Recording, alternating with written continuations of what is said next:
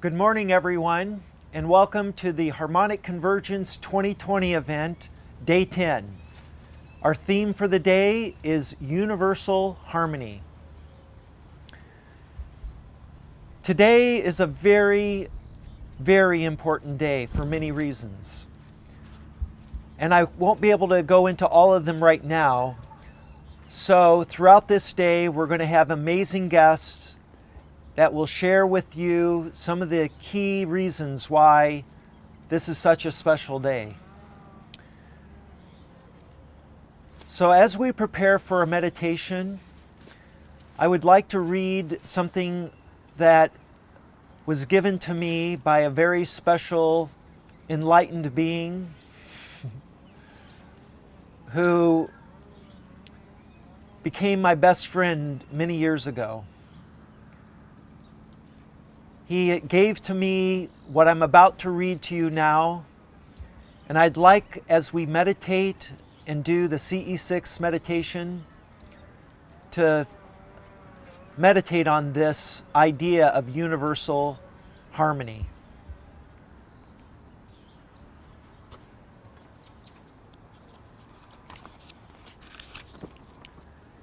Universal harmony. We live in a world of many differences, but we also live in a world where people are very much alike. Since the differences are easier to notice than the similarities, we tend to exaggerate what separates us from others and to give too little attention to what binds us together. When we are parochial, we look for differences. We point out how strange and bizarre the behavior of other people is. We stress our personal uniqueness or the uniqueness of our group to which we belong. When we are universal, we allow ourselves to notice the similarities. We allow ourselves to see how much we share with others. We allow ourselves to pay tribute to our human condition.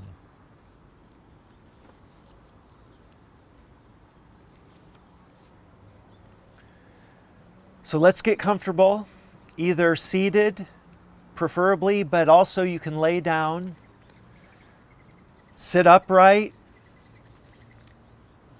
ground your base, get snuggled, flatten to the earth. Stack the vertebrae, all 33 vertebrae, into a line, a straight line.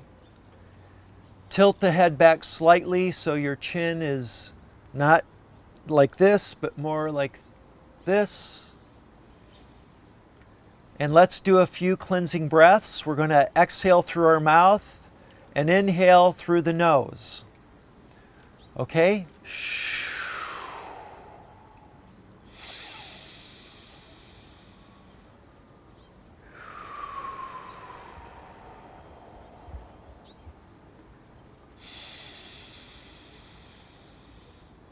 One more cleansing breath.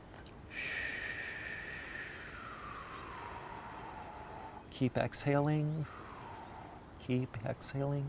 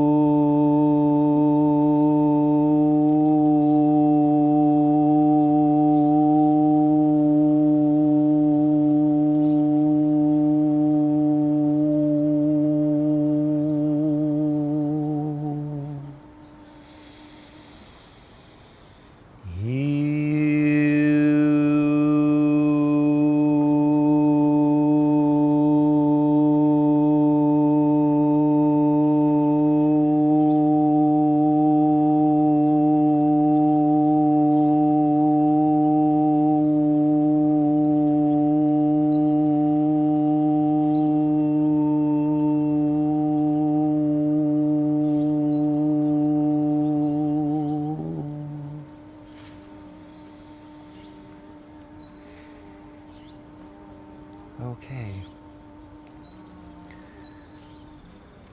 I'd like us to begin our short contemplation. Feel into the energy field you just created around your body. Feel the sensations, possibly tingling in your extremities, your fingers especially, toes, your legs, your arms, your face. Just feel into that and experience it. And might I suggest that this is a consequence of your cells being awakened by being enriched with oxygen, and the mitochondria, the little batteries in our cells, have been awakened, have been charged, and that energy that's within them is establishing a field. All these little mitochondria, the organelles in each cell that provide the energy for the machinery in the cell that makes us us. Creates this field of energy that flows through our veins, through our meridians of the body. And this energy, this flux, flow of energy we call prana or chi energy. It's real and you can feel it right now. Just experience that. Allow it to integrate with your mind and your heart.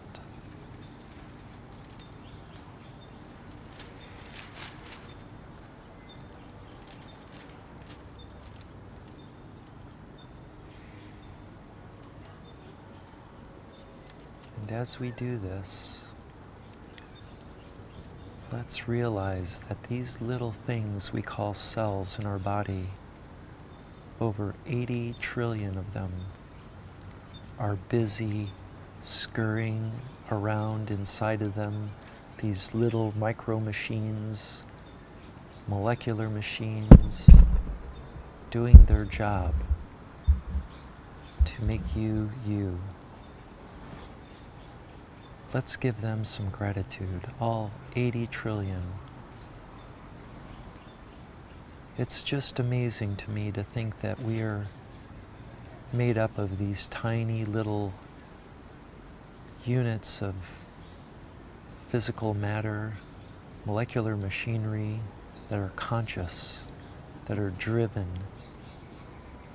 to perpetuate themselves through replication, reproduction, to give rise to a consciousness much higher than the individual cell. They come together, all 80 trillion, to give rise to the consciousness that is human consciousness, your consciousness. Just think about that for a moment. That the reason you think as a human, that you have the awareness you have as a human, is because of these 80 trillion cells working feverishly for the mutual benefit of each other and for you. I think they deserve some recognition and some gratitude and love. So let's give that to them as we feel the power that is this chi and prana energy that they create when we do the hue.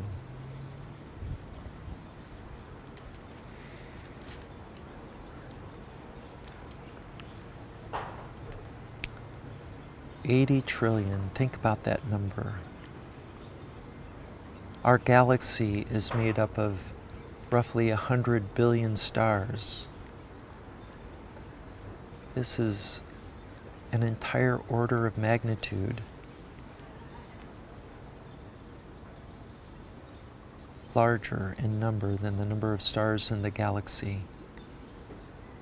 The Milky Way, 100 billion stars in the Milky Way galaxy. When we hear that we're a universe unto ourselves, maybe this is what is meant.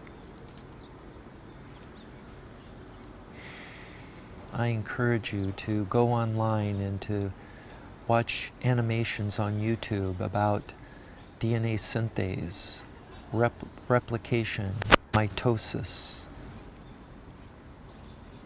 messenger RNA doing transcription of the DNA genome in the nucleus of the cell of your body. This is happening. It shows it happening in real time. And this is all happening in the trillions of cells in your body simultaneously. There's a lot going on inside of you that we're not aware of.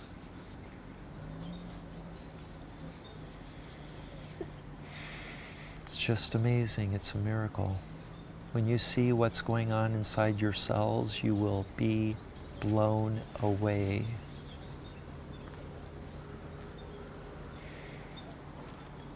Francis Crick, a great scientist who derived the structure of the DNA molecule, was quoted in his book, What Mad Pursuit? And in it he said, to understand human consciousness, one must understand what's happening at the molecular level. No truer words have ever been spoken.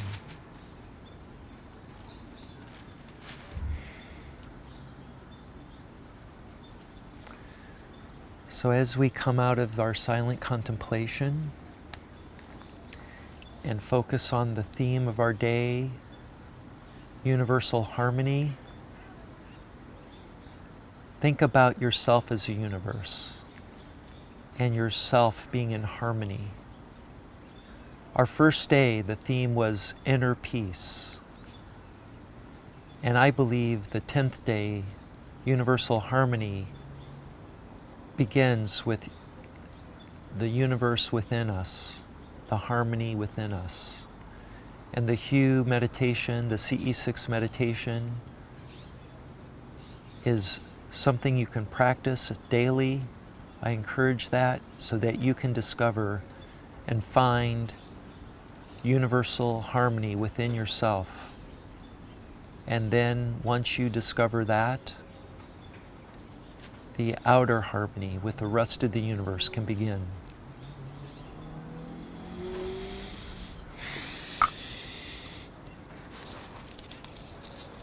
Today is July 14th, 2020. In the country of France, on this day, they celebrate Bastille Day. But unfortunately, because of the COVID pandemic and the lockdown in Europe, and especially in France, there's no celebration of this crucial day in human history. The Harmonic Convergence, I was told the dates of July 5th and July 14th were picked for a reason. And the stars aligned over this period of time for a reason. And that reason is to celebrate our freedom. These two great dates, July 4th and July 14th, mark the two most important days in human history relating to personal and national sovereignty. This is no accident. We are now waking up in the world to the erosion of our sovereignty through corporate greed and corruption of our politics and our politicians. They've been chipping away at your freedom. And like a frog that's sitting in a pot of water that's slowly being brought to a boil, you're unaware of this. We have been unaware of this. And if we, like the frog, don't jump now, we will simply boil to death. Literally. Climate change is an existential threat by which we are a primary cause. We can debate it all day long on the root cause of it, but the fact remains. Science has come to the conclusion, a consensus. This is an existential threat, and we must act quickly. We must be the frog that jumps out of the boiling water before it gets too hot, and we're done for.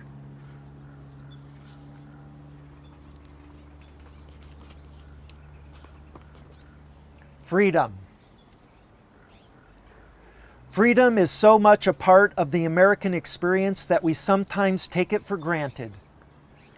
We often forget that, for most of human history, most people were not free and did not know what freedom was.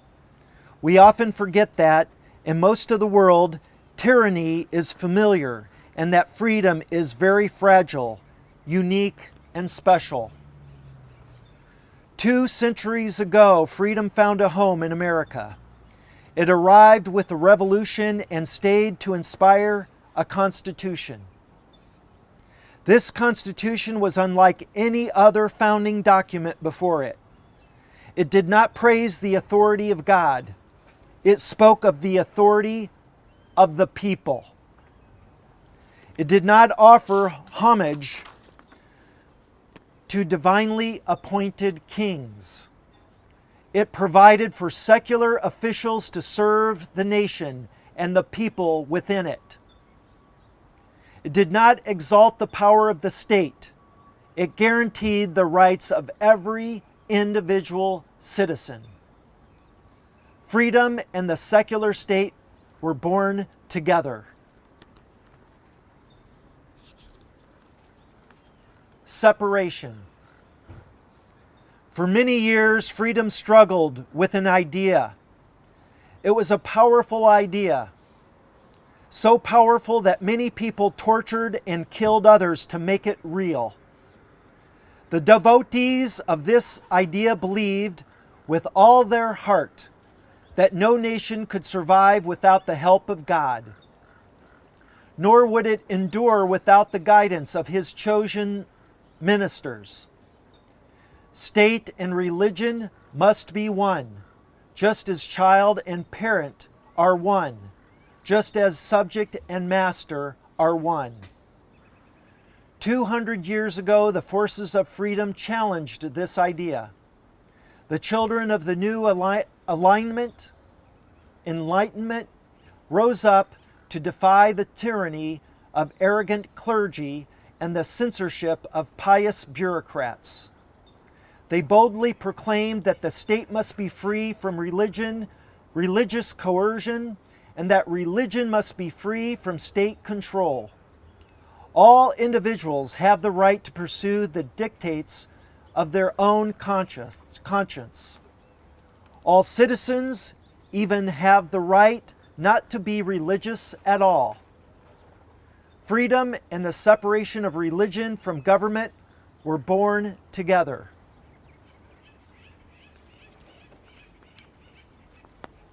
Autonomy.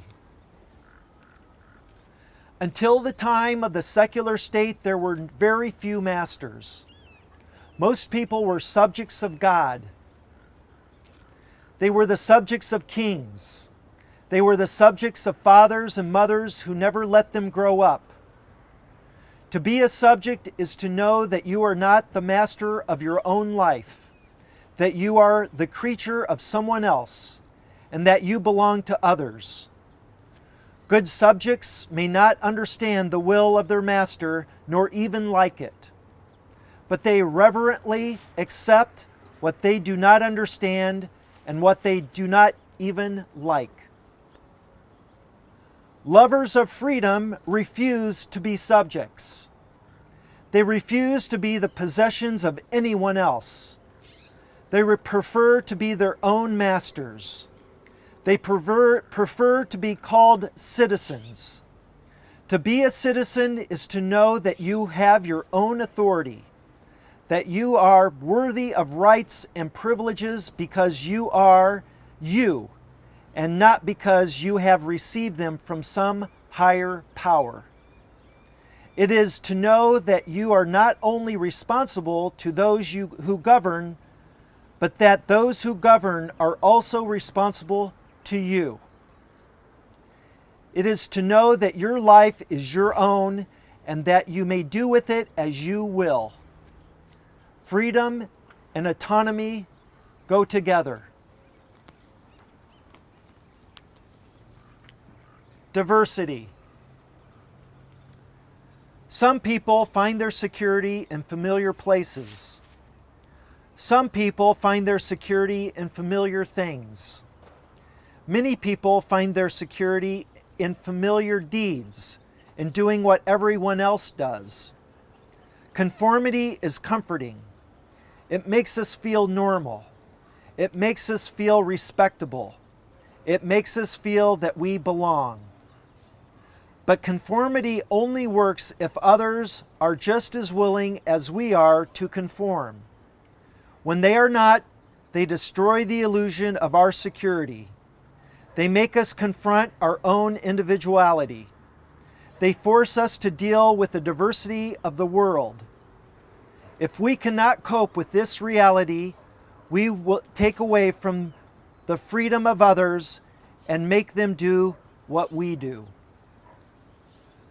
Lovers of freedom refuse to conform for the sake of conformity. They choose to be free spirits. They choose to dissent when dissenting is necessary.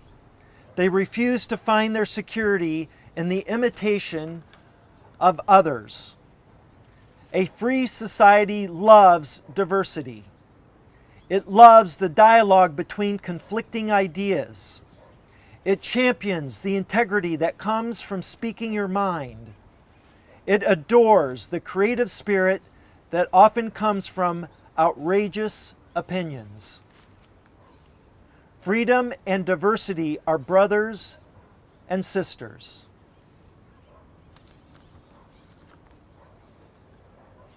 Science. The age of science does not exist in a vacuum. It needs the nurture of a society that understands it and loves it. For many centuries, true science was not possible because an oppressive world did not let it grow. Religious dogma crushed it under its heel. Fearful censors gave it no voice. Narrow-minded and self-righteous governments allowed it no space in which to breathe. The age of religion was afraid of science. It was afraid of the liberating power of reason. But science is the discipline that leads us to reality. It is more than machines and technology. It is more than equations and formulas. It is the liberating method for the discovery of truth. It frees us from answers that never change. It liberates us from illusions that are divorced from facts. It frees us from the timidity of faith, allowing us to explore whatever our vision reveals. Its only demand is that we be strong enough to face the reality we find. Freedom and science are twins.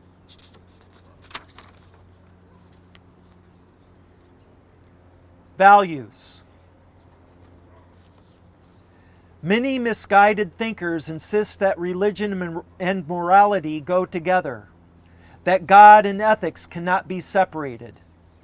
In their narrow perspective, moral obligations find their authority only in divine commands. Without God, people will easily choose to be immoral. Without religion, crime and violence will overtake the world. Without divine authority, parents and teachers will never be able to teach the young the values of just society. Despite the cruel wars of religion, they see no peace without God. But good-humored people see the absurdity of this claim. Religion is no guarantee of morality, nor is atheism a sure path to immorality. Right and wrong are not easily deserved by reason as they are revelation. Secular people can be loving and compassionate. Secular governments can be just and merciful. Secular schools can teach children to be decent and noble citizens. Let religion reinforce these values if it can. But let reason, which is shared by all men and women, educate our young for moral living. Freedom and the voice of reason speak together.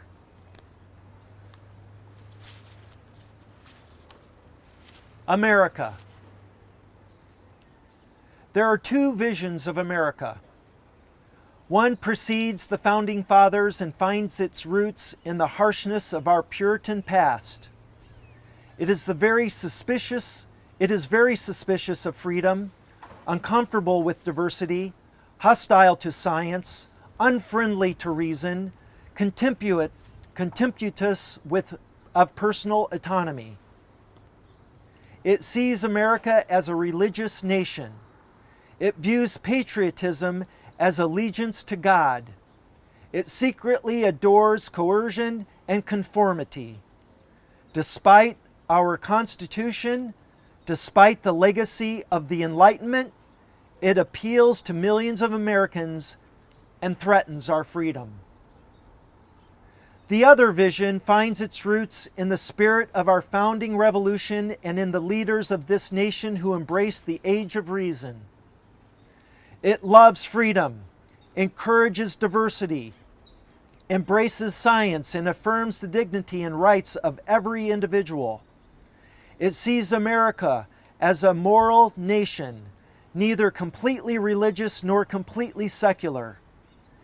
It defines patriotism as love of country and of the people who make it strong. It defends all citizens against all unjust coercion and irrational conformity. This second vision is our vision. It is the vision of a free society. We must be bold enough to proclaim it and strong enough to defend it against all enemies.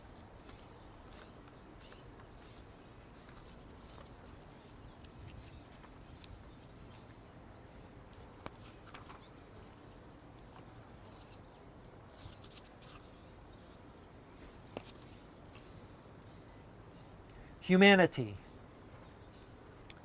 It is easy to be diverted by differences. There are so many races, so many colors, so many sizes, so many shapes. We sometimes forget that we are all part of one species, that we are all part of one humanity. Before we are Jewish or Hindu or Spanish or Arabic or Islam, before we are male or female, we are human. There are human needs we all have. There are human drives we all feel. There are human emotions we all express. Under the costumes of different cultures and skin color lie identical desires. Wherever we are in the world, we are struggling for survival, for safety, for love, for dignity. We are all intimidated by pain and frightened by death. We are all encouraged by pleasure and eager for recognition. Behind the labels, behind the ostentatious differences of culture and language, we are all human.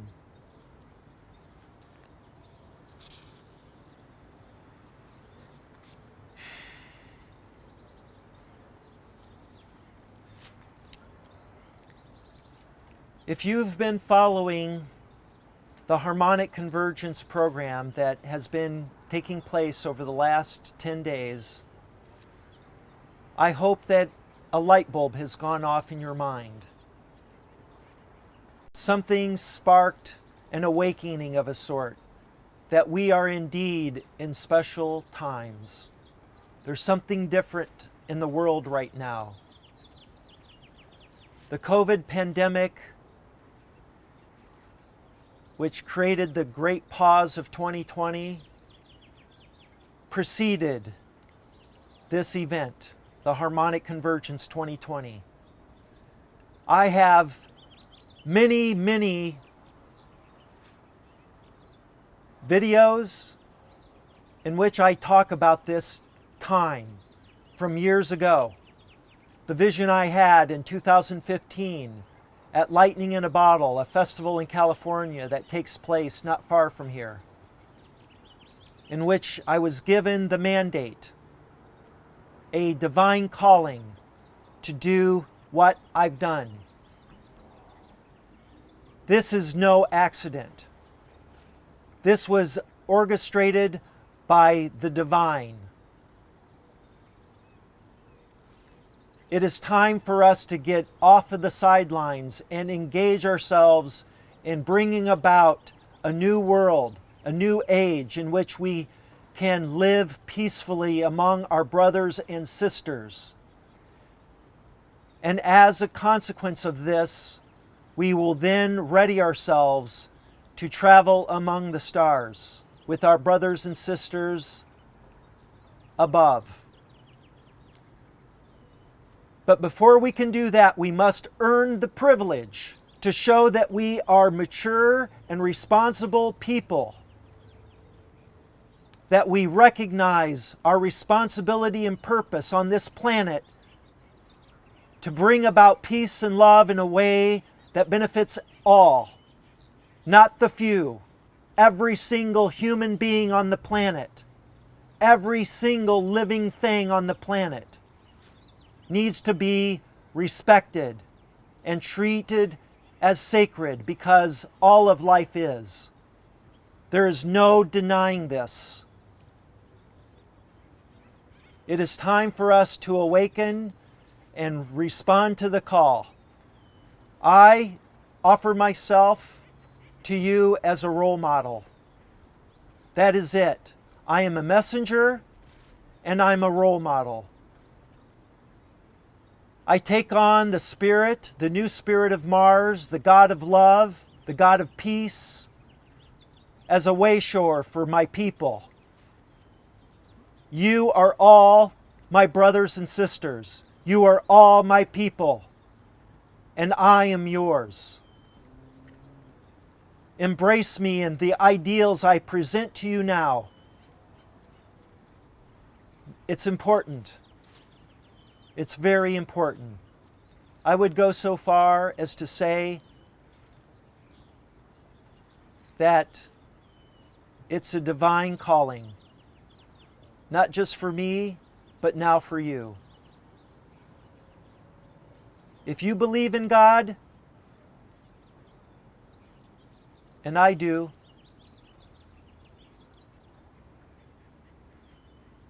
hear the call. Sit quietly. Meditate. Pray. In your sacred space, if that's your home, if that's your garden, if that's at your church, I just simply ask, be alone with God. There are no proxies. There are no intermediaries anymore. We have a direct relationship with God. There's nobody on the face of this earth who can tell you what God is saying. God will talk to you directly, as He did to me. I was an atheist my entire adult life, and at the age of 49, something happened. I awakened to the reality that is God. I was asked a favor by God. How can I ignore that? How can I ignore God? My family freaked out.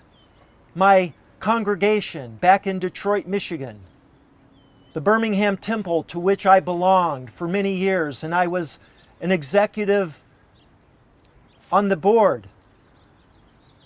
I was on the board of directors for 5 years with that congregation. All atheist or agnostic people, believers, followers.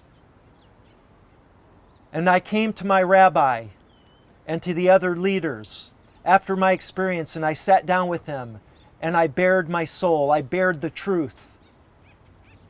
And I could see in their eyes they thought I had gone mad. My family thought I went mad, and I was committed to a mental institution for 20 days back in 2012. I was committed on November 26, 2012, and released on December 16, 2012. Just days before December 21st, 2012, which the Mayans believed represented the beginning of a new day, a new era. And they were right. And we're here as part of the Harmonic Convergence to share my story, which is very compelling. And I'm proud to step into my power and embrace my role as simply a messenger, as a fellow brother, to tell my story so that it might inspire you to do your own research and act accordingly. I love you dearly. I love you dearly.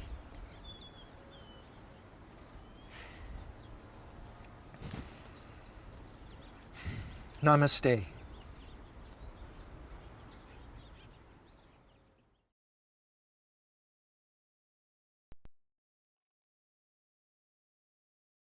Awakening. Written and illustrated by Anastasia Halalova. Sun-kissed clouds, gold luminance, spilling onto a lilac canvas cradled by oceanic reflections. A living masterpiece breathed life into by the sun, only visible for the last few hours of the day that are pouring through an internal time glass, a beauty she could never fully appreciate, for she lived a life that was merely finite, never bearing enough time. Expectations, education, what is to come, what has been done, consuming every lingering second she grasps, consumed days of her 18 years, 18 terrestrial revolutions around the sun, a semblance limiting her from her freedom. Ever since birth,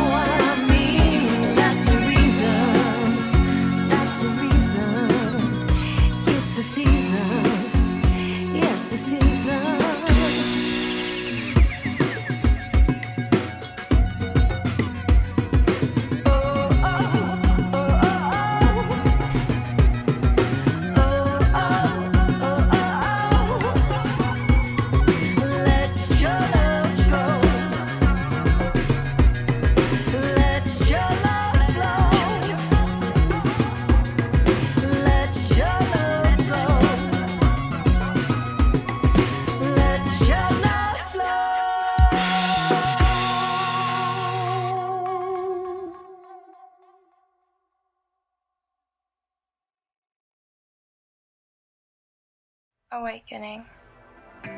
Written and illustrated by Anastasia Halalova. Sun-kissed clouds, gold luminance, spilling onto a lilac canvas cradled by oceanic reflections. A living masterpiece breathed life into by the sun, only visible for the last few hours of the day that are pouring through an internal time glass, a beauty she could never fully appreciate, for she lived a life that was merely finite, never bearing enough time. Expectations, education, what is to come, what has been done, consuming every lingering second she grasps, consumed days of her 18 years, 18 terrestrial revolutions around the sun, a semblance limiting her from her freedom. Ever since birth, she was consumed by 3 letters, 3 of 26 illusionary symbols, embodying communication for society. Dea was her entitlement. It'd be etched into her bones as she grew to give it stories to embody, stories only fed with empty memories, starved by stress and delusional imprisonment, memories of tomorrow and yesterday. Bitter visions suffuse her mind, fed by echoes from longing freedom and simplicity. Whispers from the universe creep into her mind, showing a societal, synthetic reality, comforting loss with illusionary abundance filled with isolated value. Bitterness metamorphosing into wholeness, sweeter visions conciliating her with promising worlds permeated with serenity, promises of tranquility, ecstasy, divinity, nirvana, visions of being cradled in the arms of the universe itself. They're visions she can't accept, fear overriding her consciousness as she vacillates between waking or surrendering, fearing disapproval, judgment, loss, brainwashes her to surrender to imprisonment in society's chains of deception. This aching for equanimity, residing in her subconsciousness, leaking through cracks in Dea's soul, weakened by her rendition of societal acceptance, hoping it would mold her maturity to follow generational conformity. Reoccurring visions still engulfing her mind in times of oblivion, urging her to accept and acknowledge them, giving no choice but to trust them, straying from losing herself in societal corruption. Earth cradling her in soulless arms, liberating her from the chains she surrendered to. She sees the infinite universe, realizing there is so much more than all the illusions she unified with. Universal love, radiating and nurturing Dea. She is awakened, reconnecting her soul with the energy of the earth and universe. With resilience, she radiates love to others, hoping to awaken all. Mother Nature, breathing gusts of wind through her hair in unison with the trees. She sees radiating love and beauty in everything, realizing her future rests in her own hands. With liberating her soul from the grasps of society, she sees others asleep, still walking, speaking, thinking.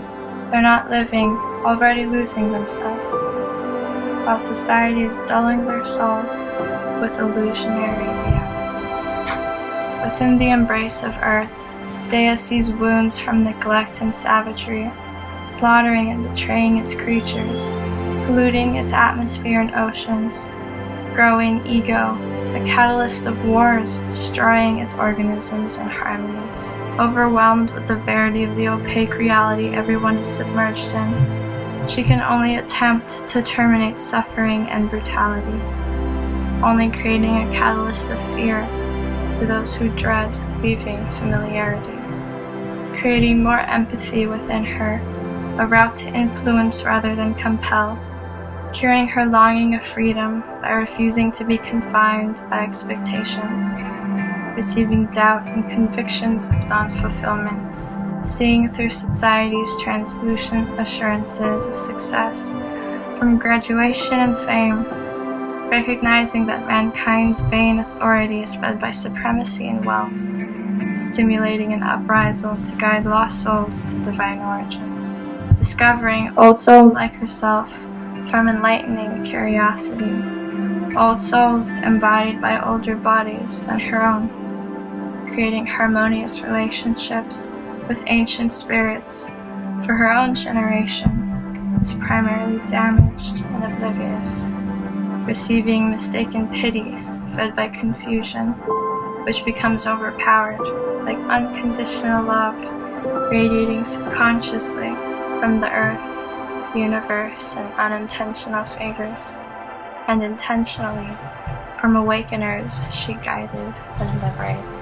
Infinite love creating a life of simplicity, curiosity bringing her to venture the world, unresolved longings finally cured, new years filled with hand-spun memories, uncovering stories her spine couldn't carry, finding a home of love in the hearts of Hawaii and its locals, strengthening spiritual connection to heighten Dea's life, journeys through paradise seeking tranquility, tasting a glimpse of nirvana, voyaging deep into uninhabited realms of an ethereal land, encountered by a panther bathed in golden aura, fear subsiding into assurance of a divine presence, preparing Dea for her departure from earth, accepting the beginning of Dea's end, the divine panther advances to seize her breathing, emitting eternal nirvana, as she rebirthed through a celestial womb into a goddess inhabiting the safe haven. A home within an astronomical sanctuary, a world within worlds, a realm untouched by human hands, her soul embodied by a celestial being, manifesting the knowledge to heal, finding herself in lost places, worlds she hesitates to call home, receiving a calling to return to earth, to share her strength to heal, remembering the scars on her soul, reminding Dea that we are all one. Returning to the divine presence, she's reincarnated into a symbolism of wisdom and guidance, a sea turtle sharing visions of her story, giving glimpses of eternal nirvana, creating catalysts for others' awakenings. Her absence on Earth revealed increasing societal dishonesty, as more and more souls lose themselves in chaos, grasping more illusional strength fed by capitulations. With tears in her eyes, she knows to see society, empathy accumulating within her, recognition of her own past, urging her to liberate the souls inhabited by mankind, radiating love, strengthening her soul, growing energy, releasing her soul, from singular being to infinite energy inhabited by a celestial clutter of stardust, sacrificing her energy to cure the weakened, her independent soul choosing to be embodied by earth, healing its wounds and scars, her energy radiating from creations, birthed through the terrestrial womb, spreading infinite love to the lost, guiding the oblivious, terminating the chains of society. Dea's energy engulfing its minds with visions, creating a catalyst for continuous awakenings, ceasing savagery and cruelty, liberating souls embodied by lost humans, finally stopping to appreciate beauty within life. The answer to world peace: set aside ego, relinquish society, restore spiritual harmony.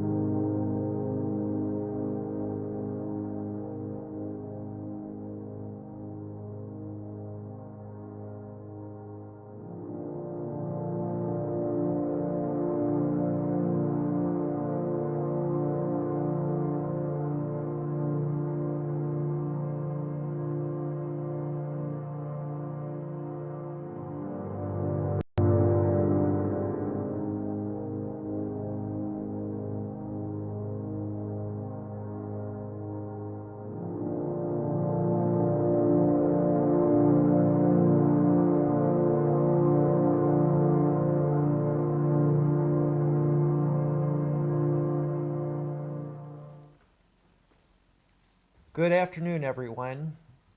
I'm Mark Sims, and I'm here live to do today's Tezjbar teachings.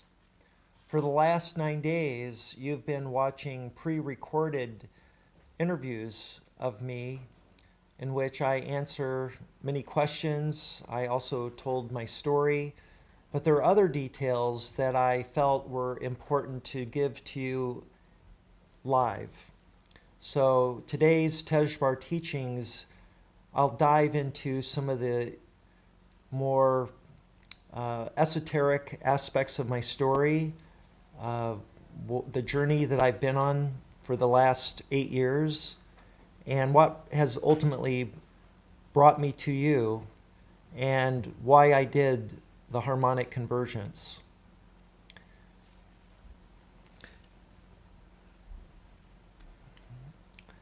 I believe you all probably know about my experience in 2012. It was December 16th, 2012. It was 3 o'clock in the morning in my hotel room. Hours before, I had seen my first ship or object that materialized out of thin air. And it forever changed me and my reality, because I knew for the first time we weren't alone. And when you know that you're not alone, that there are other extraterrestrials from other worlds visiting our planet, lots of new questions appear in one's consciousness. And I had a burning desire, an insatiable curiosity to know the truth. And so, in my hotel room, in an effort to reach out and answer these questions that were racing through my mind as I lay in bed trying to go to sleep that night, I did a CE5, a meditation that Greer had been teaching us for 5 days. And as I sat and I did this meditation, something happened in my third eye. It was a vision. And when the vision was over, I opened my eyes, and at the end of my bed was a light being, clearly a non-physical being, made of light, scintillating all over. Beautiful. I knew that being standing at the end of my bed was a benevolent being. I could feel its energy. I knew it was there to answer my call and answer my questions. And so I gave it a greeting, thanking and honoring his presence. Then I made a request. I stated, I hope this is the beginning of a lifetime friendship, because I had heard of such things being possible from other ET contactees. And my third statement was, I completely trust you to do with me and my body anything that you choose. I completely trust you.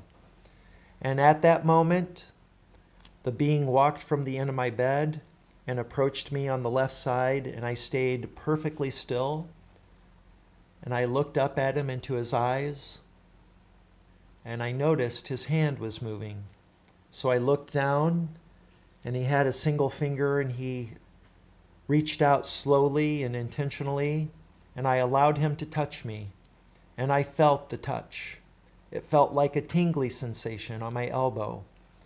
And after he touched me briefly, he then continued to insert his finger into my elbow. And that caused a feeling to grow within me where we were merging. This pins and needles feeling, a static electricity feeling. It was something that was familiar to me when my arm or a leg falls asleep because I've sat on it too long. It was that kind of experience. But it was localized only to the area in which he was reaching inside of my body. And I forced myself to sit still as this sensation grew rapidly, as his body then merged with mine. And I had to suddenly fight the fight or flight response that naturally kicked in. And I forced myself to sit there because I had just made a promise, and I'm a man of my word. So I forced myself to write it out. And I can tell you, I was freaked out. But thank God I forced myself to sit still. Because if I had stood up, I wouldn't be here now. I know it.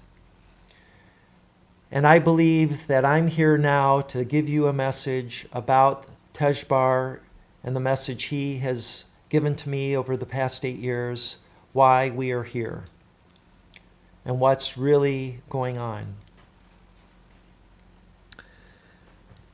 So the parts of my story you have not heard, and I've only told a very few people, is that when he merged with my body, I began asking him questions. My first question was his name, and then I asked where he was from. And as you've already heard, he said he was from Earth and explained to me he had once been human, a human being, 3,000 years ago. And he lived at that time in an area of South America called Tierra del Fuego, the southernmost province of Argentina. The same country, by the way, that the Pope, our current Pope, Pope Francis, is from. And from my research and meeting people from Argentina over the last 8 years, it's a very active place for UFO phenomenon. Tezjbar encouraged me to go there one day. This was during the 13 days that I originally communed with him. I have not yet stepped foot in the great continent of South America, but I'm planning on it. I'm ready to do that as soon as the situation allows. In 2015, I had the vision of the Harmonic Convergence. You've heard that story. And then in 2017, I was invited to come to Italy to meet a woman who requested my presence. She was a sought-after astrologer who claimed to be the advisor of many world leaders and other people of note. And she says she was reaching out to me because she had seen my video, and before that, a picture of me with Nassim Haramein. It was the picture of me with Nassim that clued her to some great mystery that she wanted to solve. And that mystery, I discovered later, was a mystery that began when she was 15 years old. So I agreed, after months of back and forth conversation, to visit her and her family in northern Italy. And I stayed with her for 10 days.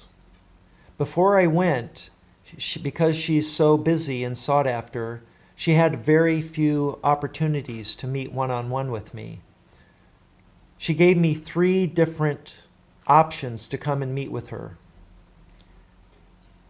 One of those options, and the option that was the longest, was from July 5th to July 14th.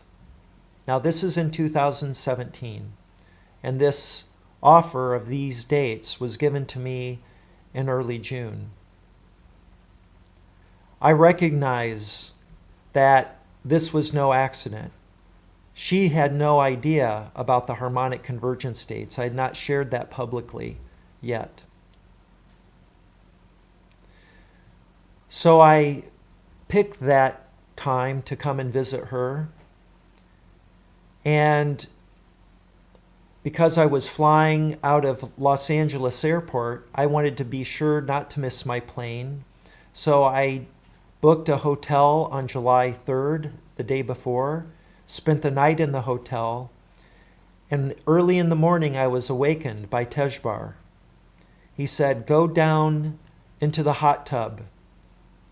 Bring your notepad and your pen. You'll be given a download that's very important. So I put on my bathing suit. I scurried down to the hot tub at the Westin LAX Airport Hotel, and I began doing my morning meditation in the comfort of the hot water. After 20 minutes of hewing, I went into silent contemplation, and I began getting this massive download. The notepad was sitting right on the edge of the hot tub.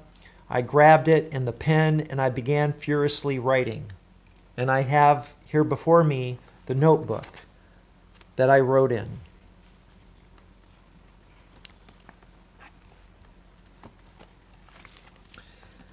So these are the notes. And the notes begin with the words, the Harmonic Convergence, a band for peace, harmony, and love. 4 to 6 members with cameo guests. Anonymous, especially during the onset. Costumed and makeup. Think Kiss, the group, musical group Kiss, with a serious love vibe, not the gothic look of black and white, but the panache of the Kiss look, but with beautiful colors. And I was given 12 songs. Now, I've mentioned many times 13 songs, but on this day, there were only 12 songs given to me. And the 12 songs are the songs that you have begun to see some videos for, and there are more songs to come. All 12, actually 13 songs given to me, have been created now. Tezjbar asked me to develop a business plan for creating a band, a musical group with dancers and musicians that would give these songs to the world through live performances. The members of the band were given to me in this download. He said the names would be Love, Peace, Harmony, Unity, Grace, Joy, and Light. They would each represent one of the 7 chakras that we know about in the chakra system. Love has a guitar with a heart. Peace has a guitar with a peace sign. Harmony is on vocals. Unity is on drums. Grace, another vocalist. And Joy, representing the sacral chakra for procreation and creativity and passionate love. That's Joy.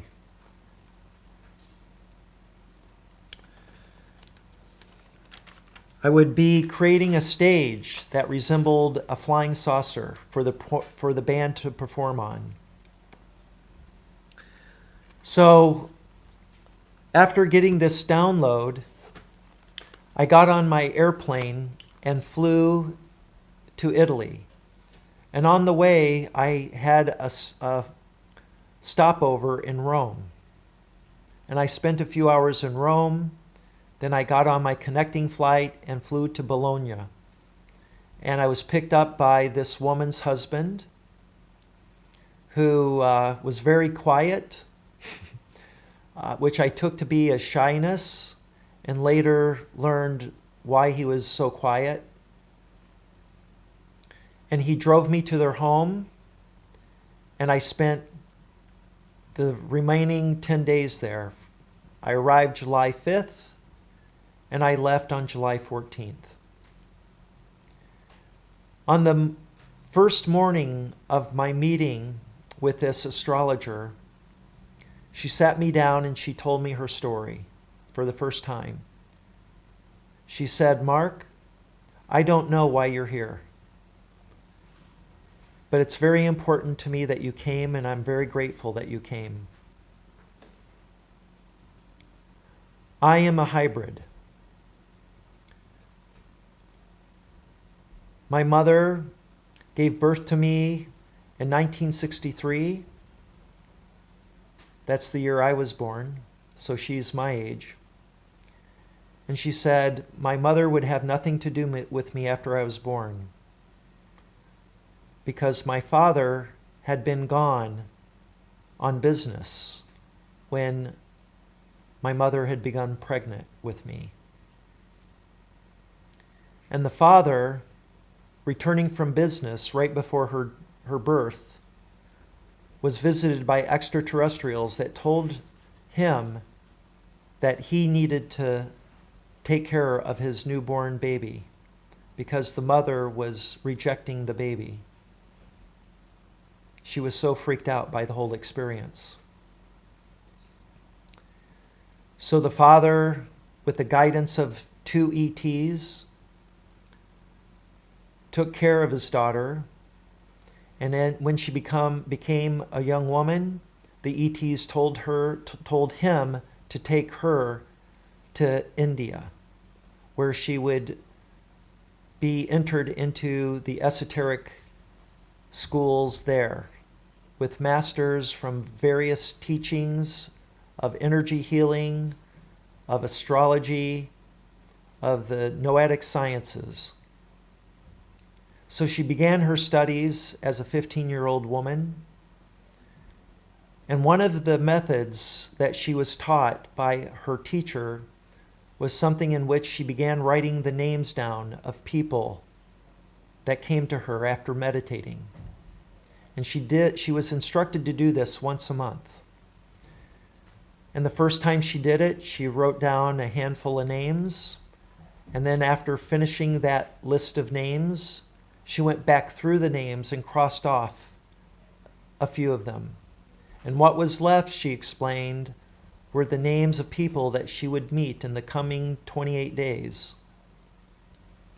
And when she encountered one of these people, she would be expected to offer her services as either a healer or an advisor, as an astrologer, which she did. She continued doing this throughout her life monthly. And she explained to me that there was one name that she wrote down when she was 15, and every consecutive month for the rest of her life. And when she wrote that name down and crossed it off,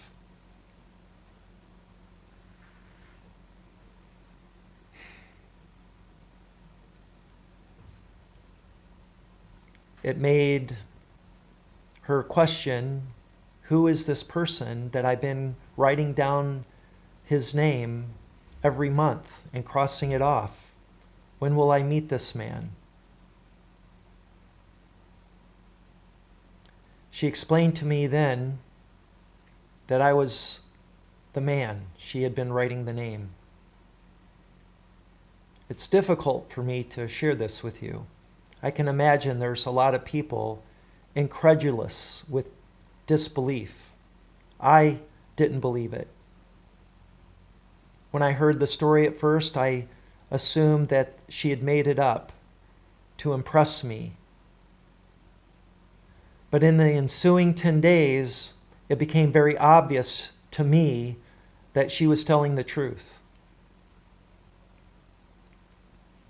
Over that 10-day period, she shared with me information that was given to her in a session every morning that we did, in which she sat across from a table from me, did a prayer. After finishing her prayer, she looked up on either side to her left and to her right and claimed that there were two angels standing next to her. I could not see them. She went on to explain that she's only going to tell me what they instruct her to tell me. And that was what went on for 10 days. So they told her to tell her story about being a hybrid and the story about being sent off to India to study for years in the esoteric and mystery schools that were there that would educate her to be a sage and a healer and a champion for peace.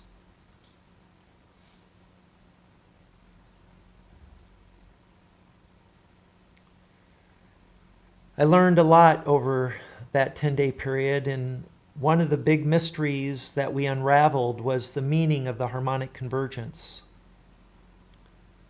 I knew nothing about astrology. I was a complete neophyte.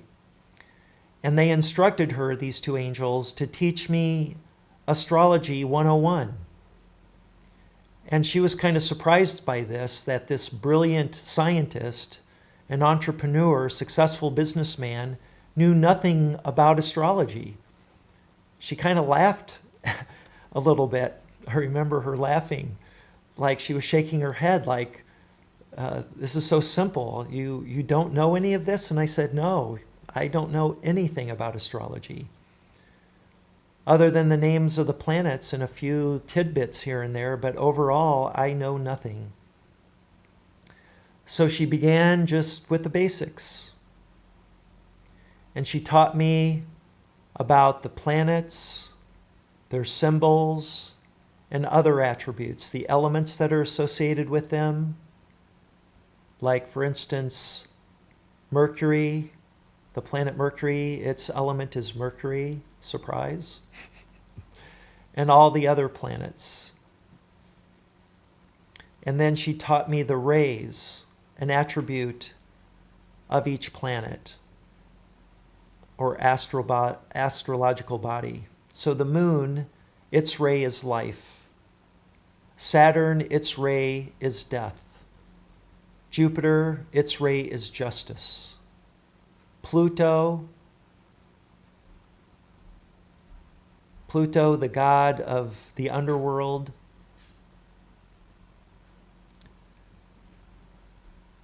has its ray as well. I'm going to, on the point of justice, I just want to, I'm being instructed. This is the way it works. I'm just a channel right now. And what happened when I brought up the ray of justice associated with Jupiter, I have a pamphlet here from a dear friend of mine who wrote it. He was my best friend. He was the rabbi of the Birmingham Temple. He was unfortunately killed in a terrible automobile accident in Morocco in 2006. And when I got the news, it was one of the saddest days of my life.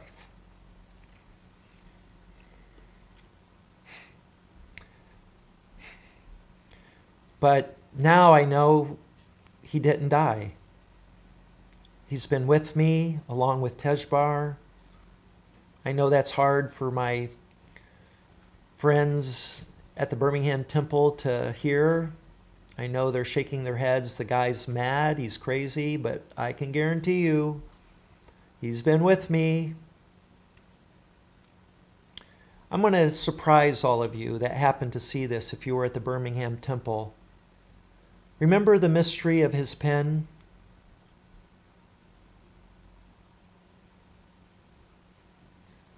Richard, thank you for giving me the pen. I love you. I will always love you. I take this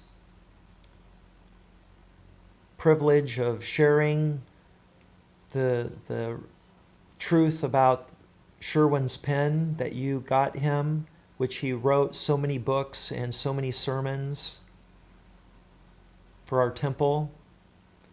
And it was a big mystery among us on the executive board and other congregants that went to Morocco to receive his body and to assist you, Richard, because you were in the car in the back seat and you survived the crash. And it took you years of rehabilitation of your legs and your hands and arms to recover. from that terrible accident and that terrible loss in which you lost your partner. But about a year after that, you gave me something that I treasure with all my heart, and that is the pen. You told me that you woke up from a dream and you just felt called to give it to me. And I now know why. It was a sign, it was a signal, it was a message from Sherwin that I would one day understand. Sherwin wrote this pamphlet. It's a service of the Birmingham Temple, the congregation to which I belonged for many years, from 1994 until 2013, when I left my congregation because I knew I could no longer stay there. I needed to go on my path of spiritual development. This pamphlet, like many others, is dedicated to an important theme, and justice is an incredibly important theme in our day, because we see in the world around us a lack of justice. And the Harmonic Convergence being bookmarked by July 4th, in effect, and July 14th, the two most important days in human history involving sovereignty of the individual and of the nation, justice factors in quite heavily. So I want to read you about justice. Justice. Life is unfair. The fates do not give us what we really deserve. The good die young. The wicked prosper. Aging and death confront us at the very time that we are best able to enjoy the fruits of our labor. Life is unfair. Destiny is less generous than it ought to be. The summer is too short. The winter is too long. Floods, drought, and disease arrive as uninvited guests. When we think that we are finally in control of our lives, some unwelcome surprise reminds us that we are not. Life is unfair. The righteous often look so plain, and the wicked seem so attractive.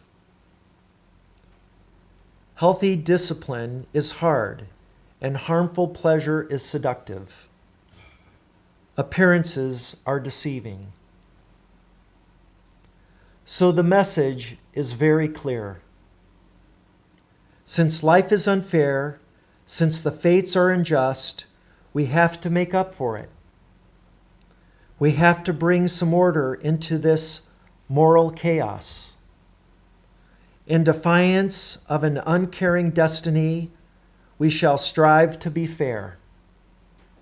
In the face of an indifferent universe, we shall work to be just.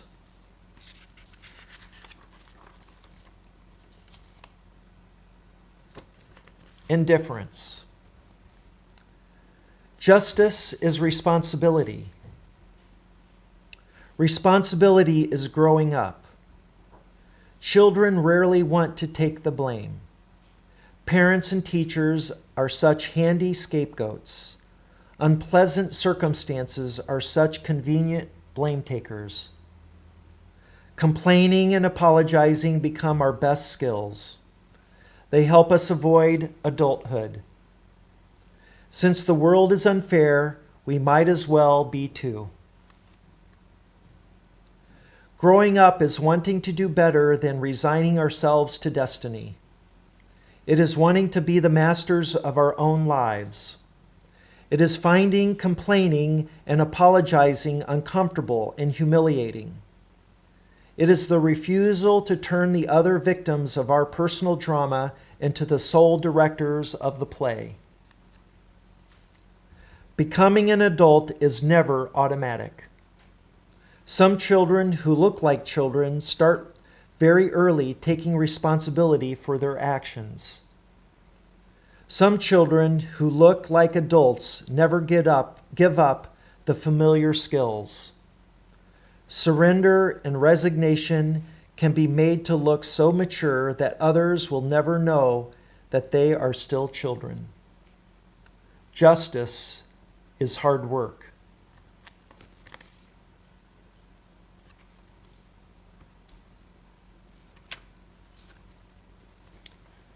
Fairness. Justice is fairness. Fairness is equality.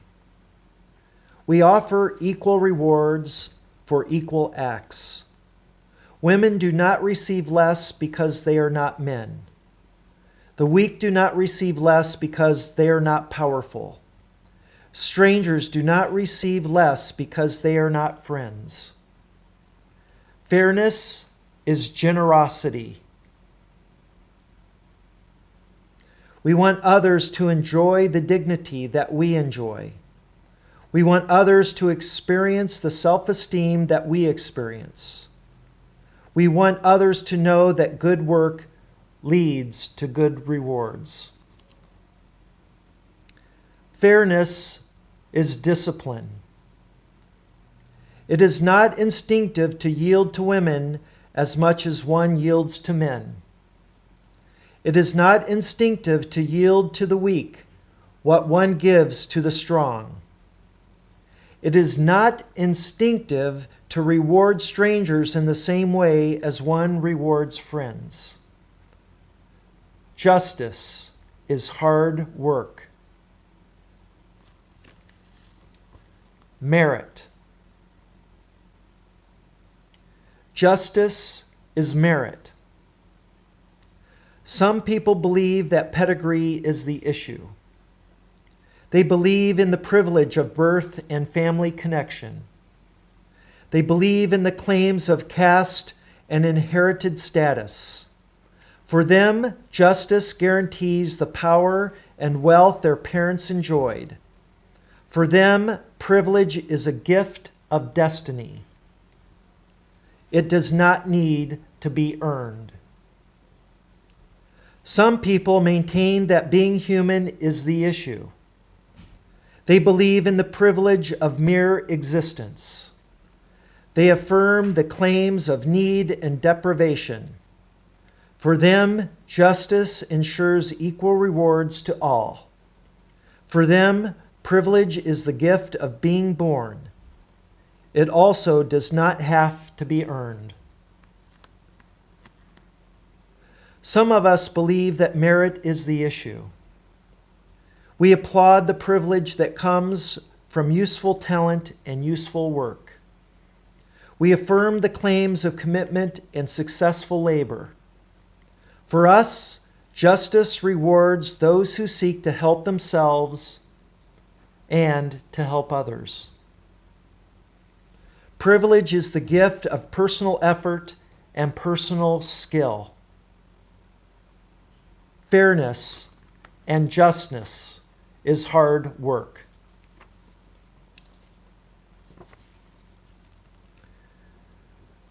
Limitations. When we pursue justice, when we try to be fair, we have a good-humored and recognize our limitations. It is sometimes difficult to resist the claims of pedigree. Our children, our family, our friends are very important to us. Even when they abuse us, even when they are undeserving, we are reluctant to deny them our support. So much of our motivation for working comes from their existence that when they misbehave, we are willing to overlook their actions. We temper justice with forgiveness and loving indulgence. It is sometimes difficult to resist the claims of human need. Poverty may be unavoidable even for those who want to work hard.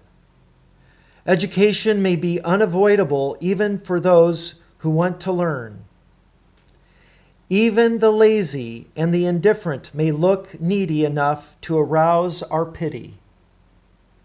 We temper justice with compassion and generosity. It is even sometimes difficult to enforce the claims of merit.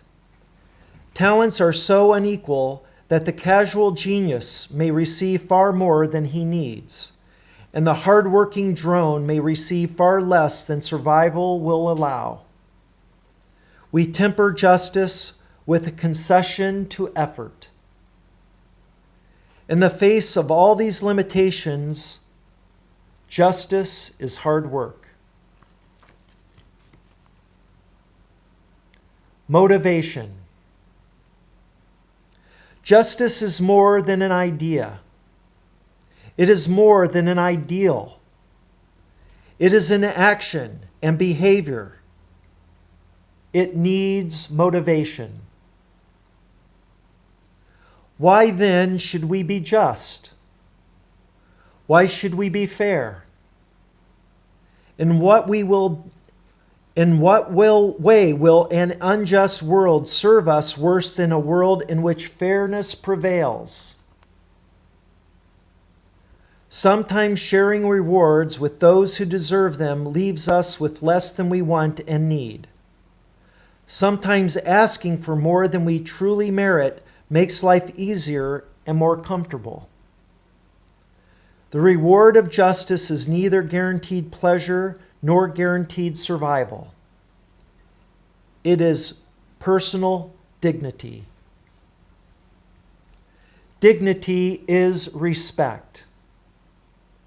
And respect comes from neither pity nor compassion. It arises from the realization that others regard us as competent human beings,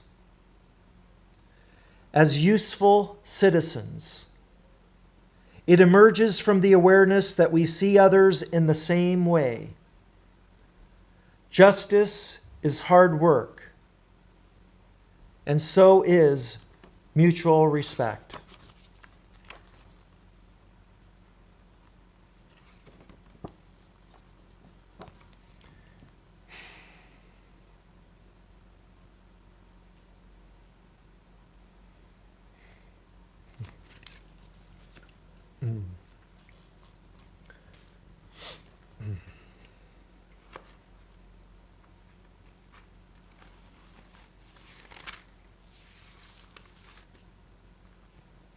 I mentioned that I spent 10 days in Italy with a woman who had a mystery to solve, a personal mystery.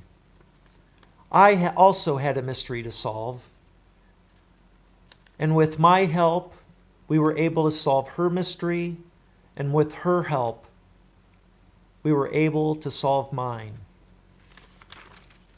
My mystery was about who I am, my purpose in this lifetime, and how to go about fulfilling that purpose. I am here before you because I am fulfilling that purpose. When I flew back to America on July 14th, exactly 3 years ago today, I flew from Bologna to Paris, France. I had a 5-hour layover. And while I was sitting in the airport in Paris, I did a meditation. I had lots of time to kill. And when I came out of my meditation, and you know which meditation it was, Tezjbar spoke to me very clearly. He says, "Go find yourself a pen." Now, I knew what he meant. I had a pen in my bag, my carry-on bag.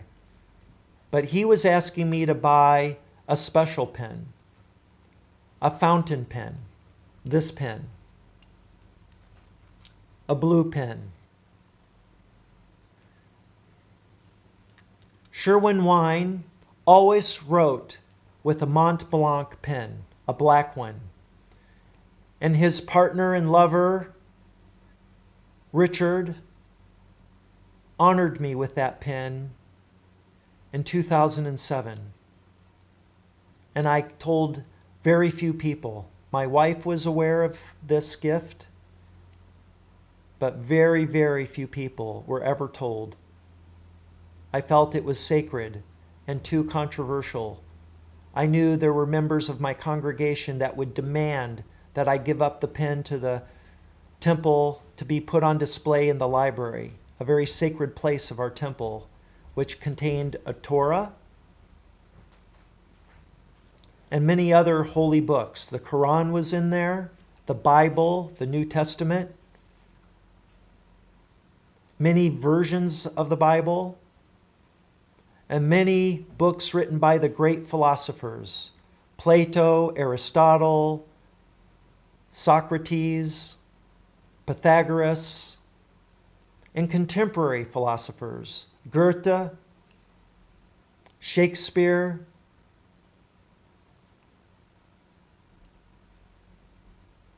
and others. And I read many of those books in that library.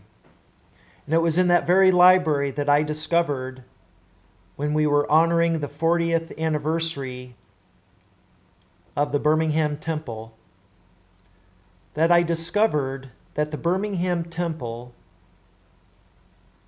in an article cut out, which was on the wall for this special occasion, this special celebration and honoring of the 40th anniversary. I was 40 years old, because the Birmingham Temple, it said in this article, and I knew this already, had been founded on September 15th, 1963.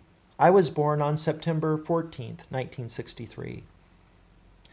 And one morning, while I was having breakfast with Sherwin, because we had become very dear friends, I told him the story. He didn't know that I had been born one day after my own birth, that the temple had been officially opened one day before I was born.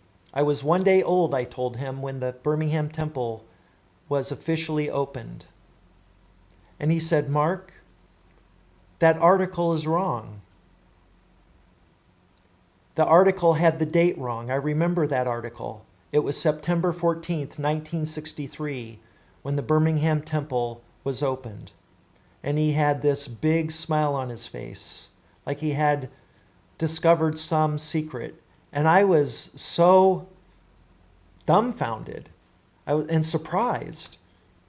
I thought I had been 1 year old when the temple had been founded. And he had this smile on his face, and there was something on his face that I knew was a secret. But I really never probed. I just moved on. I didn't want him to get the impression that I was associating the founding of the temple with my birth. I felt that would be too narcissistic or otherwise inappropriate. So I moved on with our discussion, and later learned that there are no coincidences.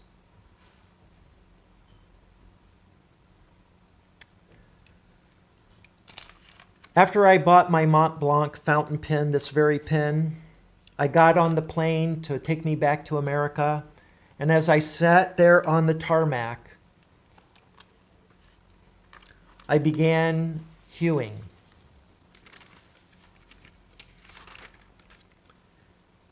And something came to me that I wrote down. I had this very notebook on my lap. And here's what I wrote. And I dated it, September 14th, 2017. Today we mark the beginning of an ending of an era.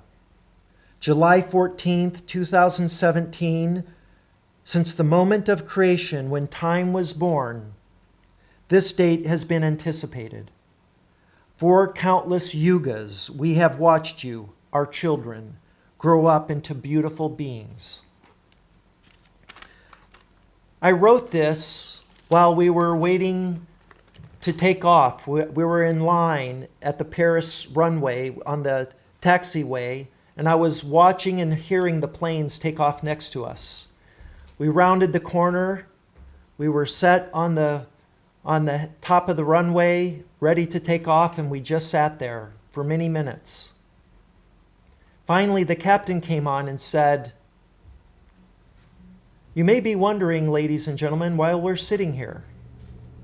Well, I've been given orders to wait until they open the airspace because they are celebrating Bastille Day today, and there's an air show over the city, and they've closed down the airspace above the city and above the airport. So we'll have to just sit here until the planes finish with the celebration." Up until that moment, I had no idea that July 14th was Bastille Day. And a light bulb went off on my head, and I knew for the first time the significance of July 14th. The first true Independence Day on the planet Earth by a great nation, France,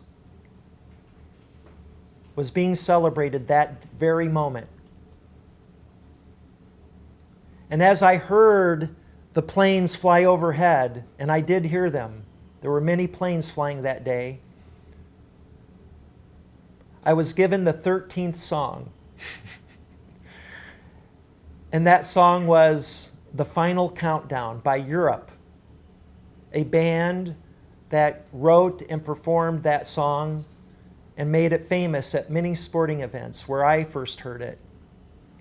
And you now have heard the version of the song that Tezjbar gave to me.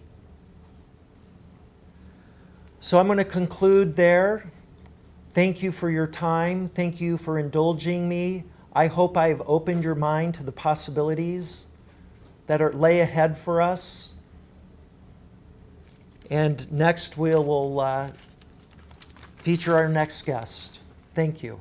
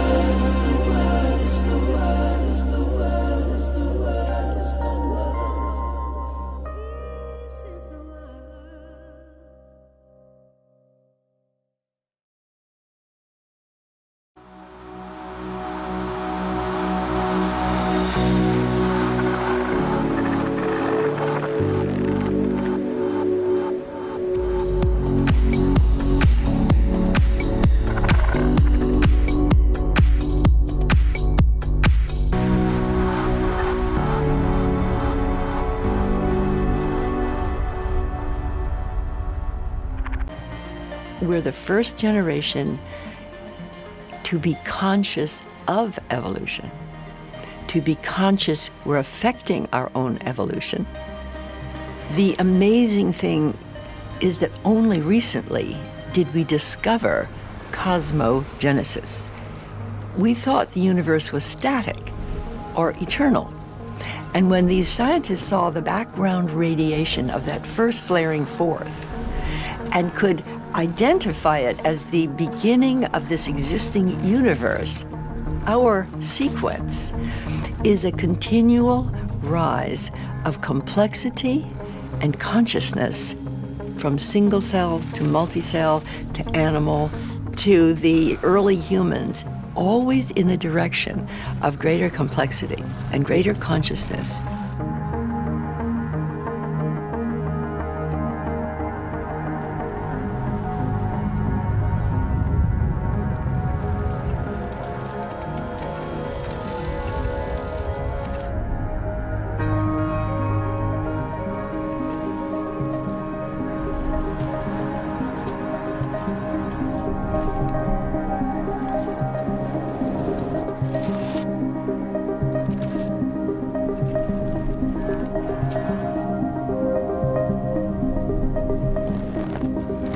Now that that process has become self-aware, it has been, is now evolving, and we are part of the evolution. When you're tapping into the impulse of creation itself, you can trust yourself. You don't doubt. You don't analyze. You don't see if it's right or wrong, but you get a feeling of flow. The possibility of radical connectivity of innovations, creativity, and people's heart's desire to do their work, to be creative, to express their unique potential, is the force that's going to evolve the universe.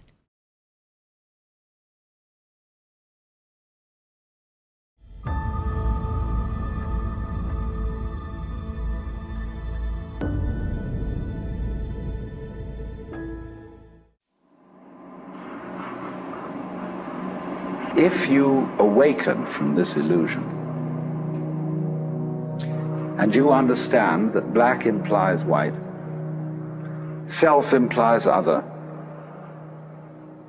life implies death, or shall I say, death implies life, you can feel yourself not as a stranger in the world, not as something here on probation, not as something that has arrived here by fluke, but you can begin to feel your own existence as absolutely fundamental.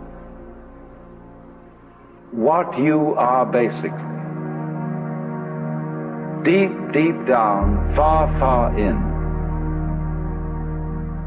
is simply the fabric and structure of existence itself.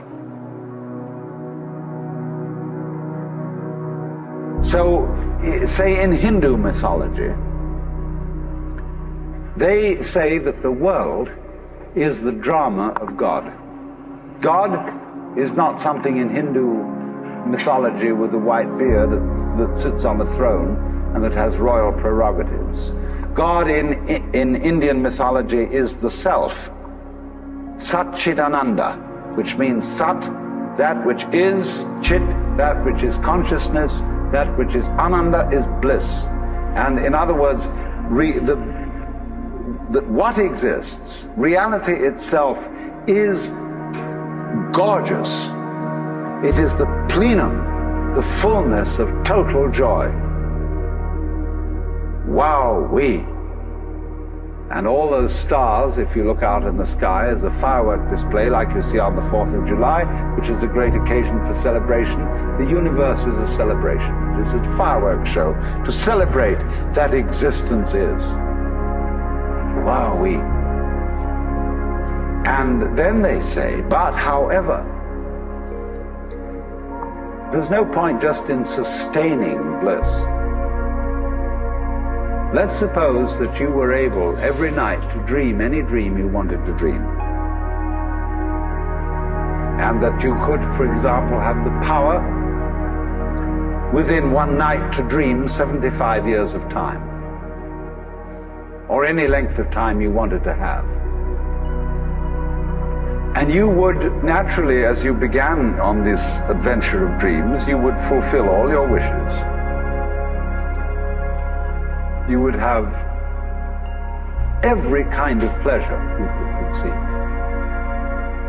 And after several nights of 75 years of total pleasure each, you would say, well, that was pretty great. But now let's have a surprise. Let's have a dream which isn't under control. Well, something is going to happen to me that I don't know what it's going to be. And you would dig that and come out of that and say, wow, that was a close shave, wasn't it? And then you would get more and more adventurous, and you would make further and further out gambles as to what you would dream. And finally, you would dream where you are now. You would dream the dream of living the life that you are actually living today. That would be within the infinite multiplicity of choices you would have, of playing that you weren't God. Because the whole nature of the Godhead, according to this idea, is to play that he's not. The first thing he says to himself is, man, get lost. Because he gives himself away. The nature of love is self-abandonment, not clinging to oneself, throwing yourself out, as in, for example, in basketball, you're always getting rid of the ball. You say to the other fellow, have a ball, see? And that keeps things moving. That's the nature of life. So in this idea then, everybody is fundamentally the ultimate reality. Not God in a politically kingly sense, but God in the sense of being the self, the deep down basic whatever there is. And you're all that, only you're pretending you're not.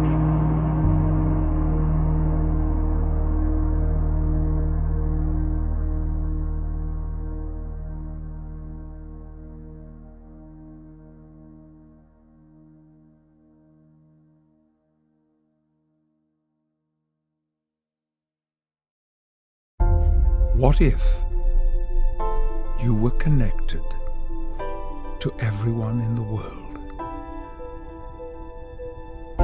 How would your life change?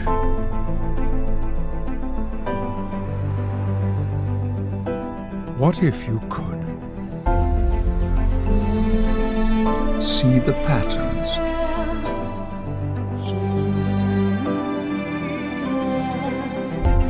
see the beauty,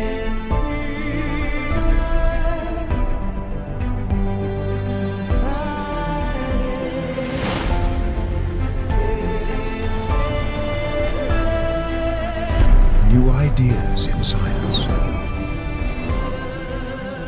deepen your connection to nature, to the stars and to each other. Learn to see the world differently.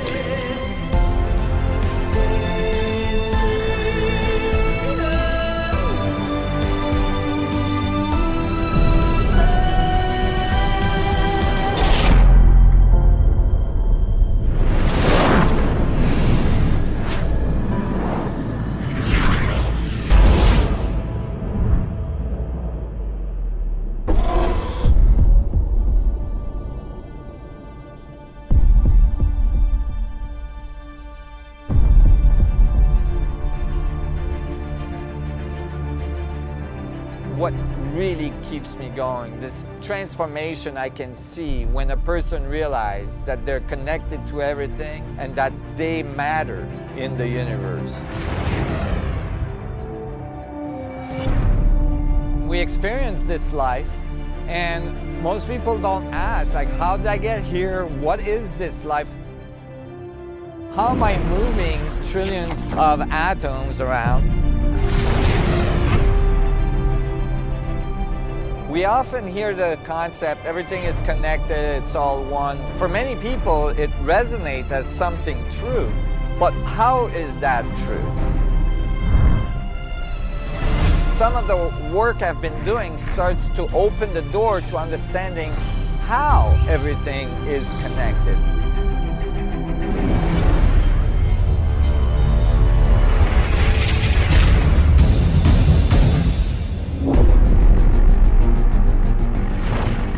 Everything we experience as reality is actually made up of 99.99999% space.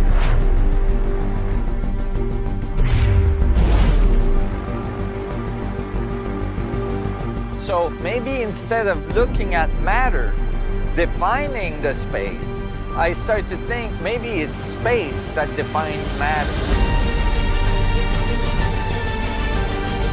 When I look carefully at the natural world, I found this interconnectivity of all things.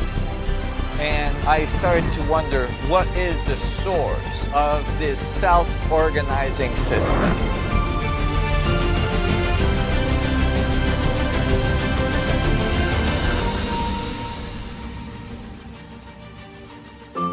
The connected universe.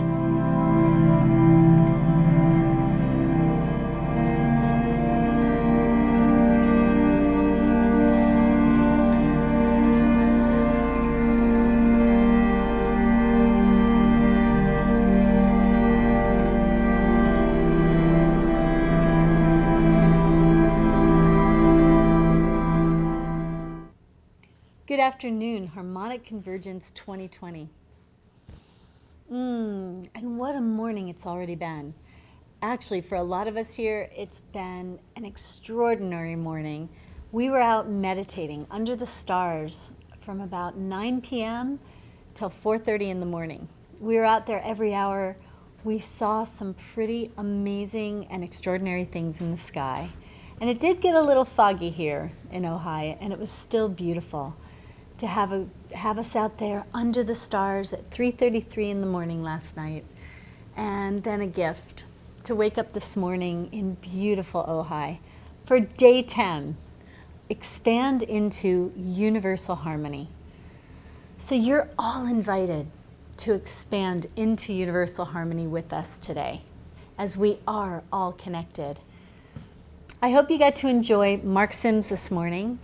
He had a wonderful session with Amandine and Paula with the ambassadors of peace.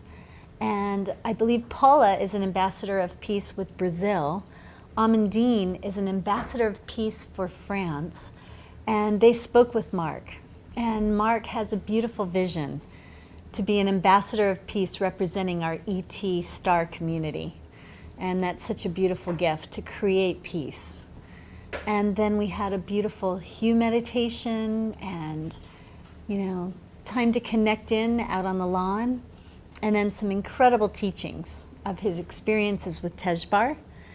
And that's what led to this moment that we are all together right now is all about this harmonic convergence. And it started on the very, very late night of July 4th. The Liberation Independence Day of America, and it's concluding on Bastille Day in France, their big, powerful liberation. So two powerful places in the world and all the celebration in between. And it's a time for each one of us to step into our liberation, our true freedom. And so many of the speakers have really inspired us to tune into what is our gift. What is our piece of the puzzle?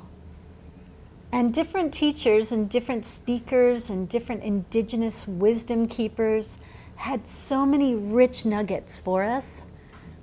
I would love to invite you to go on the website, thc2020.org, which is for the Harmonic Convergence 2020.org. Every day is listed, and you can replay and go back and see any of these amazing speakers. A few highlights. Matthias Di Stefano was wonderful and so inspiring. Dr. Todd Okavitis had such brilliant information about health and healing. And of course, Nassim Haramein was fabulous. And yesterday, there was the most playful and radiant and very powerful conversation with Nassim Haramein and Mark Sims. And it was so fantastic that after their hour was up, they kept rolling for another hour, and it flew by, and all of us were lit up. It was so fun. And Adam Apollo was awesome. Dr. Sue Morter was amazing. She downloaded such incredible information for all of us that it blew us away. And we've had so many beautiful, incredible Indigenous elders sharing their knowledge and their wisdom. I invite you right now, wherever you are, to just close your eyes for one moment and take a deep breath. Right now, close your eyes. Just take a deep breath and think of something that you are grateful for.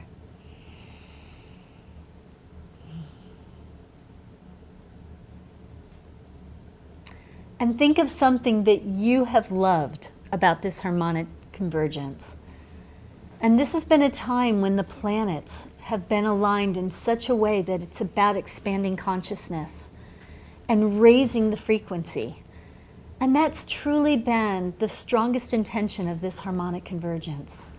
A time for each one of us to go within, for our own inner convergence, our own inner harmonic galactic awakening, for our own journey, for us to step in to whatever it is that we are here to do. And each one of us holds such a powerful and beautiful puzzle for that. And the reason I get to sit here right now, we have something very special coming up. A beautiful friend and sister to UNIFY, to Burning Man, to the Power of Prayer, Jack Star Davies is over in Australia. And right now, they've been putting together an amazing gathering, a sister gathering for the Harmonic Convergence. They're over there, and they've got some of their own Indigenous elders and beautiful shamans and incredible didgeridoos and music and singing bowls. And they are in Australia, right outside of Byron Bay. And we're all going to get to join them. They are up on a cliff or some kind of lookout where they're going to be looking over and watching the sunrise. Right as Jack Star says, where the earth is going to kiss the sky. And I'm just learning now that Shanna is going to be joining us. There's been something that's happened, maybe a technical difficulty in Australia or something with Jack Star. So whatever's happening, we send you love, Jack Star. We trust in whatever's happening, and we're delighted to have Shanna joining us. And we are so grateful for Australia connecting in and holding it down. They're there doing the Hue meditation, they're in circle, and they're bridging energies. And hopefully, I trust that all of you out there are also tuning into frequency and bringing forth that same inner connection. And it looks like we've got our beautiful Shanna is coming in to join us now. And together we'll be sharing some of the things we've loved about the Harmonic Convergence and some of the very things that have been so powerful. And hopefully you've seen the videos. As Shanna's getting ready, I would be honored to share with you some of the behind the scenes about the music and the videos. Mark Sims was given a download and some really powerful guidance one morning about creating 13 videos. And actually, it wasn't even videos at first. He was instructed or guided to do 13 very special songs and to take these 13 songs and upgrade them, change the lyrics, and have the songs take on a new frequency that would be for these times. And they're great, iconic songs that we all know and love. And now they've been upgraded with new lyrics, a whole new vibration. And then Mark got extra inspired because the songs are so amazing. And Bruce Sugar, and he's a big Hollywood music producer, he did a lot of the songs. And I think he probably did 7 songs or more. And then Larissa Stowe and Shakti Tribe did 2 of the songs. I know they did Let Your Love Flow and Joy to the World. And there's some really amazing synchronicities and stories that went into the making of these songs and the magic that happened. And then we've got Elijah Ray, who also did some of the songs. So you'll be seeing all these extraordinary videos and more to come.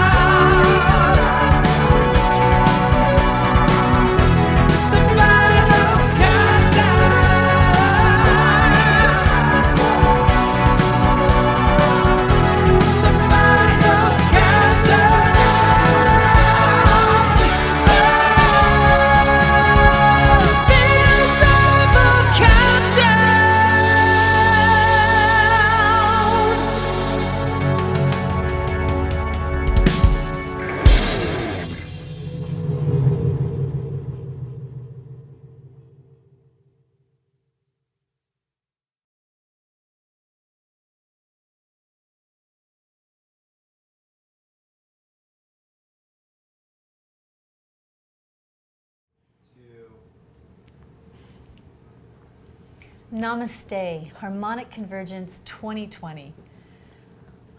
Welcome back, and I am so very, very honored.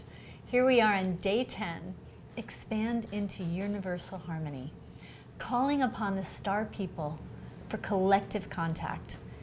And it is my joy and honor to get to introduce you to Shanna Fay.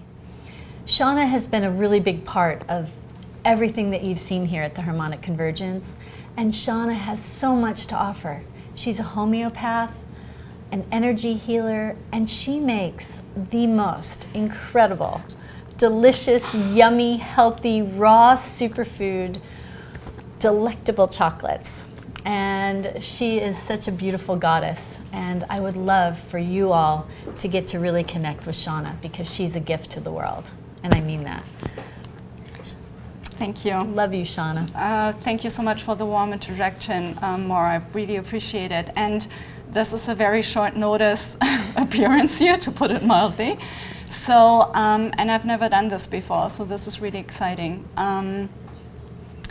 What's coming here in regards to the whole event, really, it's not, yes, we have the 10th day, and it has been about creating momentum, and we had amazing speakers, and still do have more amazing speakers coming today.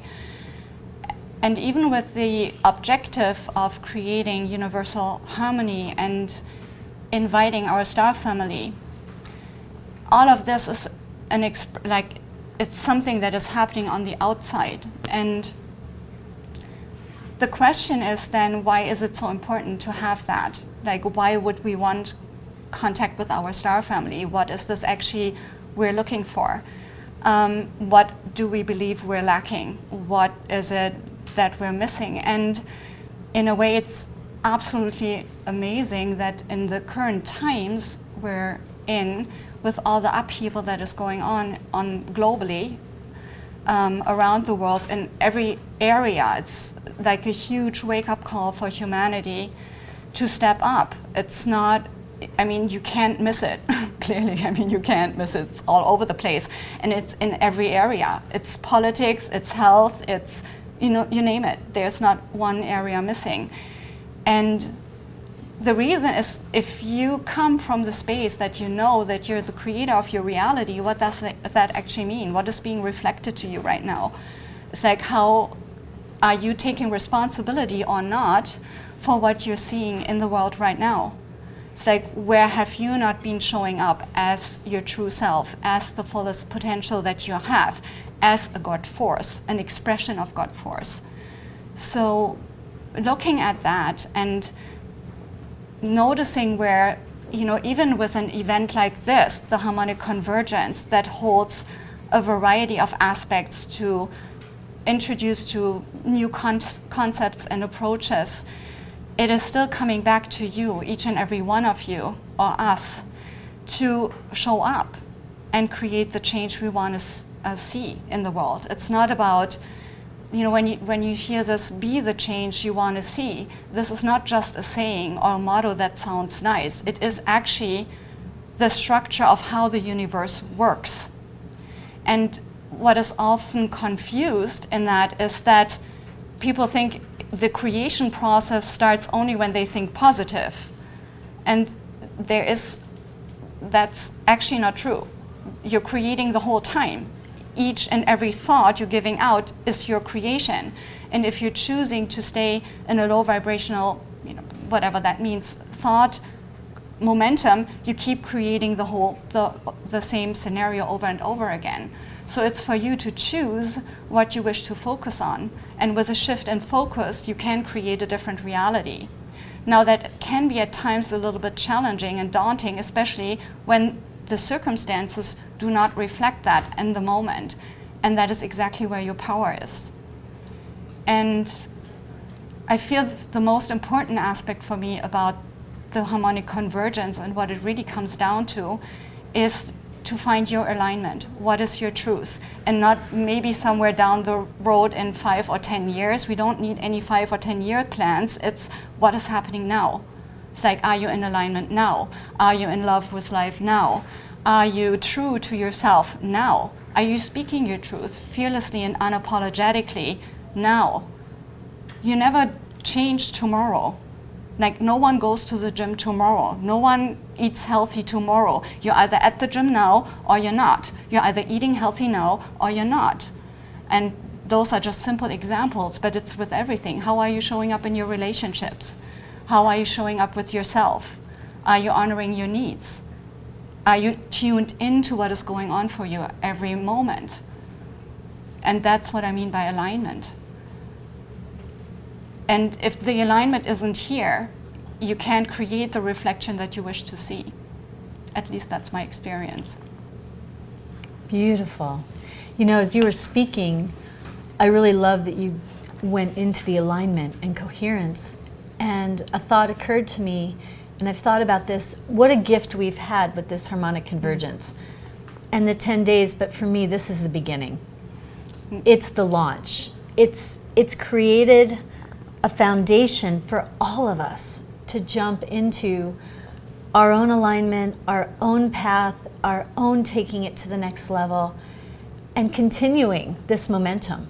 Yeah, I hear you. And I just love how the team has been showing up here. I've met the most amazing people, and it's just blowing my mind how everyone is available here and making this happen. It's unbelievable. And that is the kind of energy you need to create change. And the invitation is, again, for each and every one to join that or to create that for yourself, whatever your truth may be. There's no judgment here, as long as you know what your truth is and you're true to that.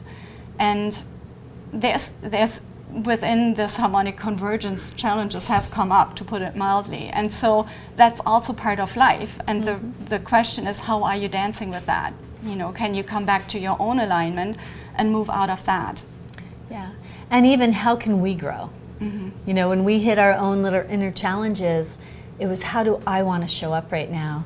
And I feel a big part of this harmonic convergence that I've seen as a pattern for everyone is it's really stirring up anything in our lives that hasn't cleared yet, to let us each go to our own next level.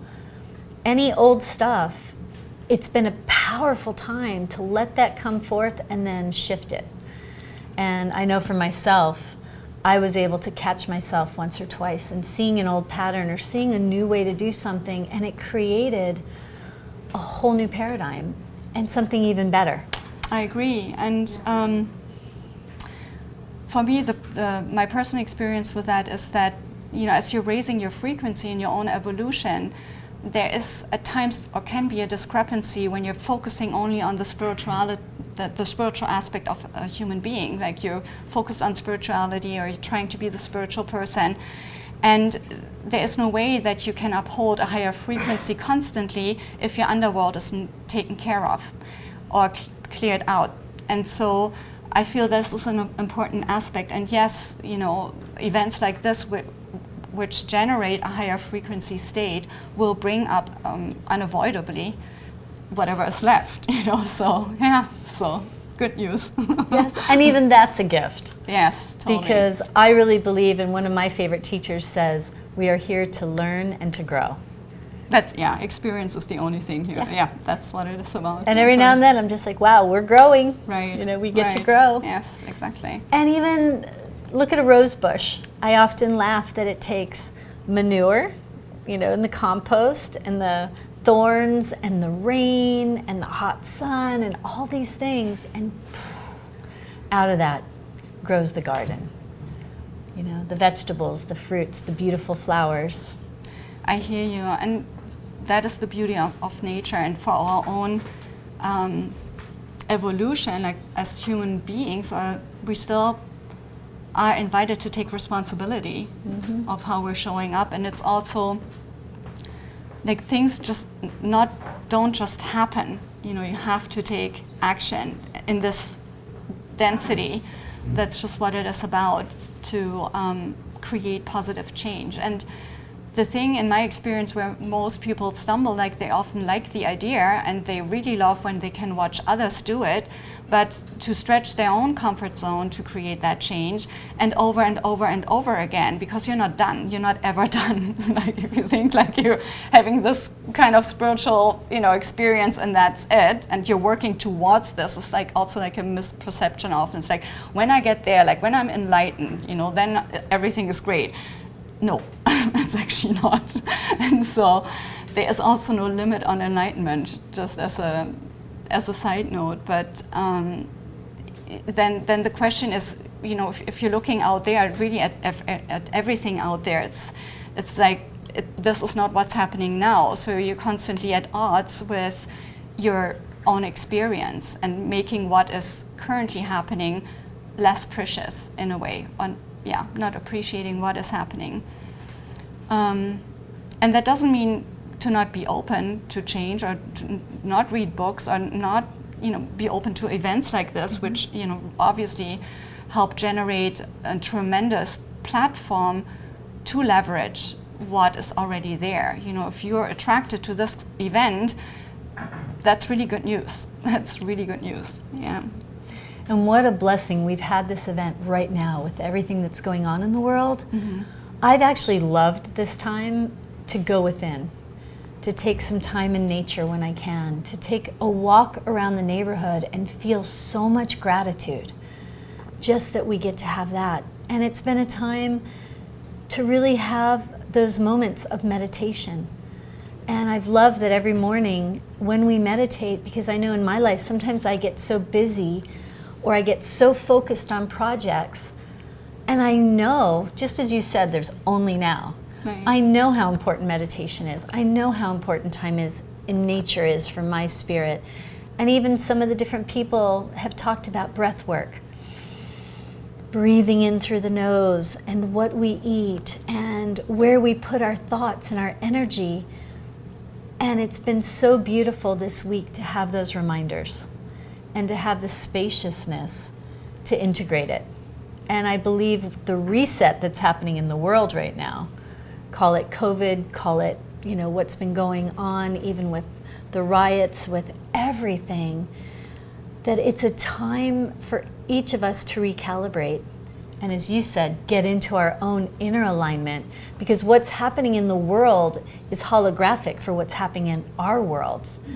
And it's a beautiful mirror and an incredible opportunity for each of us to go inside and really do this work, because it is connected. And when this emerges within us, it's going to be amazing what can shift in the world. And I'm so grateful for this harmonic convergence, to be a place that when people are at home or when there is unrest, that this has been this beautiful jewel to tune into, and that will now be available. Mm-hmm.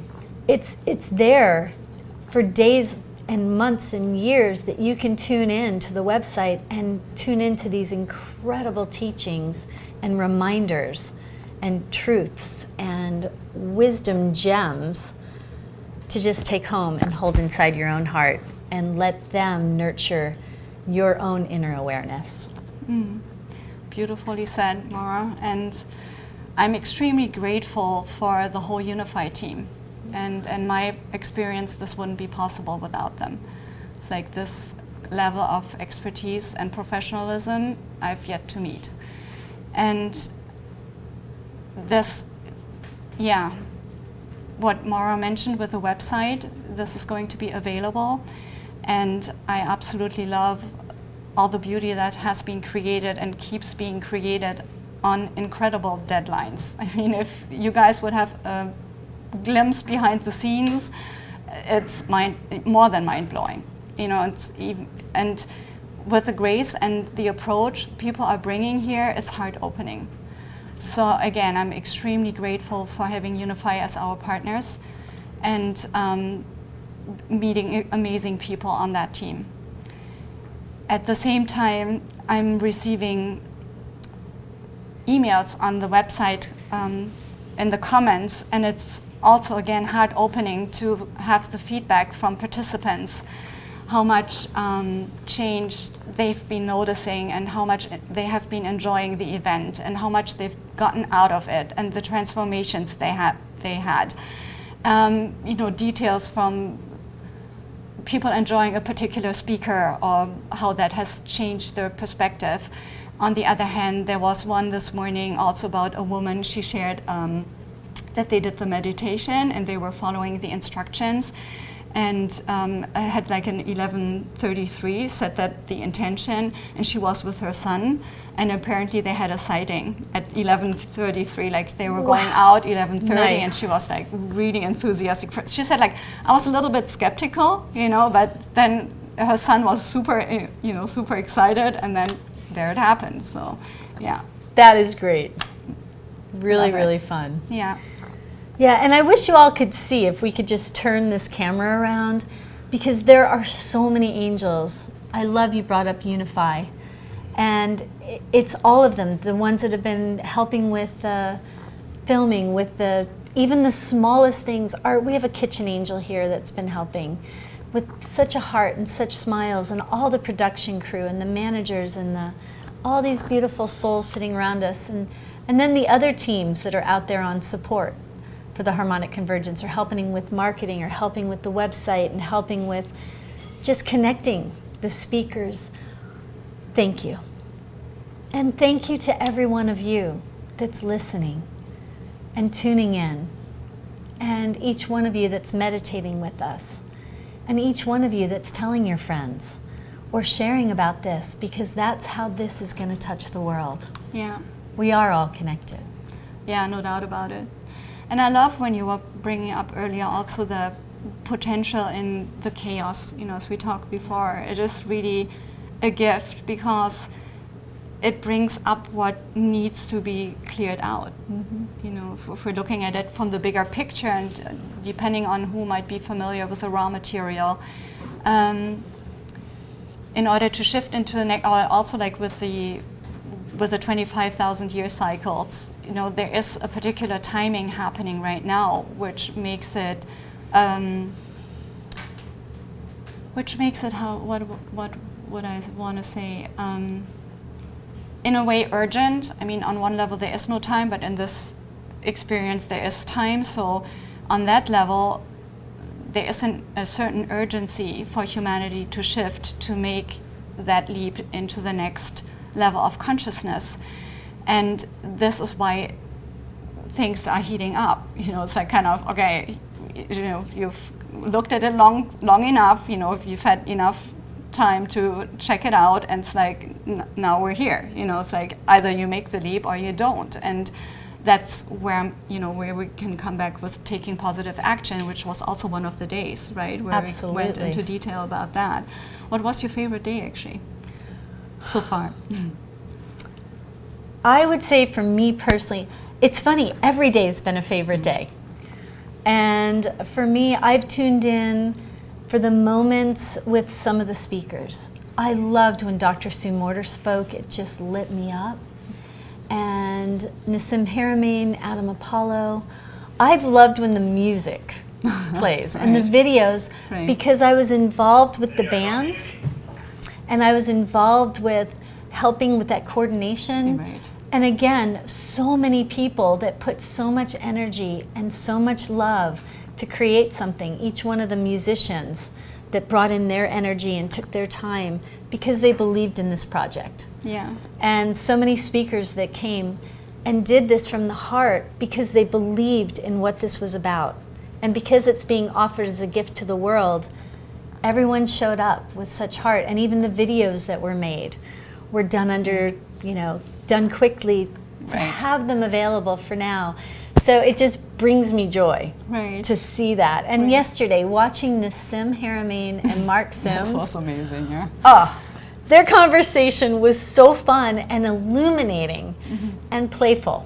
They were just in their joy. Right. And they're both so brilliant.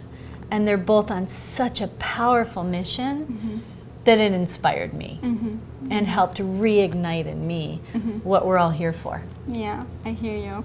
And I actually want to point that also, since you were bringing up the music, it's really interesting when you get to a look behind the scenes. It's like when you see a finished video, it's like kind of, okay, 3 minutes, you know, like 4 minutes, but it's the amount of work, the amount of people that goes into that and make that happen. And I really love that you have so many connections, Maura. Like when we were having initially the communications with the core team on how to go about it, how to organize everything.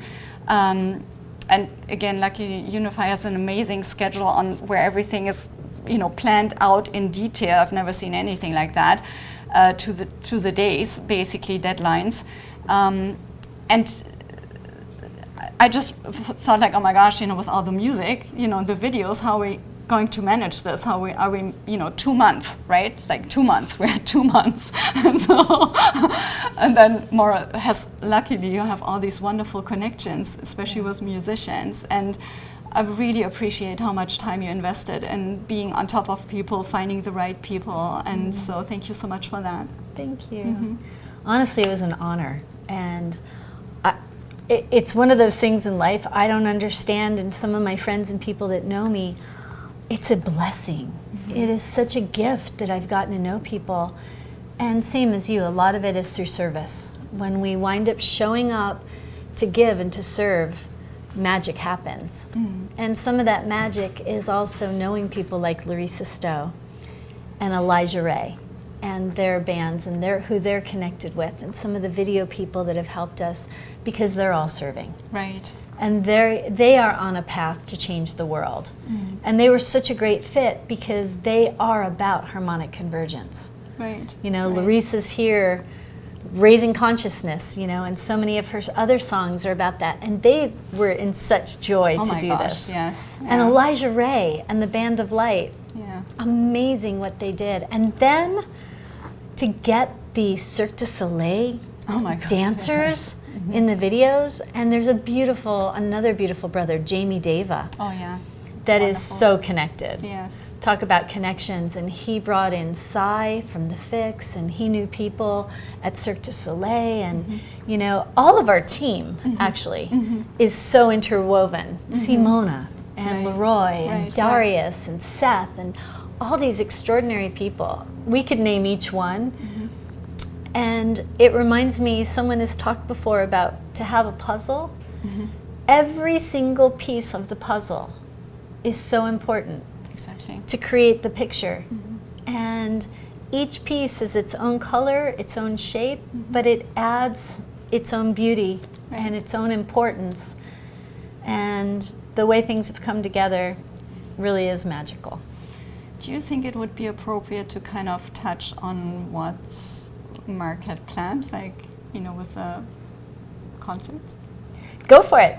I think everything's appropriate. I don't hold back. You know, do you think he would want us to? Yes, I do. Especially if do it you came. think it would be more of a surprise, maybe? I'd say what she's playing with is we know some of the things coming up, and we've been privileged to hear some of the plans. And I really trust, and I was saying to someone very special on our team yesterday, one of our producers, that I really trust when we get that little inner voice to listen to it.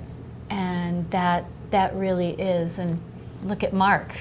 He really listens to that inner voice, and he dives in with such trust. So I say yes. You got that little voice and a little hint. Well, you actually know a bit more about it, right? So what's coming after this, and what I love is this really is the start. This is the launch, and it's been a great big of the Harmonic Convergence. And Mark Sims and his wonderful foundation, a nonprofit called Loving, Giving, Serving All, are going to continue this with a lot of really fun things. And we're going to see which way it all navigates and where we go with it. So there's the very strong possibility that we're going to have some one-day events where they can be flash dances or flash events, almost like a flash mob. And we're going to have some of those Cirque du Soleil dancers, and we're going to have extraordinary costumes and stages to light people up all around the country and all around the world. So that's one piece, is having these amazing, he calls it the Harmonic Convergence 2020 band. Exactly, yeah. And this ET band, is it the the ET ET band? Thank you. I was like, wait, you know, it's not, we got she's some got it. ETs here, you know. So the ET band, and they've got amazing costumes, and they've each got names and chakras and colors, and it's more than just a band. It's really about shifting the world and inspiring the world. And the music they're going to play includes these very special 13 songs that we've been talking about. That's why I wanted you to. And I can tell you a little bit. I'll share some of the songs, talk about favorites. You've probably seen some of the videos for Imagine, for The Age of Aquarius, The Arrival Countdown. We've also had Larissa Stowe's Let Your Love Flow. Oh, this is gorgeous. I love it. Yeah. And she does another one, a version of Joy to the World. And it's the Jeremiah Was a Bullfrog. That's going to blow your mind and light up your heart, because it's got such incredible spirit. And then Elijah Ray and the Band of Light, they did Don't Stop Believin'. That's a beautiful one too. Did we play this yet? Not yet. Okay. So what's happened with some of Elijah Ray's songs, and it's perfect that Shanna just brought up, we're going to be having more events in the future, because the songs are so amazing, and we were trying to rush the videos to match the songs, and we just decided it wasn't worth rushing something and putting it out mediocre. We'd rather have excellence. Right. Because the music is so phenomenal that we wanted to make sure the videos were there. So the videos that are done, that match the music, you're getting them now, and it actually gives you something to look forward to and stay tuned to. There was one thing that just came also, I would love to point, like, you know, get into just briefly, not briefly, but, you know, in terms of what's coming after, to circle back to the Harmonic Convergence 1987, you know, the July 25th event that we have coming up. So about the initiators are those who created the Harmonic Convergence 1987, which in a way created the foundation for this Harmonic Convergence 2020, and who have graciously accepted to co-partner with us, really, and have contributed quite a bit. Their knowledge, their wisdom, their expertise, and their background information. What's been your experience with that, Maura? Oh, thank you for remembering. Such an incredible honor. And I'm praying I say his name correctly. Jose Arguelles? Jose Arguelles, yes. Jose Arguelles, thank you for all the work you've done and your incredible passion. And Lloydine. Yes, thank you. Jose Arguelles, yeah. And Ruben. Ruben, yes. Thank you. Yemas. And so many. And one of our beautiful team, Iran, has really held a space of that incredible, the Mayan teachings, the wisdom teachings, and all that there is around everything with the Harmonic Convergence. The one from 87, the one now, and merging the two. Exactly. And there's actually a huge event coming April 25th. The Day Out of Time? The Day Out of Time, exactly. Yeah. And we're having like a special something for that, right? To honor that particular aspect. Absolutely. Yes. Please stay tuned, because it's beautiful that all this is also another stepping stone leading to the Day Out of Time on April 25th. And you can learn more about that on the website and how we'll be contributing to that. And again, like that huge flower of life, it's all connected. Right. Every point, we're all interweaving and networking with one another, and we're all on the same purpose. Right. We all believe in this harmony. We all are connecting with so much love. And even with all the teams and all the different groups here, we've all got the same focus to give the best harmonic convergence experience for everyone. And I really believe that's been everyone's intention. Oh, yeah. Absolutely. Even when there's been moments of friction, it's only because everyone wants to give the best. And of course we have different flavors. There's vanilla, there's butter pecan, there's chocolate, you know, then there's strawberry pineapple ripple, and blending all these flavors in such a way that it honors everyone has been a really fun process. Yeah, and that's, you know, and that what you're saying with the different flavors, I feel with the Harmonic Convergence we've covered so much variety.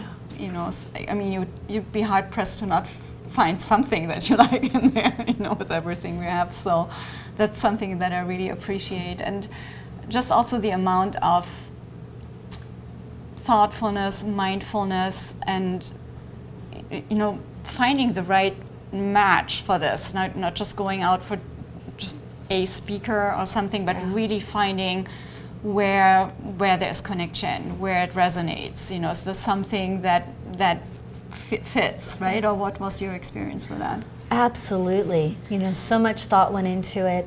And then it was fascinating because some of the ones that were supposed to be here, just last minute, it happens. Like, I believe there are no accidents. No. It's something really fun. I've spent a lot of time with Byron Katie. Oh, right. And when she first had her experience, all these people were saying, namaste, namaste. Right. And she thought they were saying, no mistake, no mistake. And so when she kept hearing no mistake, she thought, exactly, that's the truth of the universe. That's the ultimate wisdom teaching, that there are no mistakes. Right. So like today, we've got Whitley Strieber coming on to join us. Yeah, let's see And if that happens. You know? That just came in. And even right now, we're getting to share Right. from the heart and connect with you all. We don't know what's happening. It's probably some Wi-Fi piece, but I know that there are some really beautiful people right now in a circle in Australia, Right. in putting together, watching the sunrise, connecting with us, and the intention had been to bring the didgeridoos, to bring the bowls, to bring all these beautiful souls that gathered together, and they've got cameras and drones to capture it all as the sun rises and kisses the earth, and then they're doing it. And we might get a recording. Who Hopefully we'll knows, see you it know, later, because- and yeah. that's So- a really great reason to tune in to the website. I'm sure it's gorgeous and extraordinary, and for some reason just the Wi-Fi connection isn't happening, and we'll have all that footage. So we'll edit that into something really beautiful and powerful to share with you, how harmonic convergence really is universal. Totally, yeah. And I was very appreciative also that Jackstar agreed to put this together because, you know, the connection happening or not, they're on it right now. And so just because it's not happening right now, which, you know, no mistake in the universe, who knows why that had to happen. So we're just, you know, having faith in that. And I got the opportunity to share some time with you, you know? So I think that's the most time we spent during this event together. We're usually just saying, but yeah, I'm really looking forward to seeing the footage on that. I mean, they are going to record though, right? Oh, they're recording right now. Yeah. And they're right now in Australia holding it down and sending us a lot of love, sending you a lot of love from Australia right now. And I hope you feel all the love from everybody here in Ojai. There's been so much support. Yeah. Oh my gosh, so much support. It's just amazing. Yeah. And it's also extraordinary how many people say that everything they've done in their lives was great preparation to get them here and now. That is one aspect, and what I feel, what I've heard, you know, in between the lines in the communications and the feedback quite a bit is also in regards to Mark's book. You know, when he first came out with that he was launching his book soon, and the first chapters he's been offering on his website, marksims.com. And you feel free to download it, about his experience with Tezjbar, 13 days with Tezjbar, right? You've read it, right? Yeah. Yeah, of course. Christian. But that apparently it has given permission, quite a few people permission to actually share also their experience, and where they've felt being shunned or ostracized, or didn't really want to talk about it because it was weird, or there was, repercussions from loved ones. And Mark speaks to this in his book very much in detail and his personal experience. So, this is something that has kind of moved into this event also. There's so many aspects, I feel, where people, whereas there's an offering to have permission to really speak your truth and be who you are. Absolutely. Again, fearlessly and unapologetically, ideally, and just stay with your experience. Yeah. And look what can happen. I'm so grateful to Mark Sims. And he has such a huge heart and a very generous spirit. And he really trusts what comes to him. And he took a powerful background in business, and I really love that you brought that up. Yeah. I invite each one of you to go to marksims.com and learn about his background, because he had such powerful business wisdom and brilliance and success. And then he had this very amazing and uplifting, powerful experience. And as he integrated that, he really puts action to what he knows he needs to do. And all of us can have great ideas. All of us can be inspired. Right. I mean, he has like a huge commitment, and huge. That's the commitment he made. And again, he speaks about this in his book, 13 Days with Tezjbar, that he is someone who not only has the inspiration, but is willing to put himself out there and invest time, energy, and resources, significantly so, into creating change. So, we're talking and you're listening to all of this because of his passion and his belief in following the light. Oh, and we have our little meditating puppy here. Come here. Yeah. Here's Bodhi. Here we go. Can't do without you, right? Yeah, he wants Shanna. Yeah, he loves, Bodhi's a she actually. She loves to go where the energy is. And she's been right there meditating with Mark in the mornings. Please continue the meditations. Continue to hew or do whatever it is that lights up your heart and your soul. And stay with us, because there's so much more coming. Yes. Today with the Harmonic Convergence, and continuing forth as the Harmonic Convergence goes into the rest of 2020 with lots more events. And thank you, Mark Sims. Thank you, Shanna. Thank you, Maura. And Shanna, thank you for all you've done, for so many of the team, for all of us behind the scenes. And I really, really feel, you once said that part of your purpose is light and radiating light, or something to that effect. And you live it so beautifully. No choice. Yes, there's always a choice. No choice. Well, no, on that level there's not, but that's fine too. Yeah. Well, you hold that, right, that level of integrity, that she is so committed to her life, and may that be for all of us, that we live in a place that there is no choice, that we live our light, we live our purpose, we live in integrity and alignment and our own inner harmonic convergence. Yeah. Thank you so much. That was fun. This has been really great. And thank you all for listening. So we're about to be leading you off into the next amazing interviews. You've got more speakers today. Do you know what's coming up next, actually? Oh, I haven't memorized it, so we're just getting real here. Who's next, everybody? The guys are checking for us. Maori star people. The Maori star people. This is amazing. Yes, you've got indigenous grandmothers coming on. Yeah, can't wait for that. Oh, absolutely, what a gift. Absolutely. Talk about the divine feminine and power and integration. Please stay tuned. Share it with your friends on Facebook. Push that share button now, because it's really about, sorry, I keep touching this. It's really about sharing this with the world. We love you. We do. Thank you so much. And have fun. One of the things Matthias de Stefano said was how important it is to laugh. Oh, yeah, definitely. And gotta keep your humor. Keep the laughter, keep the joy. Namaste.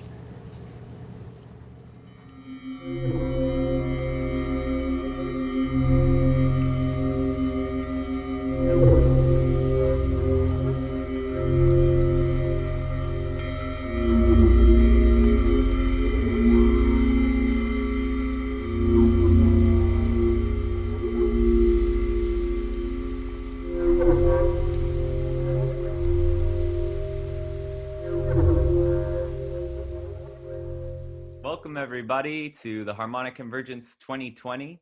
We're here on day 10 with our special guest, Maori wisdom keeper and star person, Kirar Taraishia. Thank you so much for being here with us, Kirar. Kia ora. Thank you. Thank you. And so we're here on day 10, and the theme for our day here in the Harmonic Convergence is expand into universal harmony, and calling upon the star people for collective contact. And so I was wondering, as we get started here, if you could go ahead and tell some of the people that are listening and watching a little bit about yourself and your background with the star people and star elders. Pai marire ki te kaihanga o ngā mea katoa. Ai oi. I give respect and I give greetings to the great creator of us all, our beautiful star elders and beings, the beautiful universe that is, and the beautiful world that we live in. Our star elders have given me the name of Kirar Taraishia. Kirar means red star, and Taraishia means hope. So it is a blessing and honor to be here. My birthright or my birth this lifetime have come in as peoples, indigenous peoples of this land, known as Aotearoa in our name,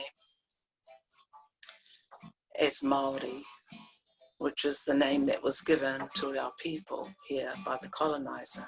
However, ko au, ko koe, ko aho. I am another you, and we all have these beautiful sacred roles to fulfill in this lifetime. I have been blessed to be given the sacred name by our star elders of Kirar, Taraishia, and also through our beautiful selenite crystal, our star elders have let me know that I am the golden oracle of light, which means, like each of us, we have sacred roles to fulfill. And some of us know these sacred roles, some of us don't. Hence why we are here to help each other. Ko aho, ko koe, ko aho. I am another you. Beloved ones, I am ever grateful to be on this wonderful planet Earth at this time, and to have gone through many challenges of life as we do, to be able to come forward with the gifts that have been blessed upon me. And each one of us have beautiful gifts. Each one of us have come from the divine creator through whatever genealogy we have come through to live on this earth within the tribes we live in right now. We have each come from the divine of all that is. And that indeed is a royal and a sacred genealogy, and I am ever grateful, which also means that we are, in truth, divine brothers and sisters of light and love. So, dear hearts, I am very honored to be here, and I'm very blessed to have been invited to share some beautiful wisdom, as I am another channel, and we are all channels we all can channel. What we focus on increases. So I have been blessed to be able to, and I love doing it. What we love doing just keeps on increasing, to be in touch with our beautiful star elders and our star families. So first, as I always do, I like to get into the vibration. They already know in my prayers this morning that, and last night, that I will be calling them through for this beautiful time. So we can just share a little of home. And that's why I call them my heavenly homies, because I'm just bringing through a bit of home. And I understand all and many things that we're all going through. I know that many of us seek out there through other things or other people. We are seeking home. We try and find our joy in many things. And that's because we want home so much. And for many, this earth life is a hell. However, home has always been available to us. And we only do that, and we only return back to home through our heart. Through our heart, we'll always return home, always. And through our heart, we will always be able to be in touch with our beloved ones of the star nations, of the realm of spirit. Okay. In this beautiful land where I live and where I was born into, we are the first land to receive the first light of each new day. And so we are blessed to be able to infuse every morning in our prayers love and only love into the blessed day that we are able to find that first light. At this time, I feel to share, and I'm being told to share something that I channeled through a few years ago. There's a beautiful star tribe. In 2009, there were many people caught on their phones blue spiral lights over Norway. Those same blue spiral lights came over our country several years ago when we had an earthquake in Christchurch. Now the blue spiral lights, the star tribe that came through, they came through first to Dolores Cannon, a beautiful sister, a beautiful channeler. And I was blessed to also receive them a few years later. And they told me, their leader told me that they are known as the invincible ones. The blue spiral lights are healing lights that they send over the earth. So anytime you see blue spiral lights, you know that it's our beautiful star tribe. And they are called, their leader said they are called the invincible ones. Now the invincible ones channeled through to me that they too were at a stage of self-destruction, their planet. And it only took a handful of them with love and only love, and they changed the paradigm. So again, that is the focus again, is through love and only love, we change our paradigm. We bring in the new earth that is right in front of us. So through love and only love is my beautiful theme that I also am blessed to share with everyone. Through the invincible ones, it only took a handful of them to change the paradigm. So too with us, same thing. It only takes a handful of us to change the paradigm. And for many who are also concerned about the critical mass,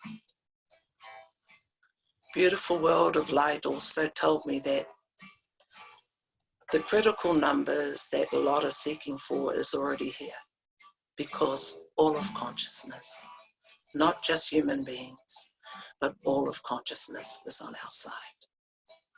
And it's just waiting, like all things. It's all up to us to be in the heart space and to love. So that's just a little message I thought I'd bring through. And now I'll get through and start with our channeling.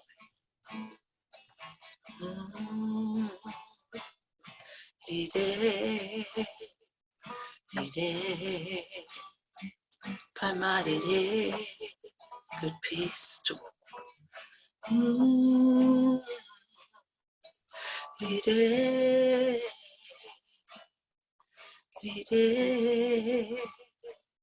Pamarire, peace, good peace.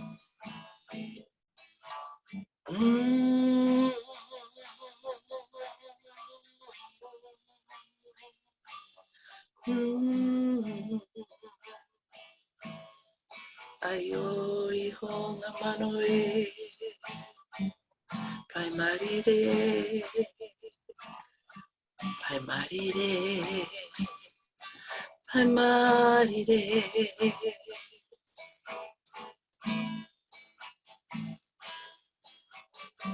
Divine Creator of us all, beloved are we, as we once again come to you through the sacred heart space. Forever we are home, forever you are there, through our sacred heart space. Forever and forever, we thank you, we thank you, we thank you, we thank you, forever.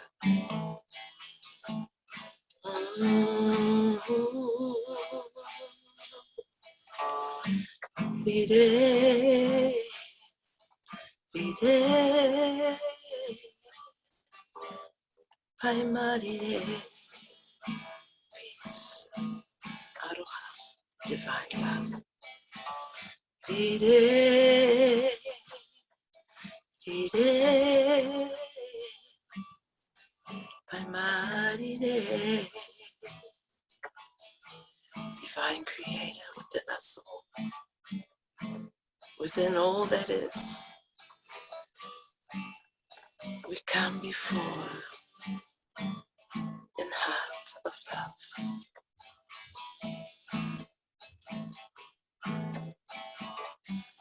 Seeking within divine wisdom and love that is all within.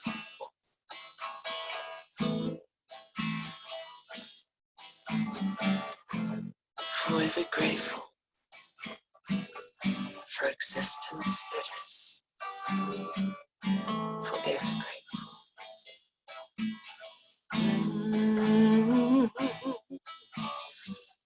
Ayo iho nga manoe, hey,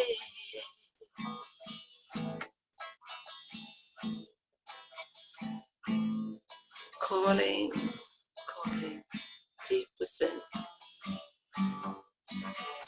ancestors of our star nations, divine guides, guardians of the galaxies. Forever, we are ever grateful for your guidance and love, unending.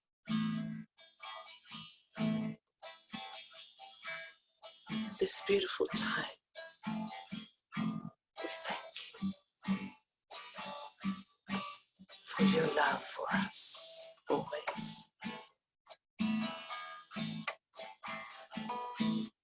May you continue to spread that beautiful vibration of love to everyone here, hearing this message throughout the world and universe.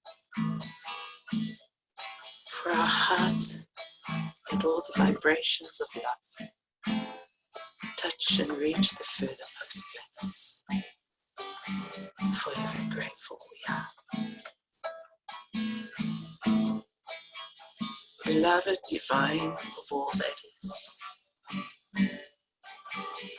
guardians of the galaxies,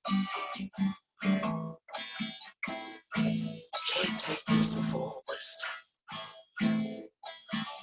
ancestors of the realm, beautiful rainbow warriors of light in all dimensions, in all forms, we thank you. At this time we seek our beautiful guides and guardians of nine, the logos, the overseers of all planets. We seek your divine guidance, knowing that within the stillness of our hearts, you're always here to guide us.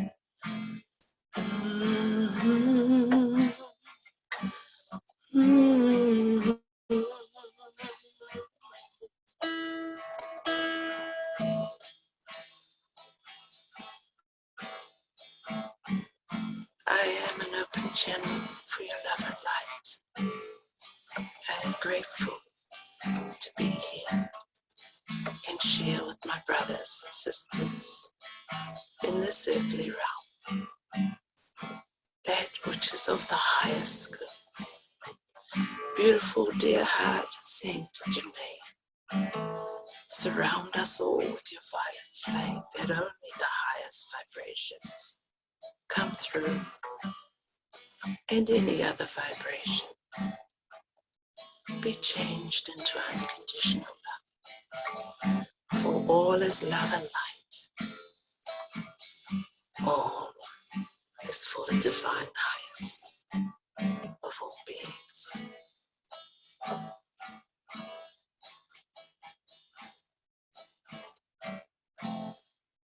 Beloved one, we are of the logos of the nine, the guides of nine.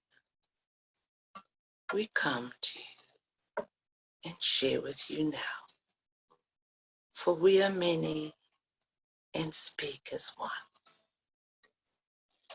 Dear hearts, all who are listening on this call, all who will continue to be listening through their hearts in this moment and all other moments.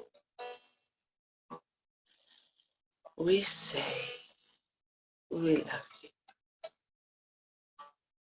We love you with such divine love as you have not felt on your earth plane.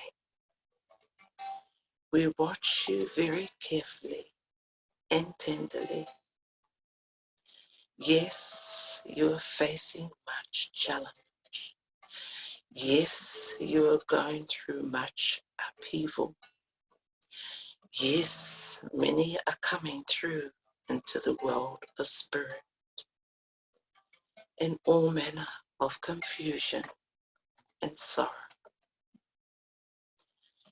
Yes, you must understand also that whether in your realm on earth or our realm in the world of spirit, their lives are and will always be precious and continue on. And yes, they receive guidance and assistance and understanding in the realm of spirit. And many family members and guardians watch them and guide them through into the realm of spirit. So your loss and your grief also can have an assisted understanding that they, your beloved ones, are our beloved ones. Nothing changes. They stay and will always be beloved. they leave your beloved arms into our beloved arms. So know this, so your hearts will be settled and be at peace. Know that your loved ones are our loved ones forever. They are forever, and so are you. Dear hearts,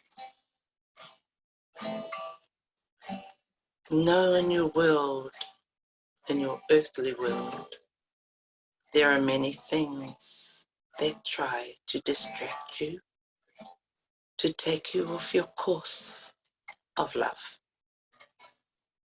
For it is by love and through love that the new earth, the paradigm, is changing right now. As many of you turn deep within, into your meditations, into your places of full power, your prayer,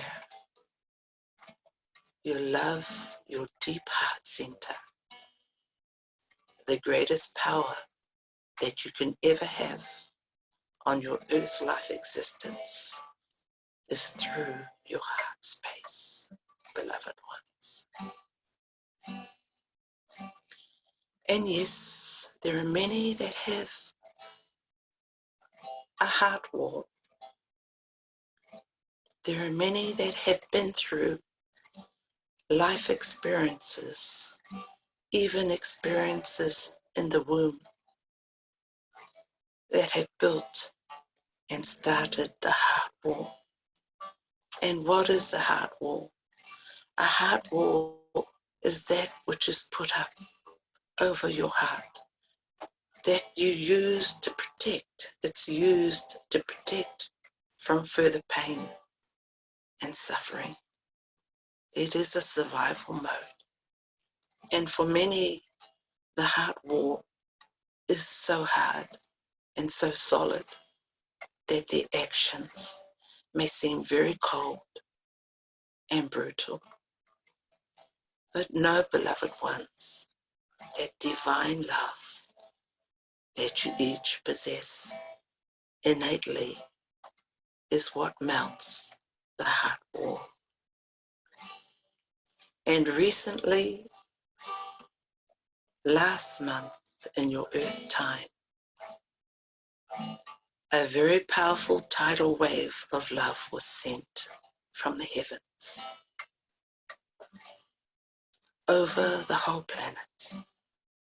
And you will see this tidal wave of love will continue to roll forth. You will see many hearts. Those that had the hard heart will start changing, softening a little by little. And there's more of you, dear ones.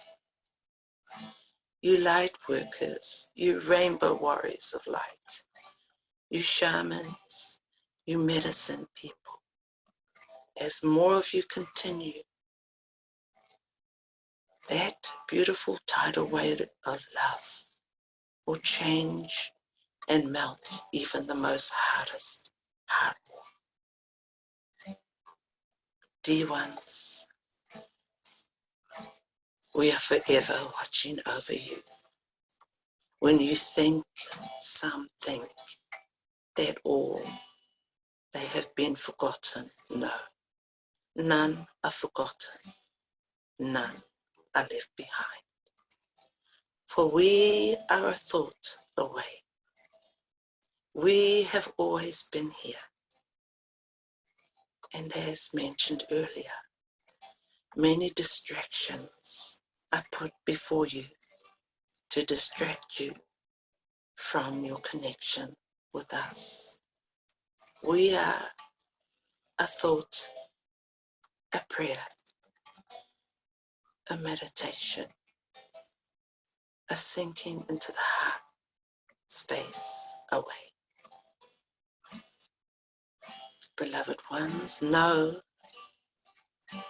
that Your beautiful earth realm is indeed in the change. And you will be, yes, called to different places. Sit and be still first. And let your heart, let us tell you where you should be. For we are here to guide. For all in all, the most sacred law of heaven is your free will. No one can tell anyone to go or do anything. It is all your free will. We are here to guide you through the labyrinth of your earth journey. All is your choice. To love is your choice. We are here to remind you that all power is within yourself. It is within your heart, within yourself. And as you connect and receive us as guidance, for there are many guides waiting for you to call, for you to open your heart, and you will feel, you will know. It is a knowing, it is a peace of heart, and you will know that we are there with you. All your family members who have passed on into the world of light. Some of them are standing by waiting for you for guidance.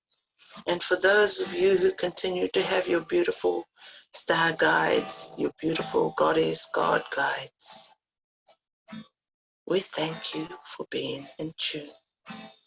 We thank you for shining your light, because right now, the whole planet, everyone is looking for the guiding light, that which touches their hearts and brings tears of joy, for that which brings heaviness and brings constriction, that which brings a lot of mental pain or suffering is not of the light. It is very easy for you to distinguish, beloved ones. And we are here to share with you ways that you can self-empower, reconnect with your own power, which is what it's really all about. For your own power has always been there, even though you've been through many earth challenges to disempower. Now there are beautiful tools coming out that are there to help you to empower yourselves, even against lawful things or things that are happening on your earth plane, current things that are happening, where you feel you may be forced into things happening to you, medications or things that are happening in the system of governance. There are tools of empowerment ready for you. There is always hope. There always will be hope. Where there is love, there is light. Where there is light, there is always, always hope. So, dear ones, this is our message to you at this time. Stay grounded in love through your heart, through your meditations and your prayers. Ask and you shall receive. Guidance you shall receive.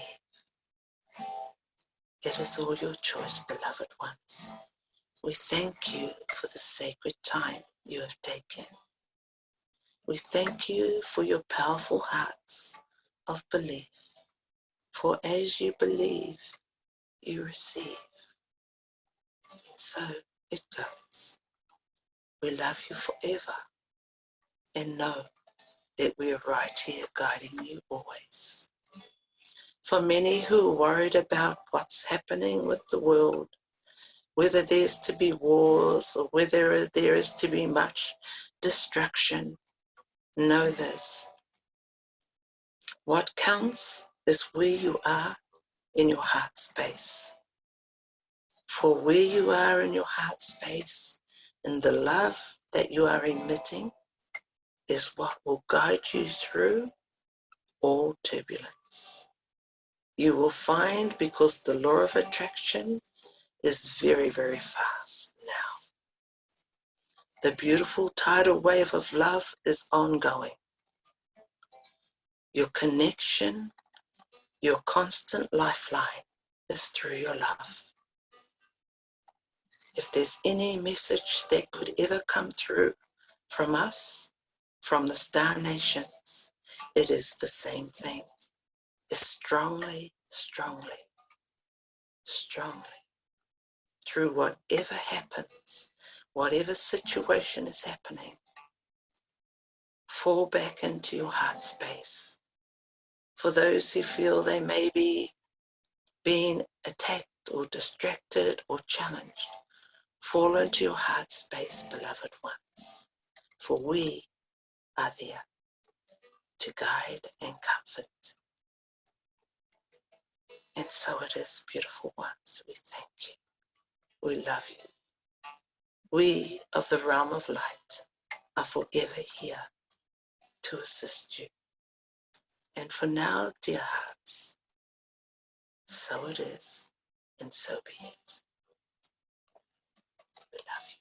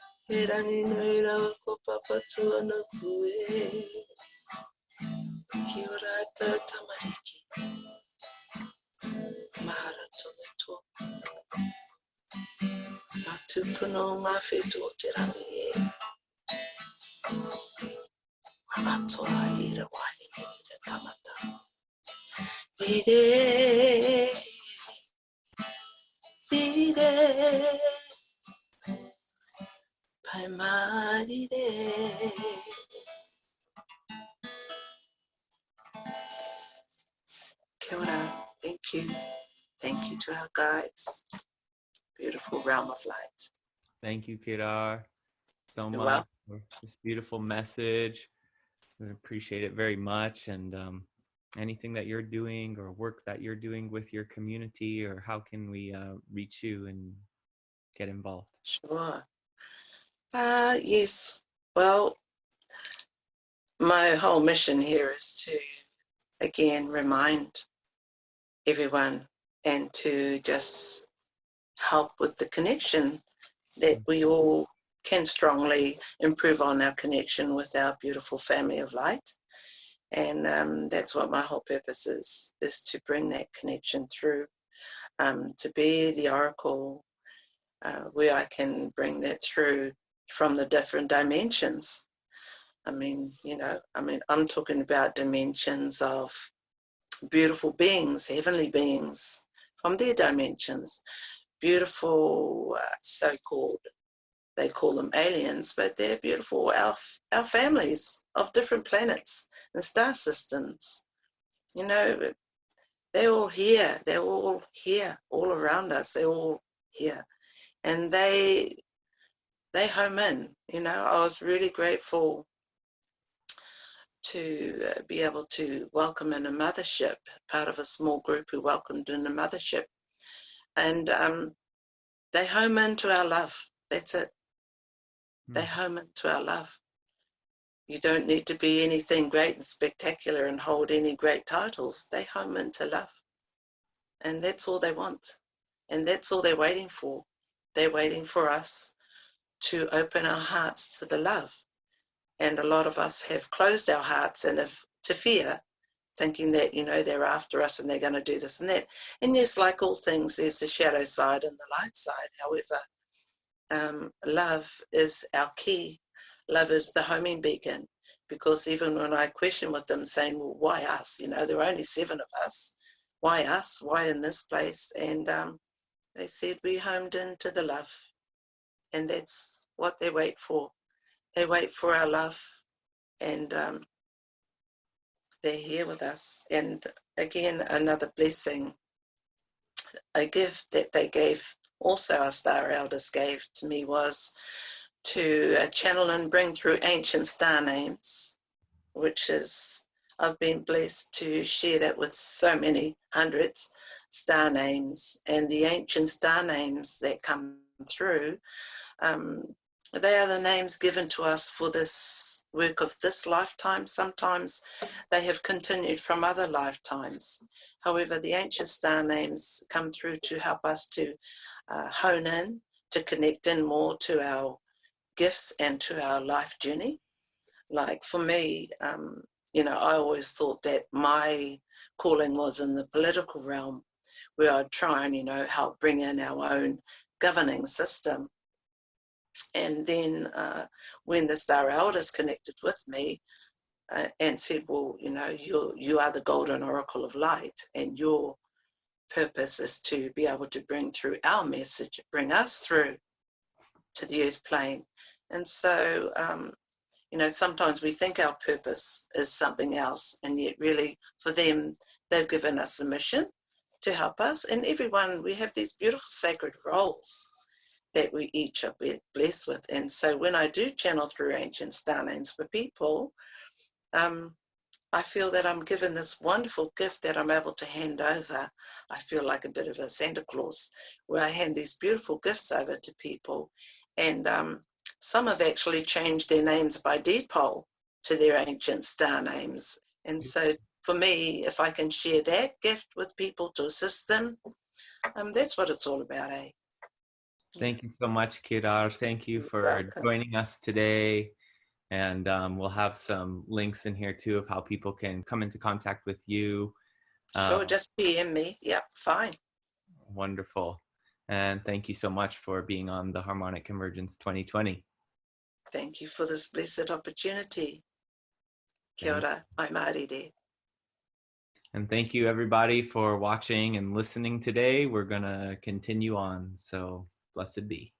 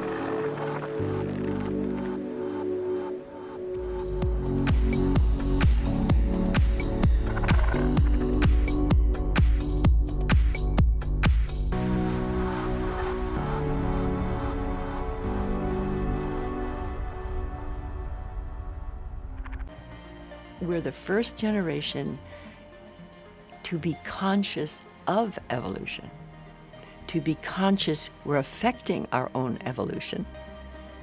The amazing thing is that only recently did we discover cosmogenesis. We thought the universe was static or eternal. And when these scientists saw the background radiation of that first flaring forth and could identify it as the beginning of this existing universe, our sequence is a continual rise of complexity and consciousness from single cell to multicell to animal to the early humans, always in the direction of greater complexity and greater consciousness.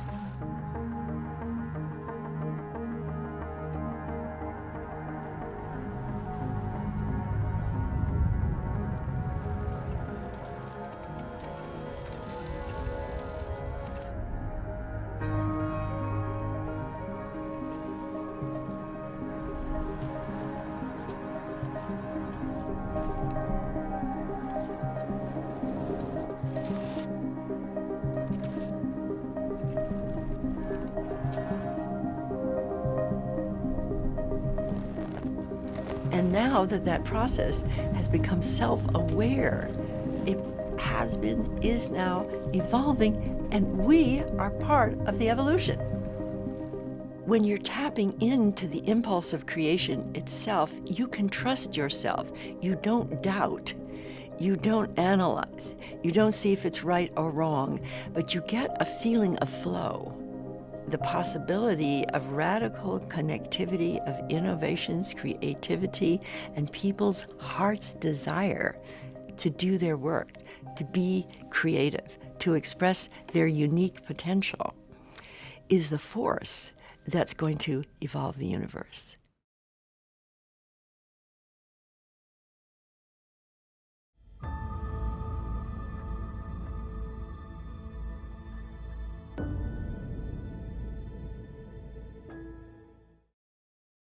On this little, fragile, organic spaceship inside of a very thin atmosphere that's actually supported by the life on the planet, everything is interconnected within that system, right? Everything's interconnected within that spaceship, and there is no place on there called away that doesn't affect the rest of it. It doesn't matter which nation is polluting the ocean, because there are no boundaries in the ocean that are meaningful. It doesn't matter where pollution to the air comes. It doesn't matter where species extinction comes from. These are all global issues. Our technology has globalized us in such a way that we don't have local issues anymore.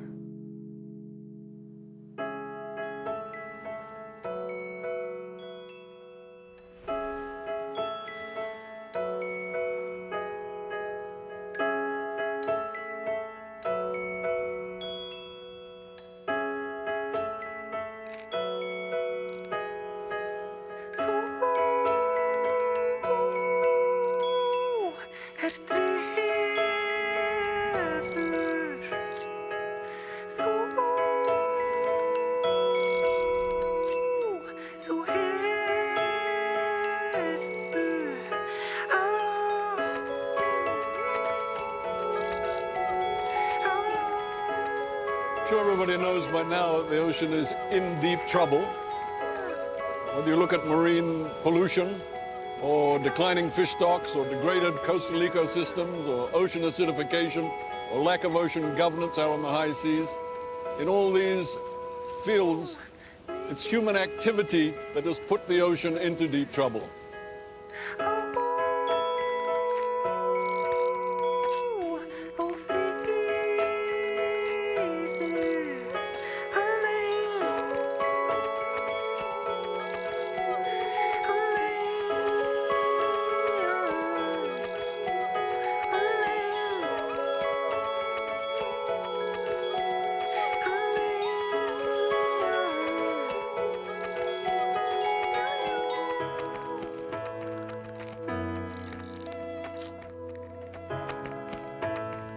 But it's absolutely unacceptable that there will be more plastic in the ocean than fish by the year 2050.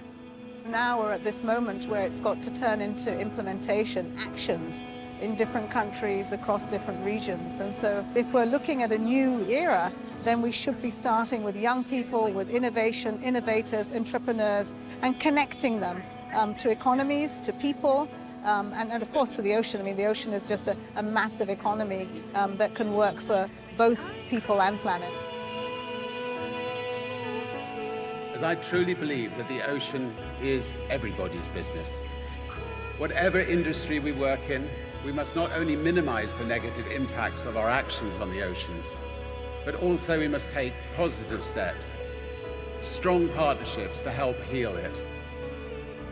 The days of exploiting first and considering the consequences later must well and truly end.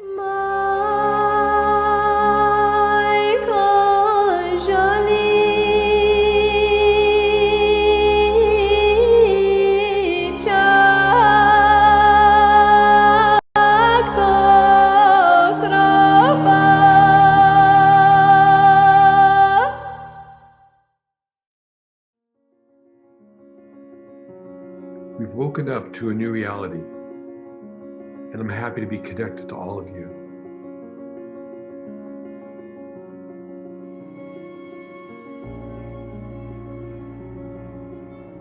Everything is connected.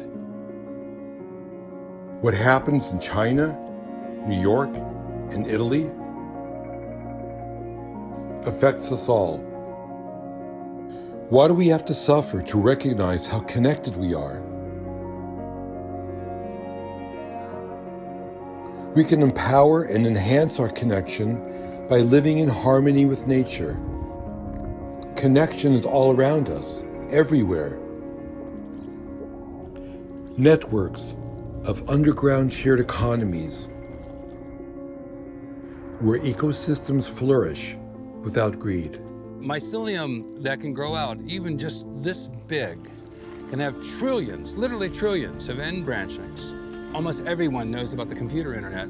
The mycelium shares the same network design. When they're connected together and carbon is moving between plants, the trees are supporting the weaker ones.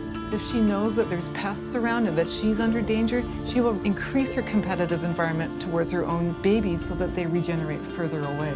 It's a magical thing. We found novel molecules highly active against pox viruses, novel molecules highly active against HPV. They have incredible capacity to make things change very, very quickly. So if we can work with them, if we get it, if humans get it, we can change this thing really fast. So I am super hopeful. Nothing lives alone in nature. Communities survive better than individuals. Let's use our connection to Earth and to one another to preserve, protect, feed, and grow.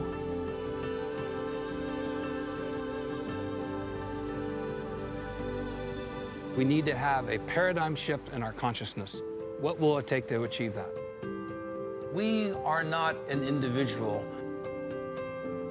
We are a vast network. The interconnectedness of being is who we are.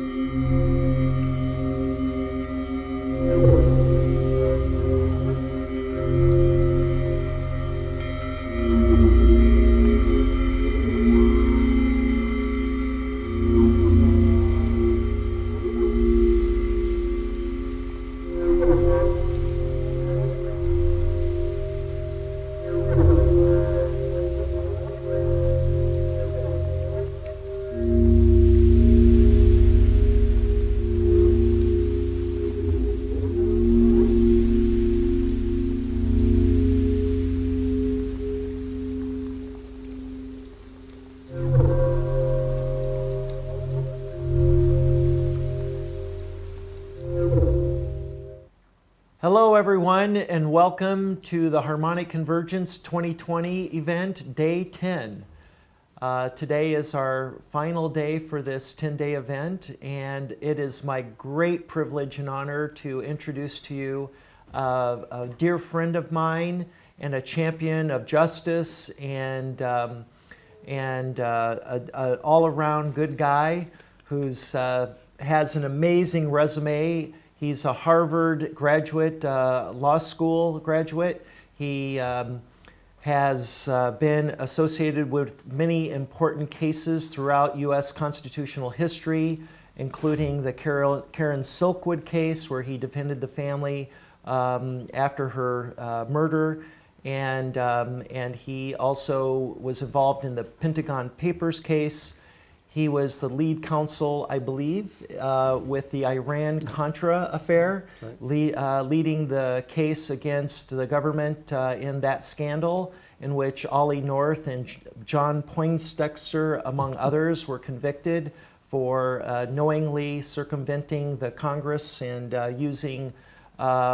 raising money by selling arms to the Contras. And more, and much more. But what's relevant to our discussion today is his involvement with the ET UFO phenomenon. He had the pleasure of defending Dr. John Mack at Harvard University, who had written a book called Abductions, in which he interviewed dozens of people who claimed to have been abducted. And he was interested in this phenomenon, thought that there may be some kind of mass psychosis involved in these very strange encounters people were claiming to have. And when he did the research and did the interviews of many people, he concluded that there was something real, very real going on, and that inspired him to write the book Abductions. And as a consequence, the president of Harvard University tried to get him fired. Is that true? Well, the dean of the medical school. The dean of the medical school. Dr. John Mack was the chairman of the Department of Clinical Psychiatry. And he had conducted these numerous interviews of these people, including high-level military officials, full colonels and stuff, who had pushed against the pressure to try to have them not report UFO encounters. But for example, one of the lieutenant colonels was the commander of a Minuteman nuclear missile site. And a UFO came right over the top of this thing up in Montana and shut off all 24 of the missiles. And so he insisted upon calling NORAD, which is the major surveillance system they have all along the Canadian border in the North America. And so he called them up and said, look, all of our missiles have been shut down. There's this major vehicle of some sort up over our site. And the people said, on the other end of NORAD said, are you trying to report a UFO sighting? And he said, that was the most important moment of my life. He said, because I said, yes, I definitely am. And they said, well, that's strange because the Minuteman site to your west and to your east both have just reported UFO sightings, and all of their missiles have been shut off as well. And so I brought him to see his congressperson, to face confront them and tell them about this extraordinary experience. And I remember him standing on the steps of the Rayburn House Office building, looking over at the Capitol building in full uniform with all of his medals, crying. Because he said that he had dreamed his whole life of being able to get to actually talk to his congressperson to tell them about this thing that happened. And so that it was men like that and women who had had these kind of experiences that Dr. John Mack got to interview, because in the case of the military, they sent them to get a psychiatric exam. Yeah. So he's the one that performed it. And he ended up saying, wait a second, these people are all normal. Right. Except for this extraordinary experience that they had. And so he began to look into it and talk with more and more people about this. And he actually tried to write an article for the New England Journal of Medicine, saying what an extraordinary phenomenon this is. And they rejected it and wouldn't print it. So he went and got it published as a book. And the minute it came out, the dean of the medical school came to him and said, John, I'd like to have you come in and have some questions answered, but this is an extraordinary book that you've written, and we might have some of the other faculty people come and listen as well. So John said, great, that's going to be terrific. We're going to have like a grand rounds, on the issue of this. And he shows up, and they're all arrayed up on this dais, with the dean of the medical school, the legal counsel for Harvard University, the editor-in-chief of the New England Journal of Medicine that had rejected his article. Anyway, so they began to excoriate him and go after him, threatening to basically revoke his tenure. And so he ended up calling me, because I graduated from Harvard College and Harvard Law School. I'd done my master's work in comparative social ethics at the Harvard Divinity School. So I sort of had the old school tie to wave at them. And so I came on to represent them. And in that context, I got to meet all of the people that we were going to call as witnesses. The head of the Federal Aviation Agency, chief investigator, the military officials, police officers, school teachers all around the country, and some of the leading experts who were still all alive, basically back at that time. So I got to meet them all on a first name basis as John's attorney. And so I was kind of drawn up into this extraordinary phenomenon and got to talk to the world's leading experts on it all across the world in preparation for this presentation, at which point they backed out because Lawrence Rockefeller, we met with Lawrence Rockefeller, and he agreed to finance an entire grand rounds for Harvard University to actually present all of these extraordinary witnesses. And Harvard just collapsed in the face of that and said, no, we're not going to allow this to be turned into some kind of a circus, they said. And so they dropped the charges against him, and he set up the Project for Extraordinary Experience Research. I became general counsel for them, and we ended up getting to interview hundreds of people around the world who would come and talk about this with each other. So they would actually have these encounter groups, as it were, and they would all talk with each other and share their experiences and say, oh, it's such a relief to meet other people who don't think we're crazy. And so I was really blessed to do that. So then I was invited by Dr. Stephen Greer later in 2001 to be general counsel for the Disclosure Project, where we came to Washington, D.C., and we presented 24 major government officials to all the Congress people to tell them about it. And then later, when Stephen Bassett had the citizens hearing on UFO, where we had former Congress people and senators come and take testimony from them. So I've been really privileged to get to be as close to this, and it gave me the great advantage of being able to get to meet you as well. Yeah, well, let's talk about that, because we go way back, it turns out. I mean, relatively speaking, I met you in 2015, and this fortuitously was within a few days of my vision of the Harmonic Convergence 2020 event. That's it was in May of 2015 that I had this vision, and I had had it once a few days on the 17th of May, and then we met right in between, and after our meeting I went to a festival for the last day called Lightning in a Bottle, and that's where I had the vision a second time. I remember that. And we had already met in between the two those days for the first time, and it was Costa Makris who did the introduction. He was there with us in your office when we first met, and it was truly love at first sight. We really resonated together, and we became instant friends. And the outcome of that initial meeting, among other things, was you sharing with me your brainchild for the New Paradigm Institute. Ah, yes. Why don't you share with everyone what that was about? Sure. This came out of our Christic Institute that we had in Washington, D.C. I was chief counsel for the United States Jesuit headquarters, National Office of Social Ministry in Washington, D.C.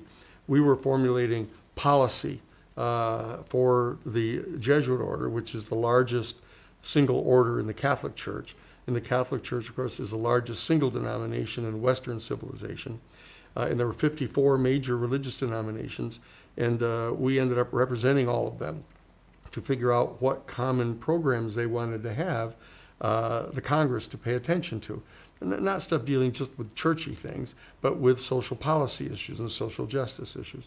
And so it was in that context that when I met Sarah Nelson, who was the National Labor Secretary for the National Organization for Women, she wanted us to help them do the Karen Silkwood investigation, the woman that you talked about in passing who was murdered on her way to meet with a New York Times reporter, David Burnham, back in 1974.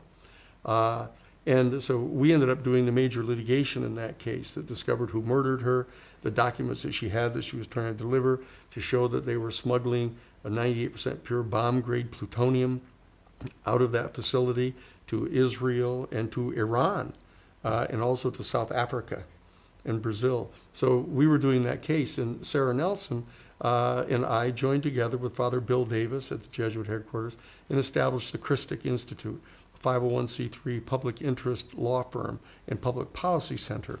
And it was in that context that Sarah, our executive director, was invited to become the executive director of the State of the World Forum for President Gorbachev and for former United States Secretary of State James Baker at the end of the Cold War. And we had gotten to meet Gorbachev because we were working to try to get them to agree to help eliminate nuclear weapons. And so we knew them. And so that she got invited to be the executive director for the State of the World Forum. And it was in that context that we insisted that young people from the next generation be able to come and meet former world presidents, secretaries of state, secretaries of defense, that were all gathering at the Fairmont Hotel in San Francisco, where the United Nations was founded at the end of World War II. And so that we figured this is the end of the Cold War. What we would do is bring everybody together, and we would try to establish a new paradigm that was not based on conflict and competition and confrontation, but kind of mutual advantage to everyone, that this was a new era for our whole generation of the baby boomers, that we'd lived for, at that time, like 50 years, under the umbrella of this terrible thermonuclear holocaust, potentially. So we were all greatly relieved and wanted to establish a new paradigm pursuant to which everyone could proceed together in a cooperative manner. And the young people who were coming there were lots of young kids in college and high school and others, and they were so astonished at the discussions about what the new paradigm would be like and what it would entail. And I kept asking people about, what about the issue of extraterrestrial intelligence? Don't you think we have to start having this conversation as a world community and a human family about how to deal with this? And because of that, I got to meet more people that were involved. I talked with President Gorbachev about the issue. I talked with Dr. Zhenzhou Jing, who was the chairman of the Chinese Academy of Social Sciences, Science and Technology Division, start talking with all of them. And the young people said, that there ought to be an academy somewhere where young people could all come together and talk about the new paradigm and to participate in this process. And so that's how we started looking to try to set up the New Paradigm Institute. And I knew that the major interventionary event that was going to probably be taking place in the lives of our generation was going to be the public acknowledgement of the existence of another highly intelligent, highly technologically developed, but distinctly non-human species in our galaxy that had been coming and visiting us here. And so I was talking with everybody about this, and eventually the Jesuit order ended up convening a big meeting at the Vatican in 2009 and brought in all kinds of world scientists. And at the end of that whole thing, this was under Pope Benedict, who was really a very conservative guy.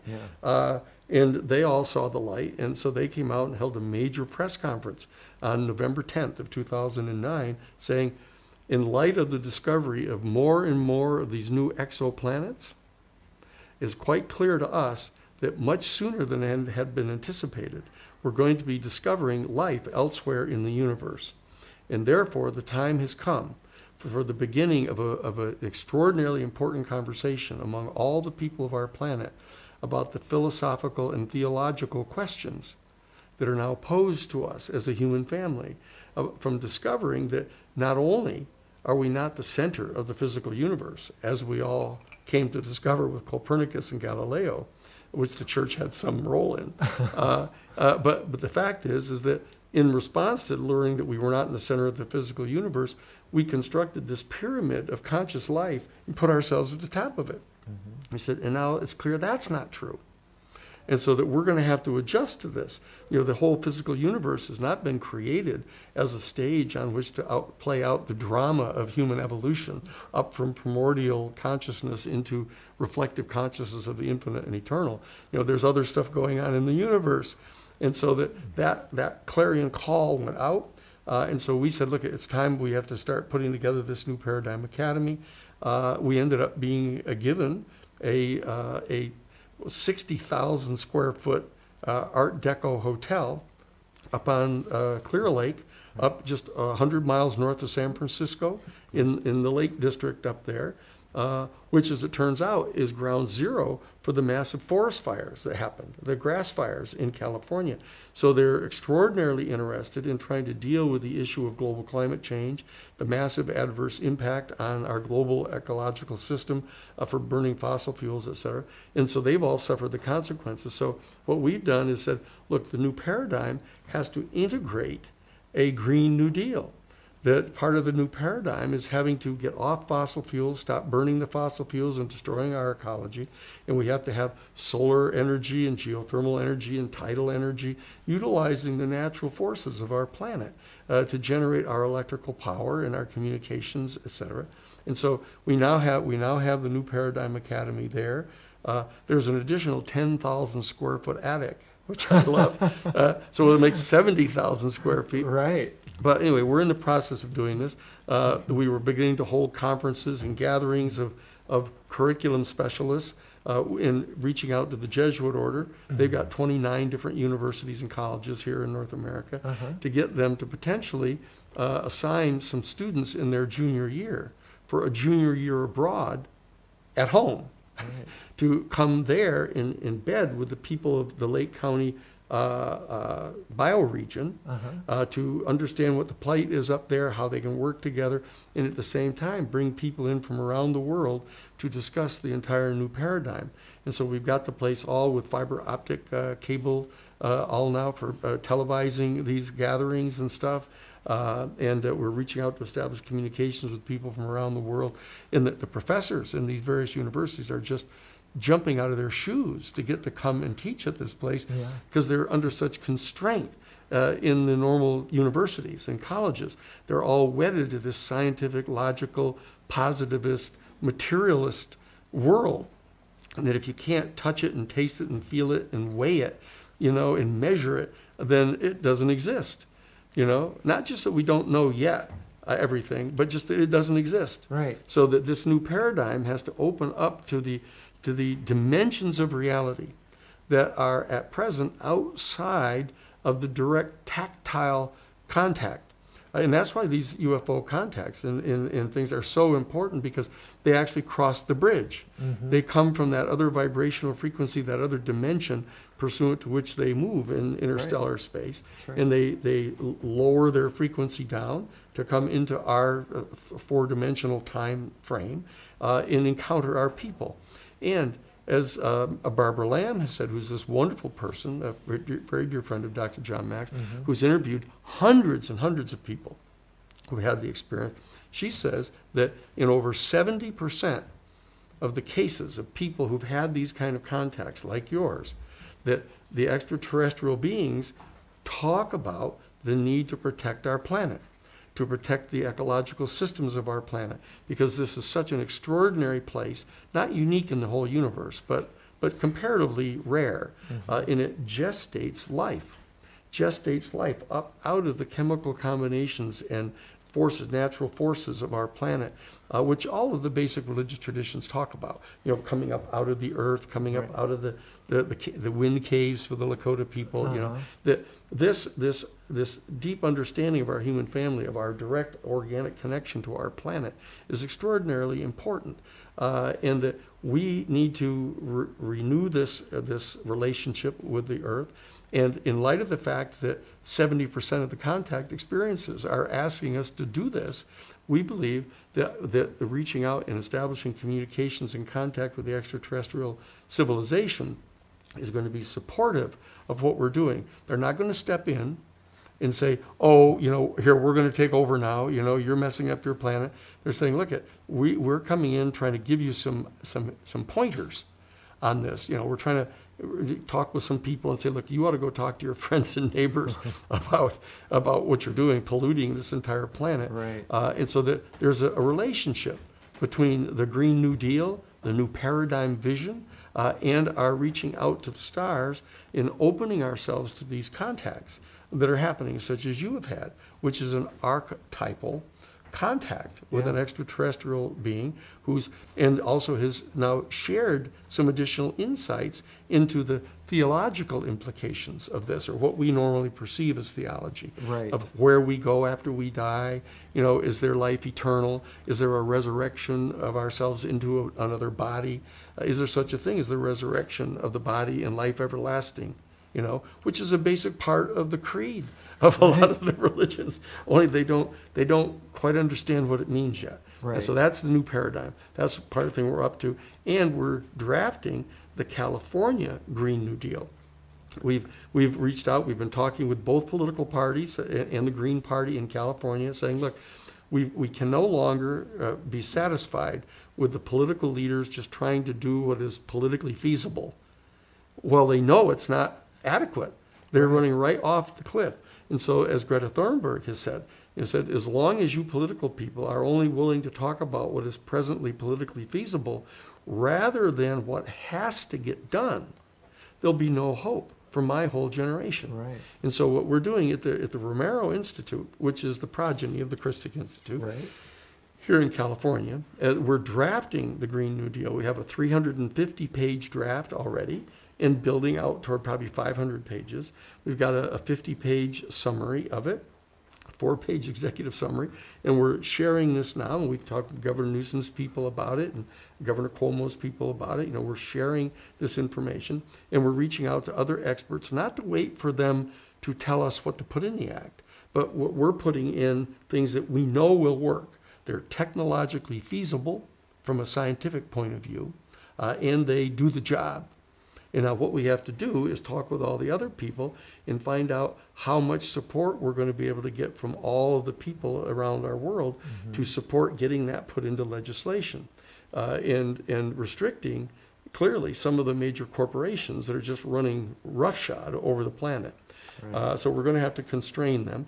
So we're going to have an experience not entirely dissimilar to what Franklin Roosevelt had to deal with back in 1932 after the Great Depression of 1929, of having to have a whole new deal, have a whole revisiting of the basic economic assumptions about our country. We have to do this now, not only with regard to the economy, but also with regard to our health, and our relationship to the natural processes of our planet, our entire agricultural system, having to do with our food, all of our generation of electrical energy, our means of transportation. All of these things have to be taken into account as part of the new paradigm. And so that's what we're doing at the Romero Institute, focusing on the Green New Deal. And we have the New Paradigm Academy up in Lake County, as they say, right? It's in a little town called Lucerne. Yeah. People can look it up. It's beautiful. I've been there many times. Look up the Lucerne Castle. It's actually a castle. It's an old Art Deco hotel built in 1929, just before the Depression. And so it just sat there. And so we've had a wonderful guy, Andrew Beef, the head of the Earthways Foundation, has purchased the place and made it available for us. And so we're all working together, and the people who are listening to this will know about it. And they'll know both about the Romero Institute and the Green New Deal. Right. They'll know about the New Paradigm Academy that's up in Lake County. And they know about the relationship this has to reaching out to our sisters and brethren in this other species, Right. in more than one species, obviously, that's going on, Right. and everybody looking forward to this in a very positive, constructive way, and trying to atrophy this attachment that our nation state has to the military response to this. Like, because these beings can come and go into, quote, our airspace without getting permission from our military, they view it as a threat. Right. You know, and it's like the old saying, it's an old Sufi saying, when a pickpocket meets a saint, all he sees are his pockets. Right. And in this particular case, the military prisming the entire UFO and ET phenomenon through the prisms of military hardware and defensiveness, that they're trying to figure out how to combat them. How can they overcome them militarily and maintain control over our planet? You know, our job is to get them to let go of control of our planet to begin with. Right. Because they're holding it away from our human family for the advantage of major corporate owners. You know, that we've got to share the resources of our planet in a responsible, sound way that's completely renewable, and invite other people from other star systems to come and to share the abundance of our planet and get to know them, know what their planets are like. What kinds of exchanges of information, of knowledge, of technology, of spiritual matters, and we can share with them what we understand to be true. And this is an absolutely phenomenal time period to be alive. It is. I mean, really, and we're a great advantage to be as young as we are still. Right. So we have a good period of time to go, and I believe the next 8 years, you know, starting in 2020, this new administration is going to be coming in.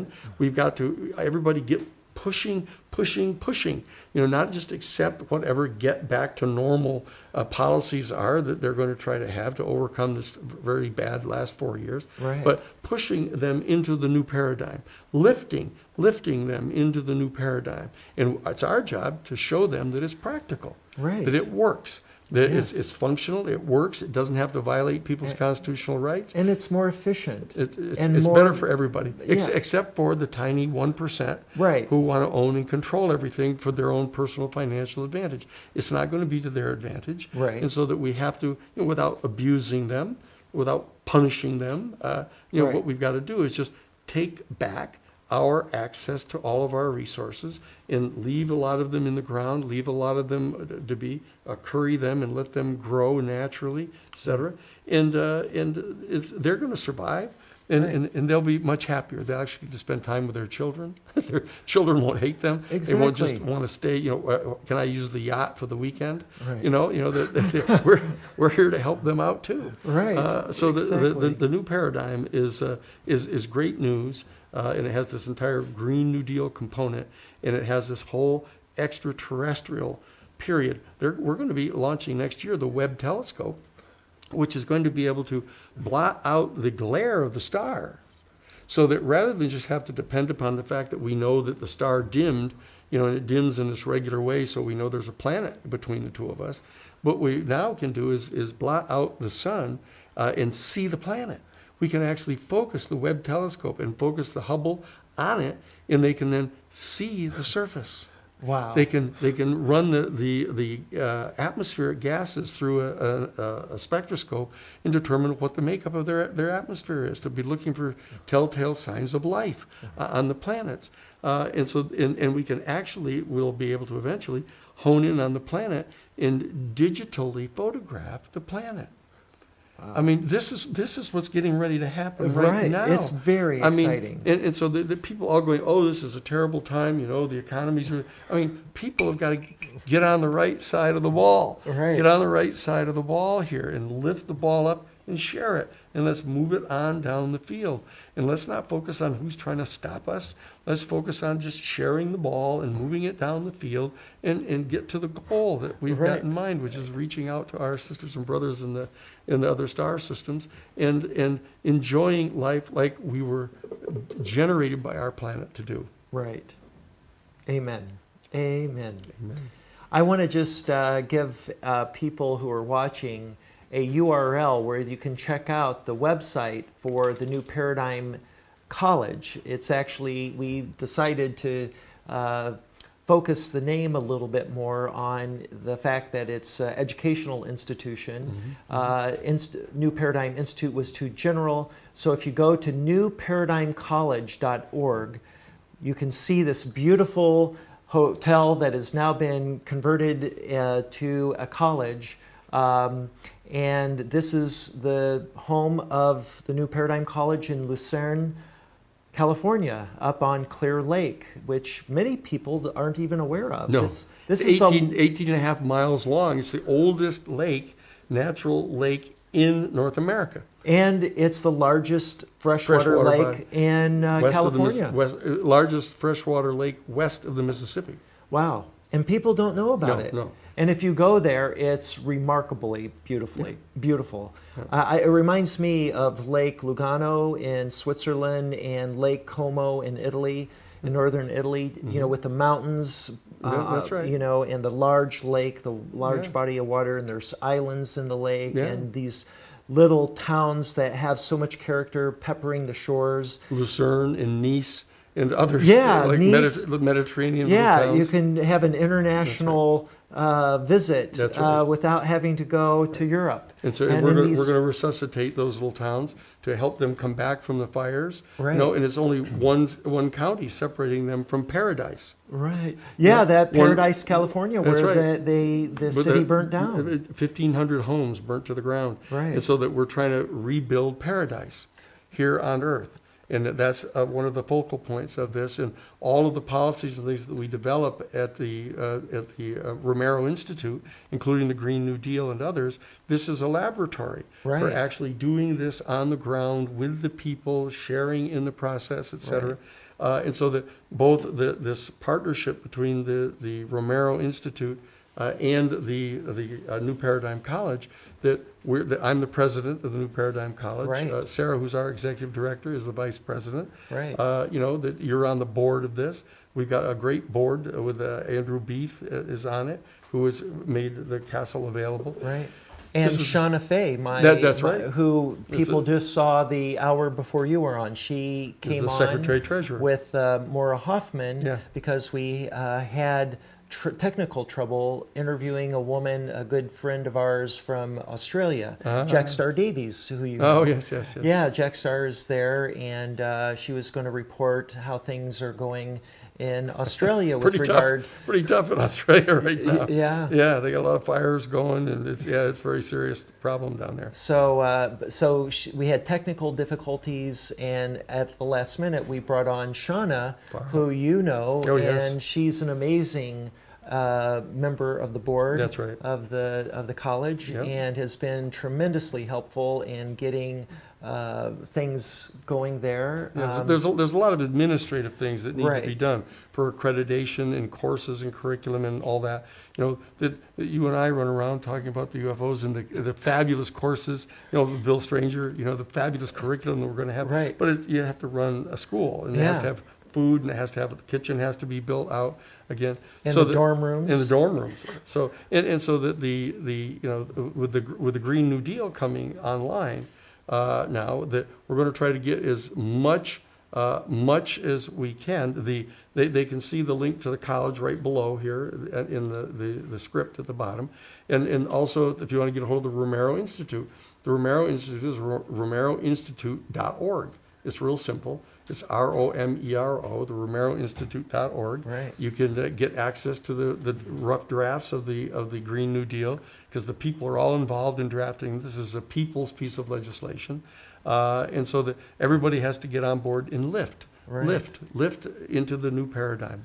And we have a promotional video that we're putting together for the college. It's not quite finished yet, but I had brought some video friends of mine last time I was up there, and we interviewed Bill Stranger, the provost, and other people there, and it's just a remarkably fun and exciting video promoting the college and what we're doing there and how it's different from most colleges. That's right. We're different than all colleges. It is. Yeah, it's going to be, and it's analogous to the old Chautauqua movement that began in response to the robber baron era. That's right. That went on at the end of the Civil War from 1868 to 1898. the United Board of Homeland Ministries of the Methodist Church actually organized a teaching facility up in northern New York on Lake Chautauqua. And they brought people in to help teach them how to overcome the ravages of the robber baron era and the age of imperialism and manifest destiny and all of that. And so this is very similar. The New Paradigm College is going to be helping to teach a whole new generation about how to overcome the consequences of allowing the major corporations to get out of control and to lay waste, not only to the environment, but to the economy that we have seen, how vulnerable the economy is now. So that we have to revisit this whole thing. And so that we're delighted to get to come and see you up here. Yeah. Everybody's having a great time, and we're delighted to be part of it. Yeah, well, great. Well, I am too. I'm really privileged and feel honored to be involved, and I'm looking forward to the future. For those of you that are eager to maybe teach there or be a student there, we're still in the early process of putting together the curriculum and the faculty, and so we're just in the early stages of bringing the school online, and the COVID situation has put some of the brakes on that. Slowed that down a bit. You know, we're hoping next year possibly we could begin offering courses. Well, we started some courses before the COVID virus hit, that we were focusing a lot on the permaculture courses and understanding about what the wetlands were around there, trying to get people to understand what the perimeters were to the bioregion that's up there, reaching out to the indigenous. There's 7 tribes of Native people that live up there, to bringing them on board. We were engaged in that process before the COVID virus hit, and we'll get back to that. So it's a process, but the people, we want this to be a people's college. We want this to be a people's school that are really reaching out to try to help everybody in that region and around the world to deal with the still inevitable consequences, some of them, of global climate change. That's right. It got started so slowly and so late to get on board to really do what's necessary. There are going to be inevitable consequences, and part of our job is to help people recover from those consequences and to prepare them for the consequences. So that's a definite part of the college, in addition to this high-end discussing the fundamental questions, philosophical and theological, that are going to be posed to our human family to understand that there's this extraordinary galactic civilization here for us to become part of, which is an entire new period in our whole human history. That's right. That's right. Well, in the remaining 2 minutes here, is there anything that you would like to share with people about the phenomenon or about the situation, the times we're in? Yes. I think the 2 pieces of really great news, and that is that the federal court systems have finally come to grips with and shut off the Dakota Access oil pipeline. That tens of thousands of people went up and sat and camped in the pathway of this to try to slow it down.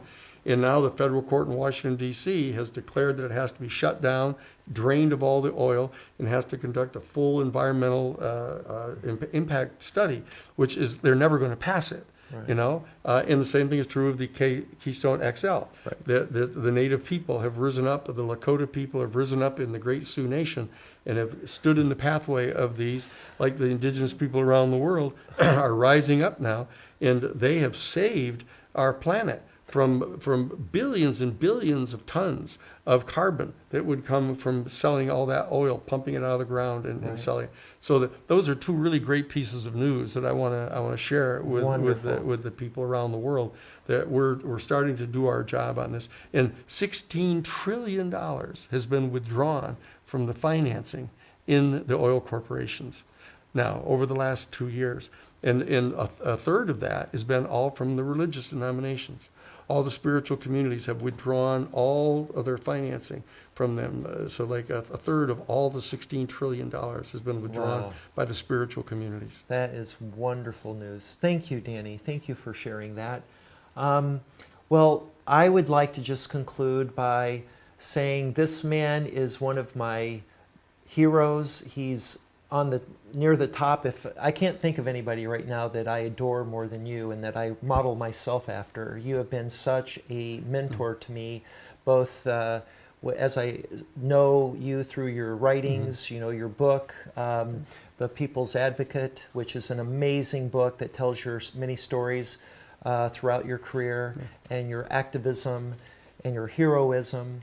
But also as a friend, I've had the great benefit of being with you on the front lines, like at Standing Rock. That's right. And I had given the UNIFY people here a special video that's 8 minutes long, and we're probably not going to be able to show it right now. We'll wait till later because we have other guests. She said I can't. We are going to show it. Yep. Okay, well, here we go, everyone. This is Thanksgiving Day 2016. Me and Danny on Facebook Hill, broadcasting live. Standing in the pathway of the Dakota Access Pipeline with the Lakota people. Oh. Okay. Oh. Okay, we're done. Yeah, we're done. Yep. We're ready. Cue it up. Oh, yeah, we're ready. Thank you, everyone, for tuning in. Okay, well, happy Thanksgiving from Standing Rock. I'm here with Danny Sheehan. My name's Mark Sims. Hello, everybody. We're just going to say happy Thanksgiving to you and just give you a update on what's going on here. So we're at main camp at the top of Facebook Hill. This is the only place on camp where we can get a good signal for internet and cell access. So you have people up here all the time doing texting and updates on Facebook and web content updating. So behind us, we have a big hill in the background, and there's something interesting developing there that nobody really understands what's happening. But basically that's to the north of camp, and at the bottom of that hill is a group of people that clearly are not the police, and at the top of the hill are the police in their riot gear. And we're not sure what's going on there, but it doesn't look very good. There's an airplane in the sky, Cessna, that's circling that mound. So that's an interesting development that we're really not aware of. But if you pan over here, this is main camp, and you've got the dome. Can you see the dome? And that's the Red Lightning dome that was donated here and has become the default center of the camp. And we'll be having Thanksgiving dinner there, a group of us, including Danny and myself. And then, well, Danny, what do you want to say? Well, this is here. As of right now, this is. You can see that actually there's only probably about a third of the people who are here in the camp generally, who are here right now. So some of them may be over there involved in that gathering. There's usually 100 cars backed up coming in, new people. I think that a lot of the people are over at the high school, the Sitting Bull High School on Standing Rock, because they're having a dinner over there. There have been 5 buffalo that have been given themselves up for the people for the meal today on what the Wachuchi, or the white people, are celebrating as Thanksgiving. The Lakota people refer to it as Thanks-taking. But so the ceremony that's being held here is sort of in response to the white people that are here. The ratio seems to be about 5,000 white people for every 500 Lakota that are here. That's pretty much the standard ratio. But there may be as many as 1,000 Lakota people, so there could be as many as 10,000 people here altogether. But there are probably 1,000 tent camps set up all around, and there are half a dozen people at each one, so that you get some sense of it. But they're cutting up wood now. You see, they brought in a whole big truckload of wood that's been cut from the dead trees from around the area. Yes, so that's firewood that's being cut up, and you can hear the chainsaw in the background. And there are these little places. It's really quite wonderful that all the things that have been donated by people all around the country that have been brought in by trucks and cars they've got it all like in a commissary, like down in the middle of the camp, and they've got it all stacked up, and people just come and get what it is they need. Nobody's hogging anything or hoarding anything. They're just all, there's no money being exchanged anywhere here. Everything is here. It's just all gifting. So there's little places set up where they cook food. This is kind of a special day, but every day they cook food for a lunch and a dinner, and people just go down and get fed and then help clean up and wash the dishes and make the meal for other people the next day. It's an alternative way of being here. Yes. And so you can see there's some influence not only by the Lakota people that gather in powwows. This is the fundamental dynamic that's taking place. A lot of people may experience it as being sort of like Burning Man, but that's only because Burning Man is like the native traditional thing. Right. This is the real deal. This is the real deal. This is a basic major powwow that's going on right now at the edge of Cannonball River, because that is where over there where you see the police all aligned on the top of the hill is where the pipeline has gotten to so far.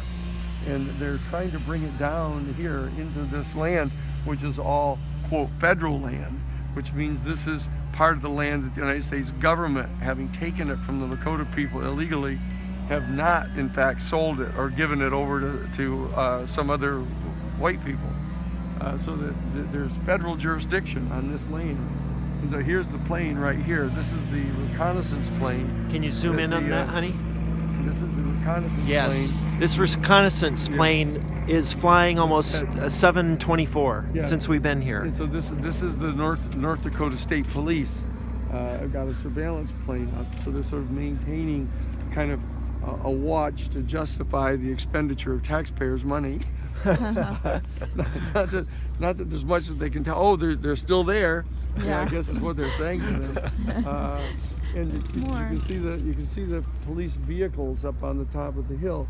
That there doesn't appear to be anything happening exactly, except all the whole contingency of our people are over there, up towards the edge. Talk to the camera. Yeah, they're sort of up toward the edge of where the pipeline has been drilled so far. And I don't get any sense that the pipeline corporation is going to try to burrow under the river on Thanksgiving Day just because they think people won't be looking, because you can tell people are looking. Right. So I think that's what they're doing up there. Right. They're just keeping our surveillance of the pipeline, while they're keeping the surveillance of our people, keeping surveillance of them. So that's a lot of what's going on right now. But there's no clashes, there's no confrontations. Earlier this morning, a whole contingent of people went up to Mandan, which is this town north of here, and sat down in the middle of the big intersection, and were chanting, "Water is life, water is life." And the police all came and kind of moved them out of there, but there were no water cannons or rubber bullets or pepper spray or tear gas this morning. So people are at a kind of a little lower level of intensity here today. But people are just stocking up and getting their wood laid in for later. And a lot of the people are going to be over at the high school for today, all kind of celebrating everybody's being here in support of each other. But it's really quite a wonderful energy here. It's a wonderful energy. Yeah. It's just amazing to be a part of this historic event. Being here on Thanksgiving is extra special. And in my personal opinion, this is the most important historic Thanksgiving event in our country's history since the beginning of this tradition. And we're going to transmute it into something that's truly changing for a bright future. So happy Thanksgiving. Happy Thanksgiving. Okay, bye-bye. We love you. From Standing Rock.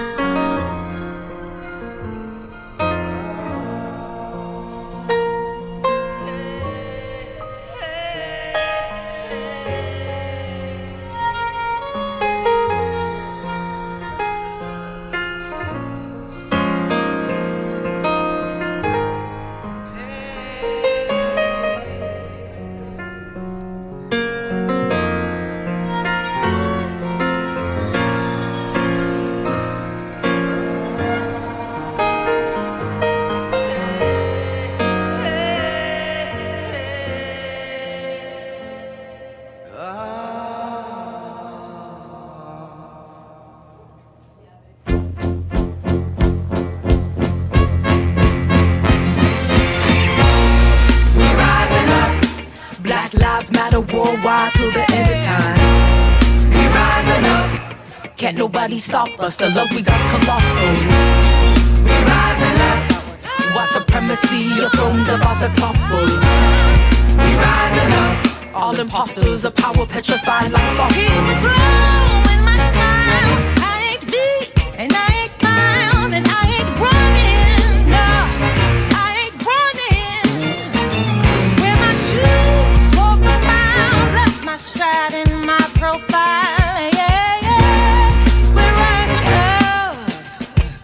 We are rising. Young survive, taking a stride, break all the modes they used to contrive. We be alive no matter the gun. Nooses and whips, we be our song. Cops to repeat, instead of lie, we be the truth no matter the time. Yeah, we arrive, fist in the sky, shatter the virus. We be the ones, we be strong inside this fight no matter what. Don't be polite, make this freedom look so bright. Running at the speed of light, the saints are on our side. Look at how we ride, we don't need your guns. We got people power and a plan with the divine. Mira pa' allá, tira pa' acá la historia en una lanza que nos quiere asesinar, pero la gente se resiste. Resistance is a natural response. How you gonna tell me that we ain't bound for freedom? Man, you can't trick us. We got eyes to see us. We be looking beautiful despite your amnesia. Against the contagious, trigger happy fever. Your violence needs a surgical procedure.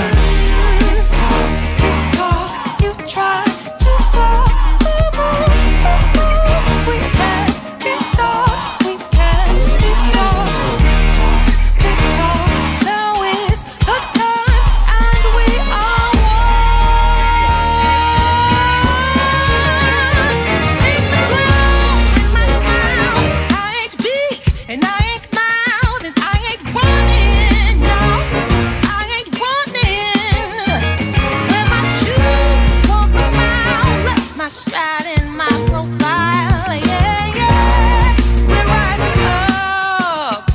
We're rising up. Black people are powerful beyond measure, beautiful beyond imagination. The children of cosmic dust wrapped in enigma made flesh. Black people are supernatural, drum magic and time travel. Black people are rising. Black people are significant, magnificent, omnipresent, resilient, immeasurable, unstoppable, indispensable, brilliant. Black people are eternal, ancient ancestors of the entire planet. Black people are breathtaking, the creators of this nation, the cornerstone of liberation. Black people are genius. Black people are people on a mission to get free by any means necessary. Black people are my heart, my soul, my breath. Black people are the source. Black people are a gorgeous rebellion by the simple act of being born.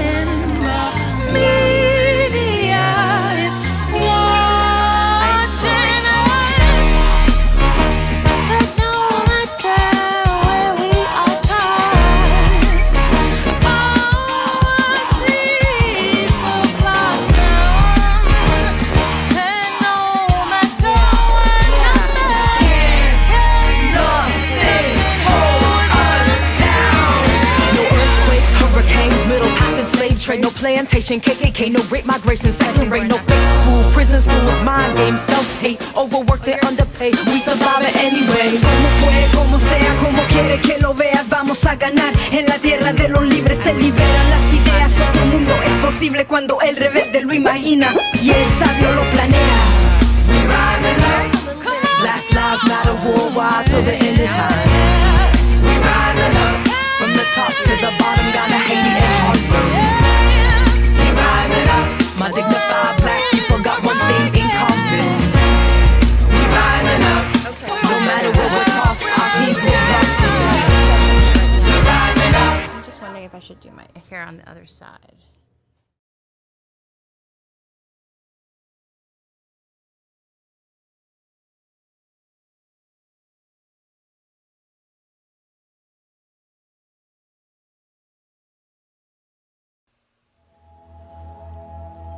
Welcome to the Harmonic Convergence 2020. I invite you to take in these beautiful images of Mother Earth.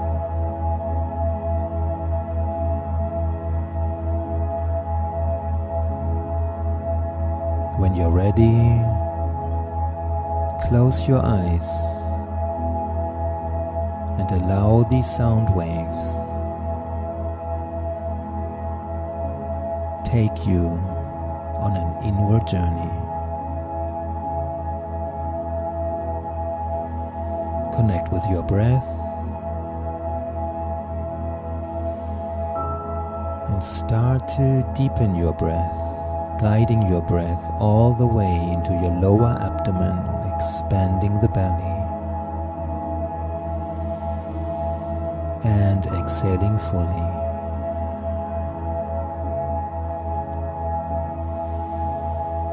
Take a few deep cleansing breaths.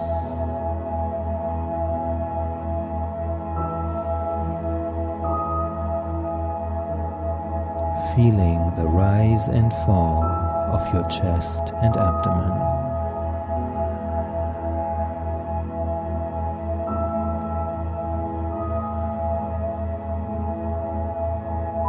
Let your exhale be slow and long, sending a signal to your nervous system that you are safe.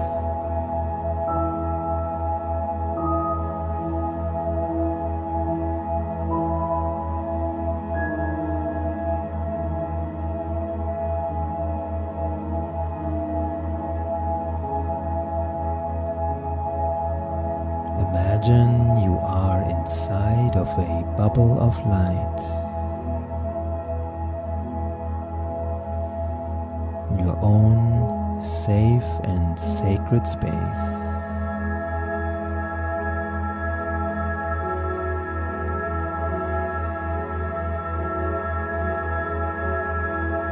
Allow yourself to become aware of any tension, tightness, anything that you are currently going through that causes you pain or difficulty.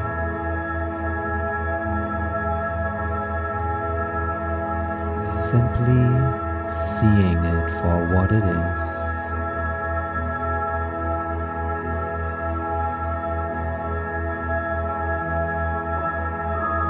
Imagine you are embracing yourself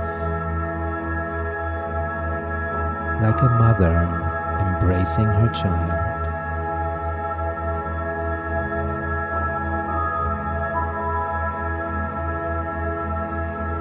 Holding yourself with love and compassion.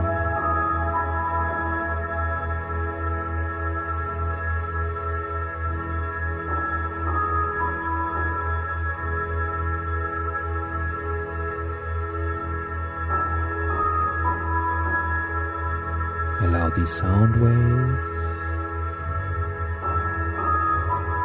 be like a healing flow moving right through you, releasing any tension or tightness, suffering or pain.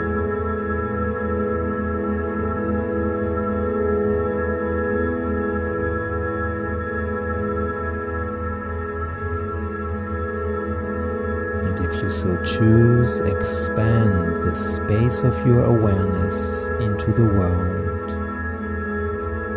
towards everyone else who's currently going through a difficult time.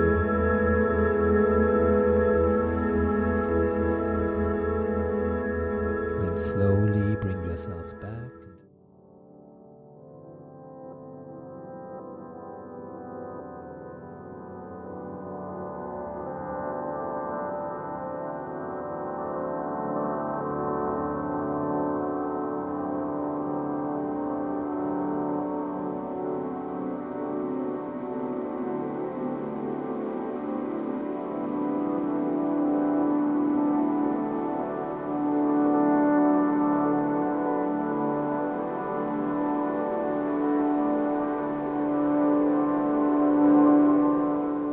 Welcome again to the Harmonic Convergence 2020, Day 10, our final day of this incredible week and journey together. And of course, the theme is expand into universal harmony, everything we've been building up for. And who more perfect than this woman that I get to speak with today, Jude Currivan. She is so gifted in so many ways and bridges so many worlds, both a cosmologist, a scientist of quantum physics, and herself an adept and experiencer of the cosmic and the multidimensional. I'm so grateful to have you here with us, Jude, to have this conversation. Thank you. Thank you, my dear. And it's wonderful to be with you at this 33rd anniversary of something that was so seminal so many years ago. And as you know, we've come on this journey ever since. And here we are again. Here we are again. We grow in circles, as some say, or spirals even. And I'd love to hear you talk about this, because you know there's only a few that we've been in touch with for this program that were actually there at the first Harmonic Convergence. I'd love to hear from you in your own words what that was like and what the calling was that you were feeling in yourself and the people that were involved, of what was taking place there and the importance of it. It just felt a seminal moment, and I think at the time I had no idea what it would really lead to. I don't think any of us did. But, you know, with the guidance that was coming through, with the planetary alignments that were so powerful, and with the leadership of Jose Aguirre and others, we came together perhaps for the first time as a global family of humanity to sense into what might be the possibility of our future. And, you know, the time, it was very much linked with both the astrological alignments of planets, but it was also very much aligned with the Mayan cycles, time, and moving into 2012. And of course, since then, we've moved through so many more steps and waves in this tidal shift of consciousness that literally for me and many, many others is a remembering of who we really are as children of the cosmos, and really to, you know, as Ken Wilber and others say, to wake up, to begin to grow up as a species, to clean up, because the harmonic convergence was all of that, and then progressive step by step to show up. And now look at us. We are globally and cosmically linking up and lifting up at this incredible moment of both pause and acceleration, of both crisis and potential metamorphosis. I love this. And that was in 1987, 33 years ago. And I know that the call was gathering at sacred sites, right? Powerful nodes on the planet, to be able to sort of do acupuncture, right, on the collective consciousness, and to help give that energy that was accessible in that alignment, an ability for that to land in human consciousness and spike it to accelerate evolution. And I know you speak a lot about the scale in which we do things, right? The small affects the large in this mirroring universe. And I'd love to hear you speak about, you know, your work in understanding that and understanding the levels at play here with these movements. As you say, there are so many levels. And one of the things that I've learned over the years is I've no idea what all those levels are. I'm aware of what I'm aware, and I've walked between worlds since I was 4 years old. So over 6 decades of studentship, of apprenticeship, you know, in service to essentially the evolutionary impulse of our universe. So certainly in my life and journey and work of service, I've tried more and more to just show up and get out of the way, insofar that I'm very clear that what is flowing through us, myself, you, all of us, is far greater than we know. And therefore, it's about aligning, attuning, hearing, and listening to that flow of that higher purpose, to that impulse of evolution. That, you know, we are co-creative, microcosm co-creators of the universe. But, you know, our universal intelligence is so great that it seems to me we acknowledge that and honor that and show up and serve that, then that is what we're being called to do. And as you say, in 1987, it was very much to serve those acupuncture points around the whole of Gaia's consciousness grid. And many, many, many did. Many have since, including, I know, yourself, myself. We're called to go to places the world and honor them and be in service to whatever is coming through, serve their healing. Because in my experience as a planetary healer, it's our human consciousness and this myth of separation that we've bought into for so long that has caused such trauma to both our own psyche and also how we imprint and impose those traumas on the awareness, the consciousness of Gaia herself. And I love that you stand for that as a planetary healer, as you say. For that to be that, I imagine we really have to be stewarding our own, right, our own energy and our own embodiment and how we show up, because we're just always reflecting, and the outside's always reflecting what we're carrying. And I'd love for you to share a little bit about your story. You know, when you came to know these things, even before you studied the science of it. What had you come in with this great calling to be among the planetary healers to help uplift humanity at this time? As you say, it's been a long journey. It's been a very scenic route for me. And yes, I began to have some multidimensional experiences and communications when I was very young, when I was 4 years old. At that stage, I didn't share that with anyone because I guess I was having too much fun. And secondly, there didn't seem a need to. But also, I began to experience reality at a much grander and greater level and levels than even this beautiful planetary home and our beautiful universe. So I began walking between worlds at a very young age, and I started to experience, before I understood it, to experience that every reality is ultimately one, is ultimately unified, that we're not just interconnected or even profoundly interconnected. We are truly, literally all part of the unified whole that is our universe and is beyond that an infinite and eternal cause. And so, you know, I realized very early on this incredible joy and experience of, as you said, reflecting each other, but we are reflections of each other. We are reflections of that wholeness. You know, we are fractal.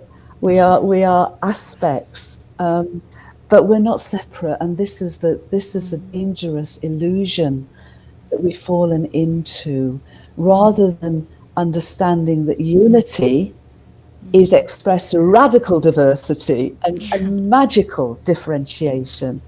We've misunderstood that differentiation, which enables us to exist and evolve and experience and explore. We've mistaken that and bought into the illusion of separation with all that's incurred. So my life and journey has been an ongoing exploration of the magic and wonder and miracle that is our universe, that are all of us together and with many multidimensional realms that are all together as many multidimensional realms of existence and evolution. Oh, absolutely. I feel you always as a soul sister because we've had such similar experiences at a young age. having mystical, spiritual awakening experiences before you even have the language to speak about it is always quite the activation, and can take a lot of time to integrate and to find the language. And what I've always admired about you and your experience is that you didn't let that stop you. You simply looked at what other people understood and started to find the language, and you found the language in science, actually, and in your studies, and really led from the heart and from your deeper spiritual wisdom just as much. So it wasn't like science is actually just a beautiful complement at that point to the innate knowing, right, that you received access to at such a young age, and which is so valuable. And part of this whole event is to give more and more people access to that kind of perception and experience through these meditations, and especially the Hue meditation that Mark's been teaching. And we've been saying it's one world, one note can unite us. You know, if we're all toning and we're all sounding and singing the same note, we're truly able to kind of move through the dissonance that comes up and find our natural harmony again by just attuning, like a tuning fork, to each other. And I love that that's something you just brought up with remembering who we are, like remembering, you know, actually losing the perception of separation and like bringing things back together is the remembering your union process that is really at the base of what we're talking about, of planetary healing. And this is an invitation to more of us, right? For this harmonic convergence, we're not just gathering at sacred sites, although that is very powerful and people are doing that, but we're asking everyone wherever they are in space and time to tune in, because we're all feeling that wave. We're all part of the collective no matter where we are. And I'd love to hear from you of what your current perception is of that. Are more people awake, I guess, available for awakening now than maybe ever before?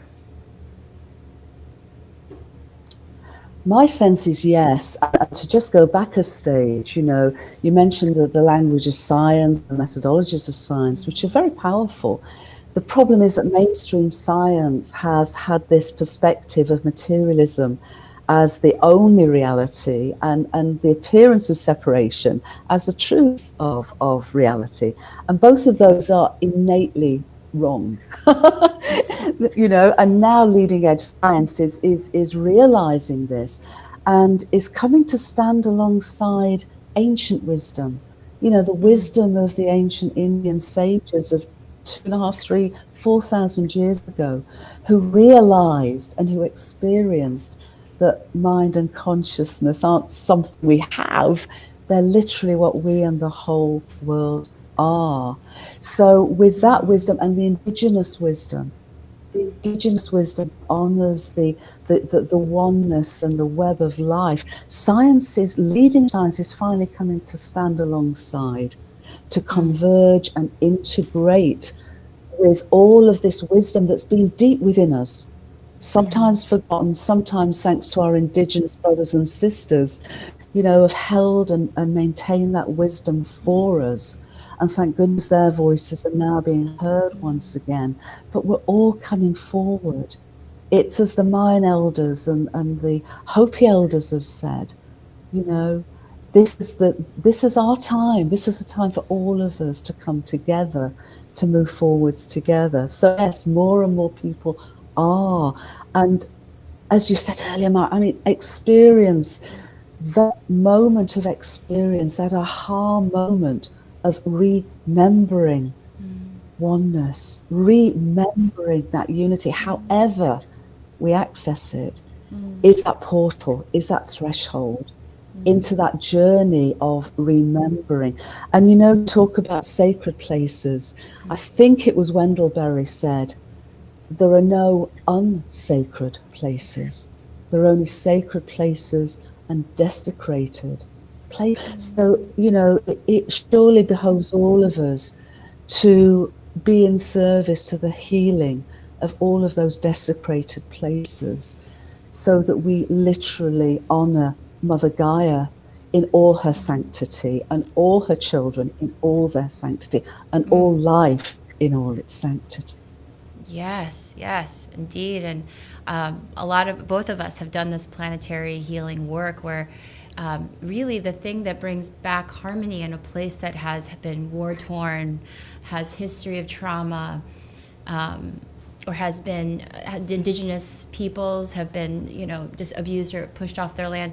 And those places, really, what I've discovered in my experience has been, and I know you have too, is really bringing the love, bringing the forgiveness, bringing the reconnection to what was and what still can be. And it's almost the bringing your own remembering and holding that in your heart as you walk on the land and as you pray on the land, as you connect and honor that land and those people, that things can come back into harmony and be bridged, so that there's never a place that we can be that is that far from harmony, because it's only our intention that will bring it back. So beautifully put and so right. You say love. I mean, what I'm bringing forward in terms of the convergence of science and spirituality is a cosmology of consciousness. It's a science of love. It's actually showing that all the harmony and all the resonance is of love. The answer to all of it is love. And you're absolutely right. I learned many, many years ago that all I had to do to serve healing was to just show up, put my ego by the way, and just be an honoring reverence, loving reverence for the land and the ancestors and all there is. And then the healing just flowed very naturally. And I love what you're talking about in terms of meditation and the resonance, because one of the things that, I don't know if you know, but our universe was literally sung into existence. Our universe began not with light, because it wasn't transparent to light, but it was transparent to sound. So there was this primordial Om that lasted nearly 400,000 years at the very beginning of our universe, that literally sang the notes of the first stars and the first galaxies into their existence. So that music, that harmony, that resonance continues to now and goes forward through our whole cycle of our universe's existence and evolution. Music, melody, harmony, resonance is absolutely intrinsic and fundamental. Yeah, you said it. Uni, one, verse, the verse of the song that is verse, exactly. Exactly. And the hue, and so the Om. I love that you said everyone has heard of Om and the primordial sound Om, and that was the first sound of creation. And hue, as we know it, is another sacred primordial sound that we've been inviting people to join all over the world in. And I love that the fact that when you look at humanity, there's that sacred inside of the human too, that we're really reconnecting with, the sacred, divine, whatever you want to call it, connection to source, nature and God inside of us all. And so by toning this or singing this together, we reconnected that aspect of humanity and are able to bring us back into the memory of where we truly come from and who we truly are. And so it's been an honor to invite people to sing that together and to see so many people around the world participating and singing Hue, and also holding the intention of interconnection, right? Remembering your interconnection with all of humanity, all of the planet, and the stars, and all of the beings throughout the universe. I'd love your commentary on that, and just you've written so much beautiful science as well as experience on this, of what does interconnection really mean at a fractal, level, from the microscopic to the macroscopic. Well, the way that cosmic mind, it's so cool, Maya, it's so cool. The way that cosmic mind creates universes as great thoughts rather than great things. Cosmic mind in universes expresses its sense of consciousness as the appearance of energy and matter in space-time. So we have a universe that from the very first moment, 13.8 billion years ago, was created not as a big bang, because it wasn't big and it wasn't a chaotic bang.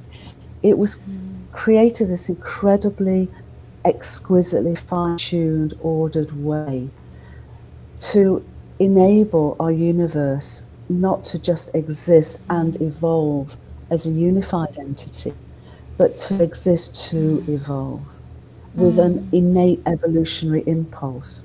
So from simplicity to complexity. And that initial simplicity patterned itself in relational, dynamic gorgeousnesses of fractals, so that from the very smallest to the greatest, we pattern each other up and scale down. So, you know, we are essentially fractals, microcosmic fractals of the intelligence of our entire universe. And we have access to all of that intelligence. You know, we have access to, you know, cosmic awareness, global awareness, personal awareness. And we can scale up and scale down. You know, as my friend Elizabeth Sartori said, we can scale up and down the whole piano keyboard of reality, you know, from its basicness to all the way up to its highest vibration, because that's who we are. That's what we're part of. And yes, and speak about how this translates to us shifting our perception to just locally to multidimensionally, from just, you know, I'm this race or I'm this gender or I'm from this country, even to this planet and this universe and the family of beings we can call star beings that we're a part of. So there's that's also I found really powerful, especially in my own life, because I grew up moving every year of my life and living amongst different ethnicities and cultures, that I learned from a very young age that I didn't see differences. I always looked for what actually we had all had in common. And I think that that's the invitation here too, is that we need to be able to have that kind of relatedness, to be able to also call in connection and conversation with beings potentially far more advanced than us in other worlds. Very much so, very much so. And I think it begins with an invitation and a sense of openness. I mean, you've journeyed as I've journeyed, and I suppose what's guided me through my life just is this incredible curiosity. I've been curious all my life, curious to understand, curious to experience, curious to say, hi, who are you? What is this? How does this? Why does this? And I think when we are curious, it just opens doors for us. And if we're willing to step through those doors, the universe answers on every level. And those doors can be really simple. You know, they don't have to be. We don't have to go from zero to whatever in one step. And as you understand, and as my journey has been, you know, this journey is made up of many, many, many steps. But I guess both of us are fortunate in that we did experience multidimensional realities from very young ages. I think a lot of kids do. It is our in reality, it's who we really are. But then so often, you know, our families, friends, teachers, society has shut us down. And if there's one thing I would invite anyone who's with us, who is in any sort of position to be friends with children, with young people, whether it's brothers, sisters, children, whatever it is, to be open to their curiosity and to really nurture that sense of curiosity in them. And I feel our education really needs to be transformed to nurture and support that. But then sometimes it's when we're children, sometimes we regain it when we're adult, is just to be open to that possibility of communication. I was in a conference a little while ago and I asked for a show of hands as to how many in that auditorium, about 2,000 people, had had communications, whether it be with angelic beings, with divas, with elementals, with star beings, and 3/4 of the people in that room put their hands up. And yet, probably less than 10% of them had shared those experiences with each other. So I would just invite us all to be open, because this is what we're experiencing, and this is what the universe is inviting us to experience and remember, and then to share our stories, not to persuade anybody, just to share our stories and realize we are not alone in those experiences. Absolutely. I know it was a long journey for me to actually, I joke about it as coming out of the closet with all of my mystical experiences. But really it's because of that fear of not being received, or being too strange or out there. But it surprises me more and more now that I've found immense community and immense safety and security in myself, that I can share my experiences. But for so many years, I was one of those people that withheld as well, and was frightened by how it would be received. And I'm curious about your experience, if you had encouragement at a young age, or you just didn't let it get to you if someone dismissed you, or judged your experience that you shared. It's a great question, because it is so challenging for so many people. Now, do you know, it didn't occur to me to share what I was experiencing. It sounds really strange, but from the age of 4 to the age of almost 40, I didn't share it with anyone. And it wasn't because I was afraid of being ridiculed or whatever. It just, oddly, it never occurred to me. And so when I started to share it, I got to a stage in my life, to be honest, where I didn't care. You know, I wasn't sharing it because I wanted to convince anyone. I was sharing it because people were actually coming to me in synchronous ways and saying, Jude, I've never shared this with anyone, but I've had this experience. And what I was finding were opportunities that, you know, either I'd share something with someone, they'd say, oh my gosh, I've had that experience. Or somebody would come to me and say, look, Jude, you know, I trust you. You're not going to tell anybody else. I know this, but I've had this really weird experience. And I'd say, this is great. This is wonderful. And me too. That's beautiful. And it's the me too. It's the me too in that incredible positive way of saying, it's not a me too, oh my goodness, it's been awful. It's a me too, this is wonderful. And let's share it. And that's how it's gone forward. And as you say, more and more people are doing And this is just so synchronous that we're having this conversation, because you were the first person that I really shared with too.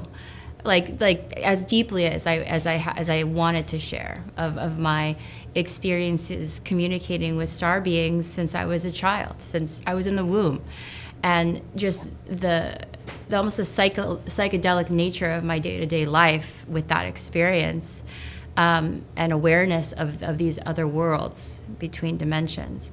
I'd love for you to share a little bit of a specific example of something you experienced as a child, or a highlight of those mystical cosmic communications. There are so many. And, you know, I've communicated and I've been privileged to have been guided by so many multidimensional, discarnate, archetypal intelligence entities. You know, ascended masters, elemental and devic beings, many ancestors, archetypal beings, beings who would be seen as being, you know, ancient Egyptian gods and goddesses, so many. But the ones that really come forward now is because we're having this conversation now on the anniversary of the Harmonic Convergence. And that is the communications from our star family, our star brothers and sisters. And really what comes forward is the conversation that I had a few years ago. with some friends and colleagues who were tuning into a big question. And the big question was, does every planetary civilization or dominant species come to a point in its evolution as we are now where it is capable of destruction, where it is in a process potentially of breakdown? And in that moment, in that threshold, at that edge of catastrophe, how does it make a choice that enables it not just to survive, but to thrive? So the question that we're putting out as a group of us to star beings who had in their own evolutionary journey gone through this point and continued beyond it, what was their message for us?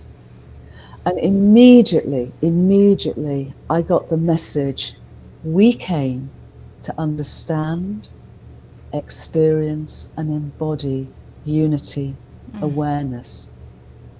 And then they told me afterwards, they said, we too had gone through this journey of dismemberment, of this illusion of separation, of this loss of our deepest spiritual and unifying perspectives of the cosmos. And the way that we came through that is that we literally came to understand, experience, and embody unity, awareness. In other words, we remembered. We remembered before it was too late. We remembered and came together and linked up and lifted up in a compassion of love, and not only survived but thrived and continued to evolve our collective consciousness. And for me, that's the greatest lesson. That's the only lesson, really, for our times. Oh yes, and how beautiful that's the message that we're receiving. I received that too from a lot of our star brothers and sisters, and the indigenous people have been echoing this forever. So it is a remembering of the ancient wisdom that we just grew apart from, in our journeys of innovation and technology. We just lost touch with that point of center, and this is our opportunity to come back to what really matters. And I'm curious, for the people that are listening right now, for the thousands and millions of people that may watch this, what are the greatest tools of coming to unity awareness? What can we do to help the process of all of us coming into greater harmony within and without? We're really good as human beings. We're really good at basically being human doings, and we're really good at making things complicated. So I would suggest two things. Invite us to be more human beings rather than human doings. And I think through this last few months, with all its challenges, I really do feel that this has been the most incredible opportunity to slow down and to remember that we are human beings. And it's from the beingness that the wisdom of our doingness emerges. Otherwise, we just are busy, and we're clever, but perhaps we're not so wise. When we go into that center, when we go into that quietness, when we go into that in-breath, when we go into that beingness, that's when we have our natural connection to both oneness and our wisdom, that knowingness, that wisdom that then we can bring out into the world. And the other thing is, I would invite everyone, choose love. Choose love. The answer is love. And that's something my mum always taught me when I was growing up. It wasn't an easy childhood in many ways, but the one great guidance my mum gave me, which I'm forever grateful for, is what the right thing to do is, and the right thing is always love. So do it. Don't count the cost of it. Don't say, should I, shouldn't I? Don't get into, the what would anybody else think of me? But just go into the heart and act and be from the heart in every day, and do that here, now. Because so many people ask, what can I do? I'm only this small bit. Ay. I said, you can change the world from your heart. Yes. From one heart, you can change the world.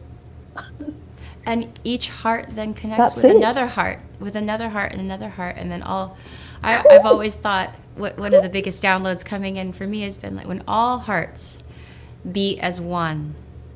Yes. Then we'll experience peace on earth.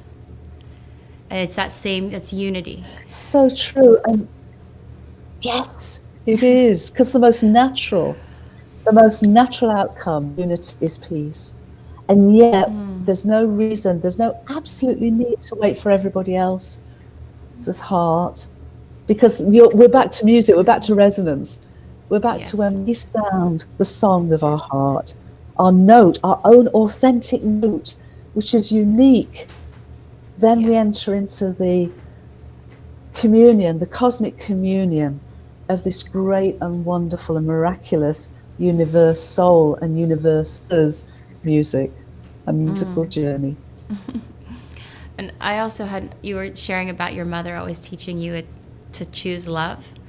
I also have a pearl of wisdom from my mother, and she would always say, Maya, we didn't come here to be right. We came here to be the light. We came here to be I the love light. that. And I think that for me always snaps me out of any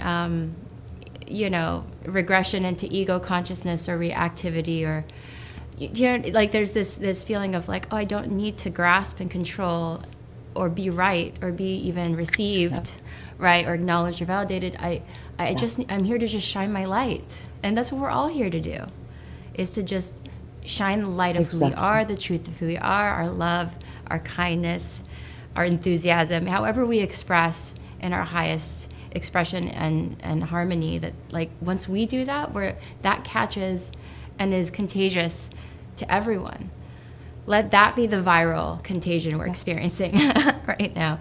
But that we're all starting to learn to shine our lights brighter and brighter and to love deeper and deeper and make the most of this time, this precious time that we have here on earth, to be of service and to make a difference. Totally. And aren't we both incredibly fortunate to have the moms we had and have? They're amazing.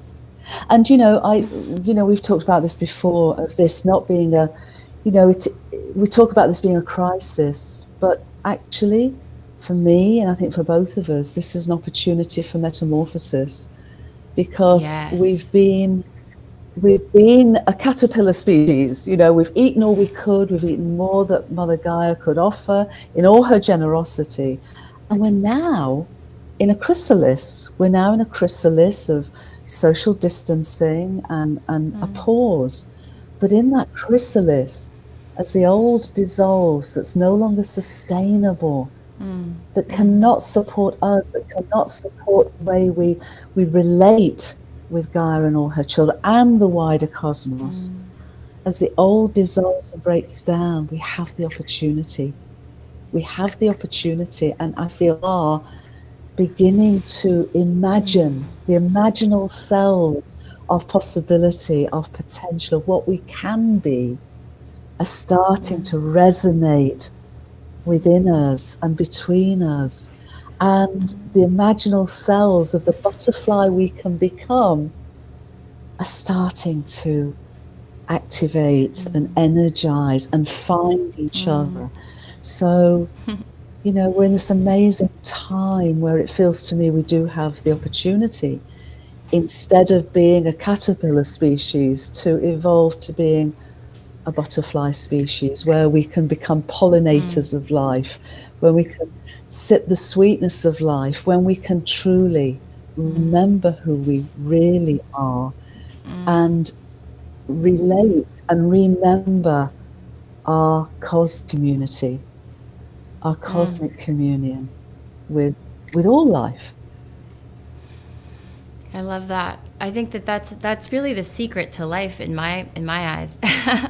And there's this place that everything regenerates, everything thrives when we're coming from that state of consciousness that you're describing right now.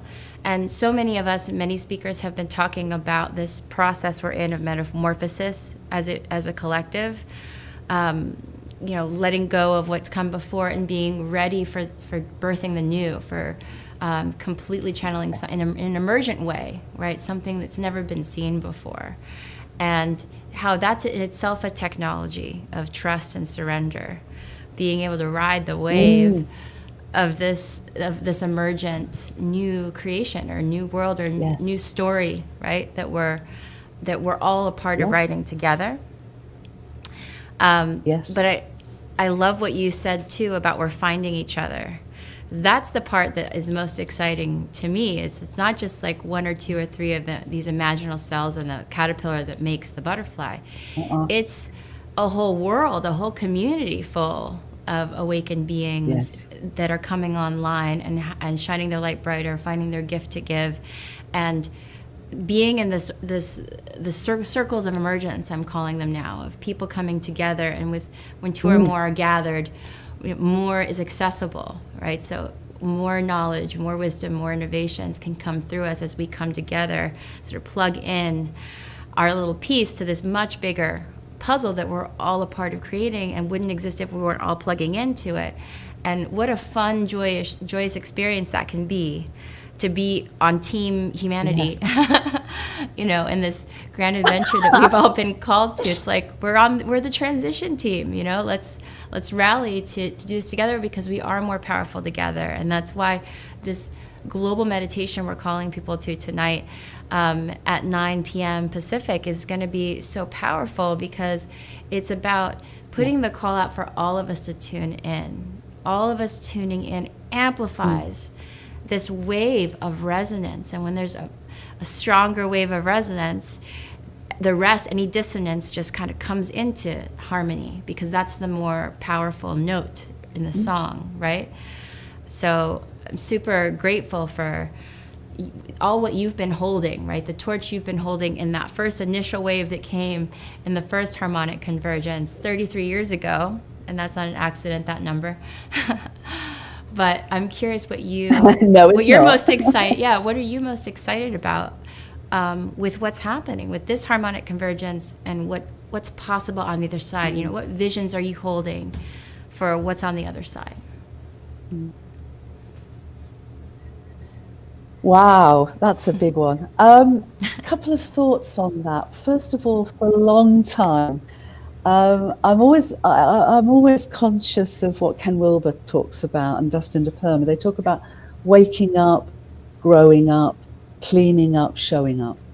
And for many years, and before the harmonic convergence in '87, the waking up was already altered. I mean, I did something called the Aquarian Dawn, an astrological alignment in 2009.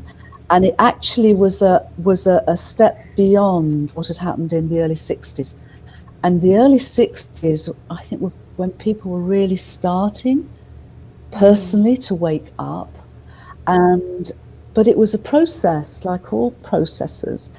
And so by '87, there were quite a few folks who were able to answer the call of the harmonic convergence then.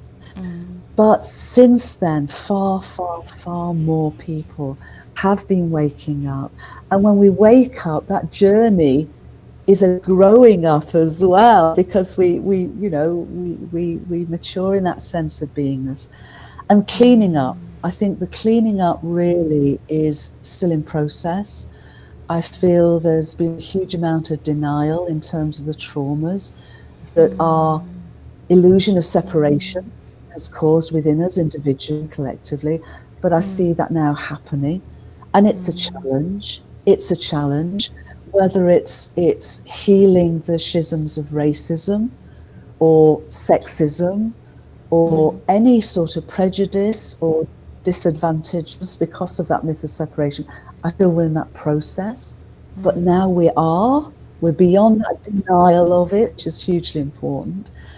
And then we can show up. And for me, what's really exciting through this process is we really are now linking up and lifting up. And when that's happening, we are synergizing. We are more than the sum of our parts. We're more than just the imaginal cells and the imaginal clusters of the possibility of the butterfly. We are literally coming together as the organelles, as the antenna and the wings and the eyes and the body. I can feel it. I can feel this incredible universal evolutionary impulse flowing through us in this metamorphosis. And so we're beyond. It's like asking a butterfly that's still in the chrysalis but coming forward, what flowers are you going to visit? What nectar are you going to sip? What exploration, what are you going to experience beyond that? It feels to me is that as an emergent process that we're in, that the miracles and the magic of it are we're just only glimpsing. But what I do know is that if we are able to do this, if we are able to come through this, we will be welcomed into the star family that have already been through this themselves. We'll be welcomed into such adventures that we can only dream of at this moment. And let's dream of them. Let's hold that vision. I love that question of what does a thriving world look like to you? And to let our hearts speak, right? The vision of that. And when our hearts speak it and hold it, we inevitably can't help but live into it. That's how powerful we are. And I definitely feel my wings coming in. The wings are, I can see being them. activated. I can see them. They're being activated, and I can see in all of us, so we just have to trust that process and lean into it. And we have a few minutes left, and I would love to just have you share about the work you do in the world, your incredible organization and foundation, and how people can reach you and engage with you deeper. So many books, so much writing, and so much wisdom that you've gotten to share over the years. So thank you. Thank you, Maya. Well, when I wrote my most recent book, 3 years ago, Cosmic Hologram, I thought I was writing a book. It turned out I was co-founding a movement called Whole World View. And what we're doing at Whole World View is inviting change makers and linking up and lifting up with so many other folks on a global scale with this message of unity and diversity, fundamentally in diversity. And not just human diversity, but the whole world is unity expressed through diversity.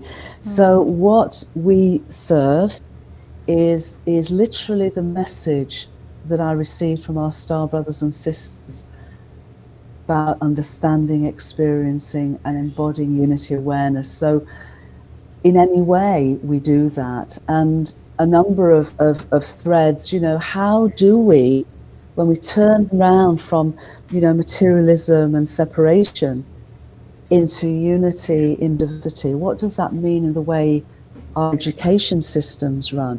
What does it mean in the way that our governance and our organizations do? What does it mean in terms of how we have our relationship with Gaia and all her children?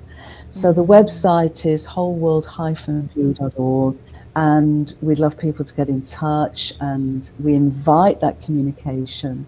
And of course, we're linking up and lifting up as we are now, as we did together through World Unity Week, as we will go forward into September and the peace caravans, as we're doing with all of you and all of us at UNIFY, as we're doing with Humanity Rising. There are so many of us now, hundreds of organizations that are these imaginal clusters that together are becoming the organelles of the emergent butterfly.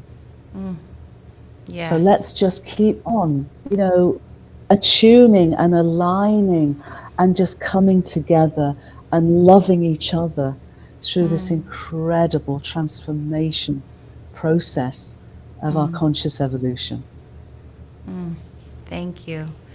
And of course, continue to share your story, right? Because as we both know, as we share, we give permission for more of us to share and realize that we're not alone, and to start to find what's ours to do and what we're most called to. We have to be the most authentic versions of ourselves, right? To find that passion and purpose and to find that alignment. And I found the more that I've been able to be myself and share all of my experiences, the more that's what led me to this. That's what led me to being a part of the Harmonic Convergence and serving so many of these amazing organizations that we're all rallying to be the change together.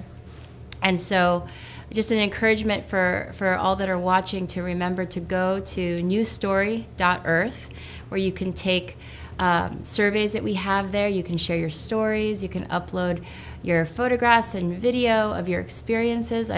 We've been getting some amazing photos and video of people that have had the most incredible contact experiences. Just last night, when we started this big wave of healing and meditation from 9 p.m. last night to 3 a.m., and then we're going to take it on to climax at 9 p.m. tonight. But just to know that 77% of people already that have reported back to us have had these contact experiences. And it's exciting to know that, again, that we're not alone.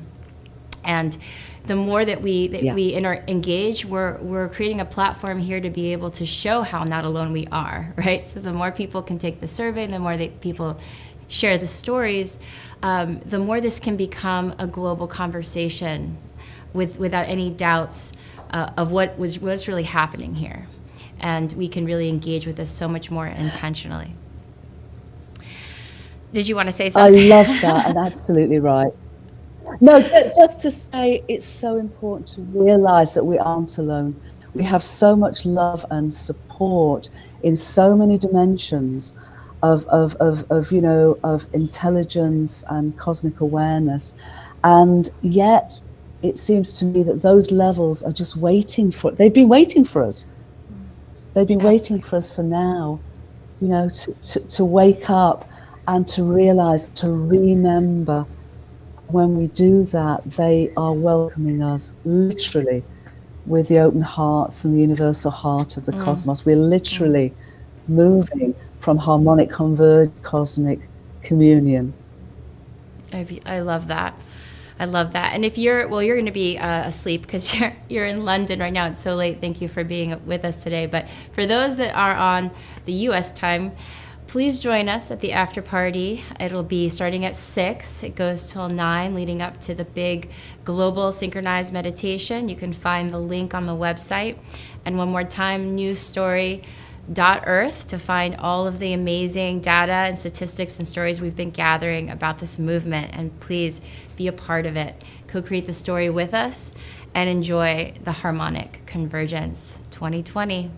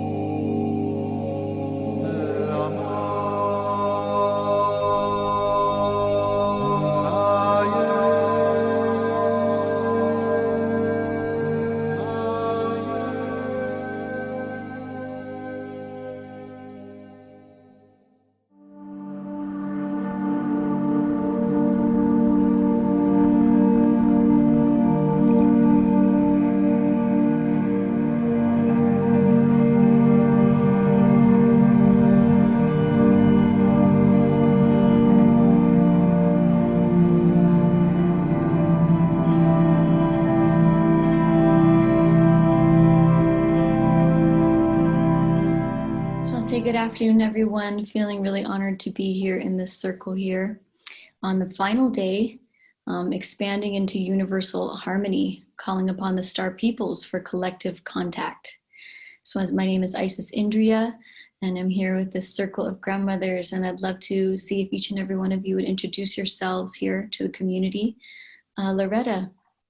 I would like to say I touch your faces today, and my name is Ampetu Luta Wi, which means Red Day Woman, a literal translation.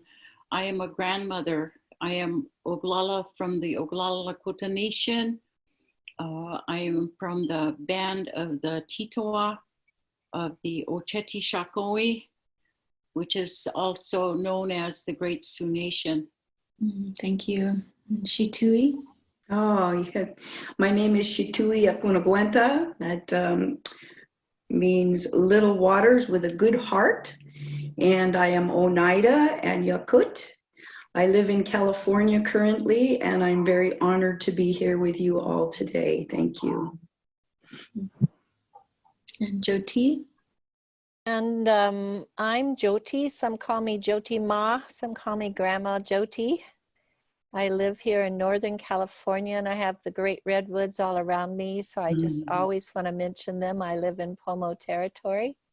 I'm honored to be living here this way with my husband and my family and my community. I was born, my feet touched down for the first time when my mother birthed me into the Black Hills of South Dakota. So there's more of a story to that, but Creator had a plan for me and Loretta, particularly in the work we would later do in our adult lives for our sacred sites, and particularly for the Black Hills, the heart of everything that is. So thank you for inviting us, Grannies, to all sit here with you today on this very auspicious moment of connecting with the harmony of life and with the connection that brings us from the Star Nation. Tuii, would you be open to starting us with a prayer here? Tuaska. Oh, Yahui, grandfather, grandmother, all life forms, thank you for this day. I ask that we unite in this moment with our beautiful star friends as we unify in this good way and begin the process of saving our beautiful Mother Earth and all of her breathing, living beings. Guide us today as we all come together and speak and share about the communication that we all have come in contact with our star friends. Thank you again, grandmother, grandfather, for my life. And I thank you for all that you've given us as you guide us through this day. Yahui. Well, we're all very excited. This is the final conversation for the Harmonic Convergence, and it just feels like such a blessing to be with a circle of grandmothers for this final conversation. And we would love to learn more about Star Nation relationships and what is happening on planet Earth from the perspective of the Star Nation relationships, and any wisdom or knowledge we can learn to move forward in a good way. In our thousands of years that we have been here on this planet, our creation stories began by telling us where we came from, and in particular, the map that is in the sky from where we are in the Northern Hemisphere. And that star map begins with what was called the Big Dipper, or what our people call the 7 little sisters that sit in the sky that guide us. Legend or some of the ancient stories that are told to us when we sit with our grandparents was that there was a chief who was very selfish, and at a time when the generosity was always the virtue that you wanted to be a part of, because that ensured that the community itself, which is a tool for survival in any sect, any clan, any tribe, nation, that once you have your community together, then everything else falls into place here on Earth. Because what goes on here is also an alternative universe, that when you go through that hole in the sky, or the hole in the teepee looking to the sky, the same thing is going on above us in the heavens. And so we have a balance that we have to walk with every day. When this chief was acting very foolish and selfish, the Wakia, or the thunder and lightning gods, they took and they ripped his arm off and they threw it into the sky. And the story is that whoever of the warrior societies could retrieve that arm and bring it back to the chief, so that everything would run concurrently in a good way, that they would make that prayer. So during the solstice time in the winter, in December, around the 21st, if you look up in the sky, that chief has his arm reattached. And in this month of June, you can't see where the arm is attached, but we have a hope. It gives us a hope that we're going to, all the time when we look in the sky, we're going to see that it reattaches itself, and that it's there again, the change and the flow and ebb of how we are going to be here on earth. It shows us that we have hope, and that we can count on the stars. We can count on the life that exists there. And so we line up our ceremonies in just that same way.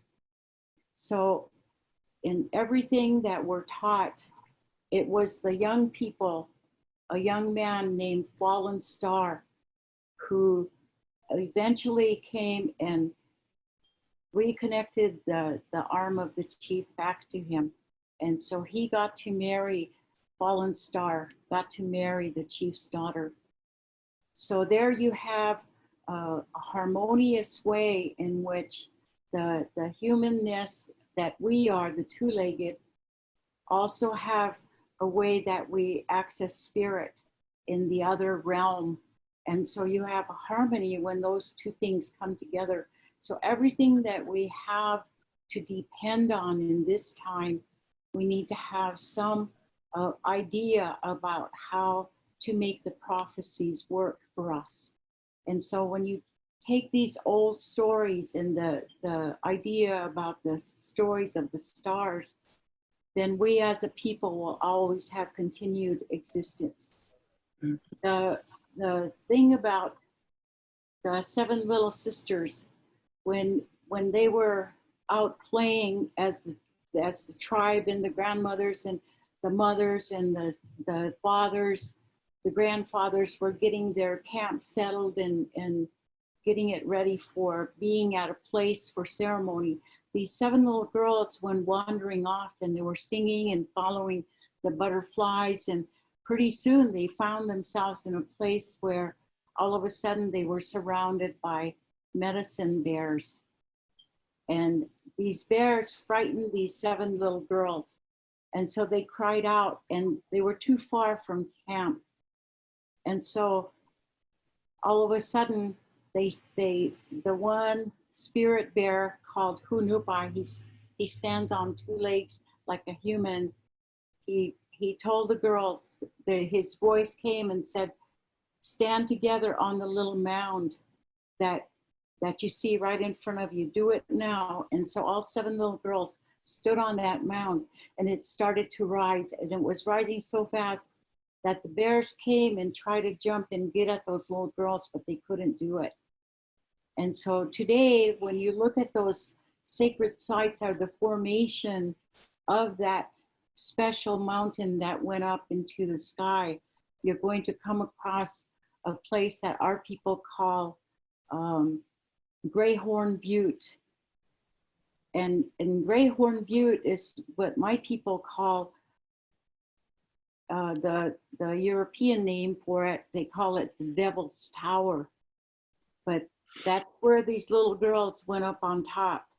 And eventually, when they got way up on top and their parents knew where they were, they came running for them. And because the voice that had come, the spirit bearer, he said, they're going to always protect you. You're going to always have their protection as they light the sky. And those little girls rose up into the sky.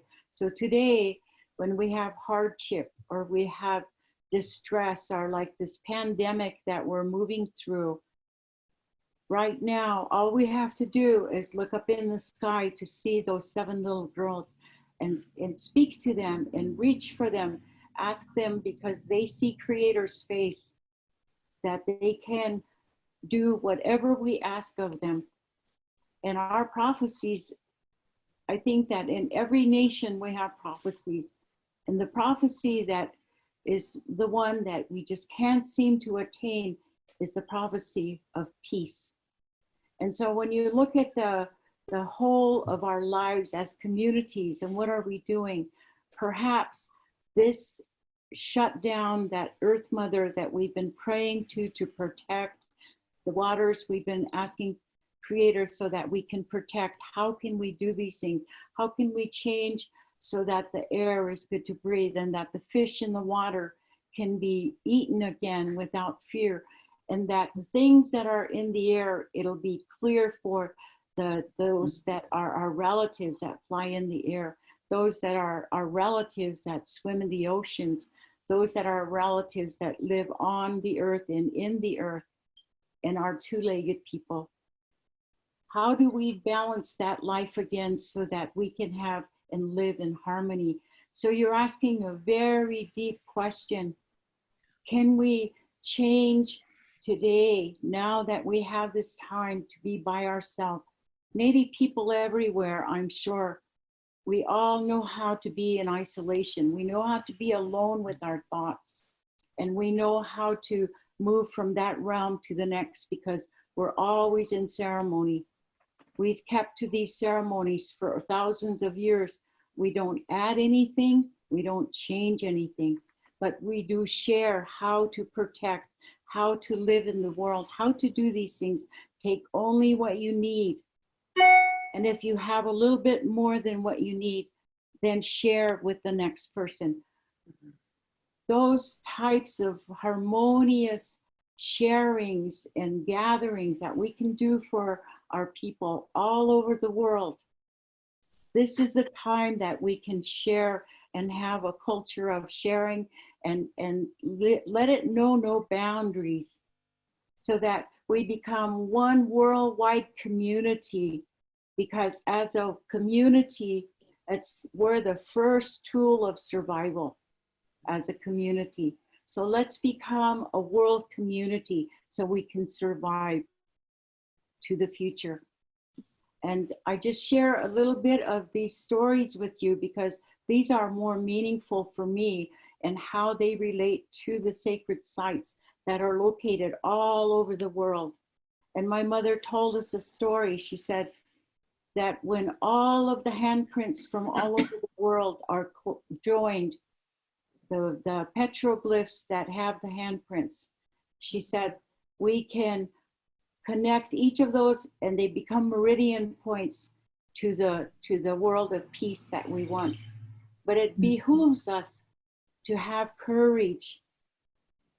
It behooves us to take courage and to do that which is to get justice for whatever it is that our peoples need. Because if we don't have justice, then we don't have freedom. And if we don't have freedom, she said, there is no peace.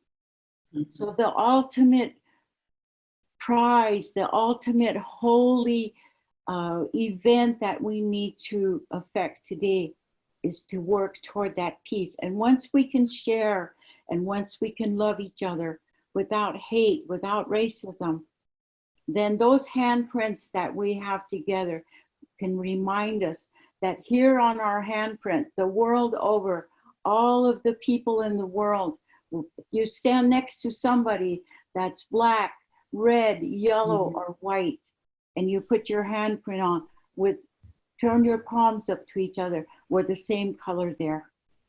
And so my mother said, when you see those handprints, it means that they were peoples of peace. We were people of peace the world over. And so I give you that. My mother stood for those things. And so I just want to share with you right now that this is an awesome responsibility that we have to affect and to walk forward so that we can bring and lock our arms together so we can bring each other the harmony that we so need, the justice that our peoples need all over the world, and the freedom that we're crying for, so we can all end up at world peace. Thank you. Well, I really love that you shared about the Big Dipper. Our circle of intertribal women, we come from all nations. I follow my tradition, which is also a prophecy of the bear, which started in 1987 and it ends in 2039. And it also aligns with the Big Dipper. Our people call her our mama bear in the sky. We have a whole teaching on that constellation to where it connects with the baby bear in the sky and then goes on to show the star cluster of the 4 directions, which teaches us that unity is the only thing that will save us, that we must come together. Some years back, we all were guided to make 7 staffs. And each of these 7 staffs corresponds to each of those little sisters you were referring to up there in the sky. We didn't know what was going to happen. We didn't know what we signed up for. As a group of women who love each other beyond anything I ever dreamed possible, we journey now to an old ceremonial ground that has been used for hundreds of years by my husband's people. It is up near Mount Shasta. We took our 7 staffs up there and we began to dance and sing.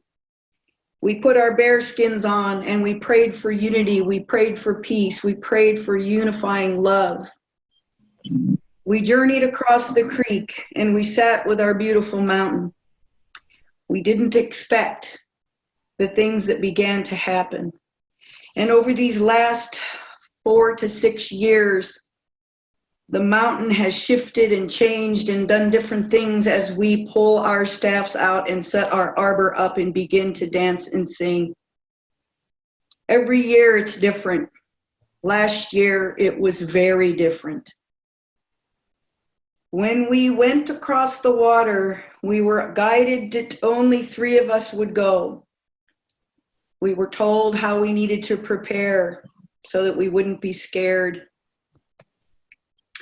We went and we sat up with her all night long.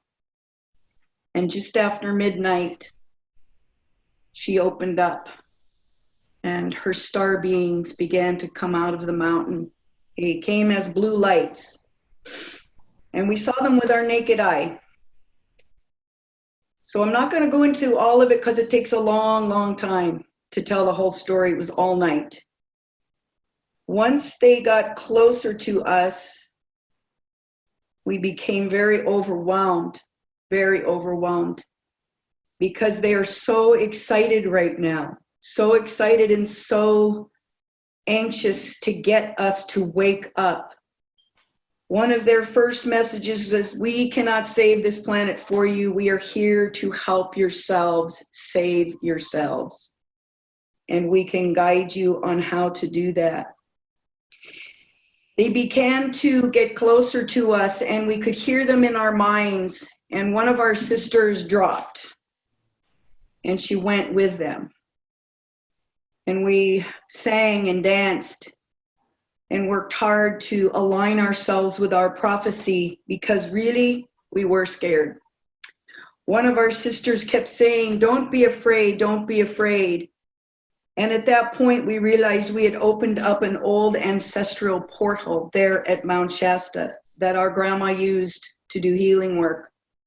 And while we don't know what she knew, we now know how she knew it.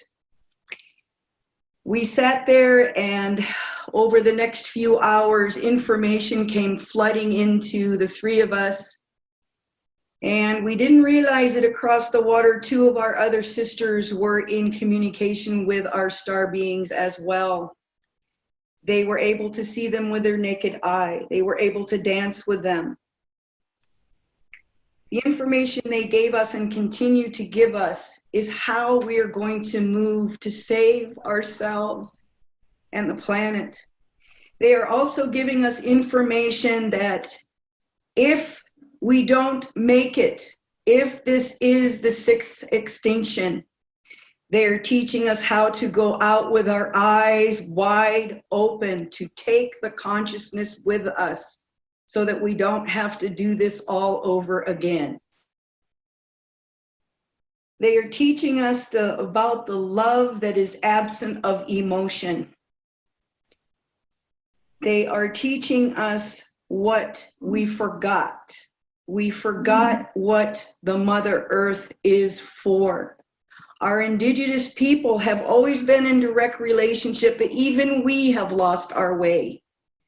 All of us have lost our way. We live in houses. We're disconnected from the stars. And she's reminding us, as our star people remind us, how to unify with each other. The star beings are teaching us how to close down our brains. They tell us we have this thing in our brains that's staticky. And when that static starts happening, our minds shut down and we can't connect with love. One of the most profound experiences that we are having with our star friends when we go to Mount Shasta and we sit in this altar is a love that is truly absent of emotion. And yet you are elated. We are just elated with the love that they have for us. And it's driving us and it's propelling us forward. There's nothing that can stop us. And we know we can't go back. So we keep going forward, and therefore I find myself in these circles where I am just trying my best to carry their message. They do walk amongst us, they are with us, and one of the things that they're telling us right now is that we need to get to 75% of awareness, so that 75% of the world is aware of them through their love, and through the messages that are coming down through us right now. They're reminding us what the planet is for and why we came here. She is much like a library. That is the best way I can explain the messages and the images that the star friends give us. There are so many aspects to nature, so many that we have forgotten. And the absolute truth they tell us lies in nature and how it connects through our staffs to Star Nation, so that we can bring both earthly and Star Nation together, coming through each and every one of us, this absolute love that will connect us all. And when we can achieve 75% of us, we will overwhelm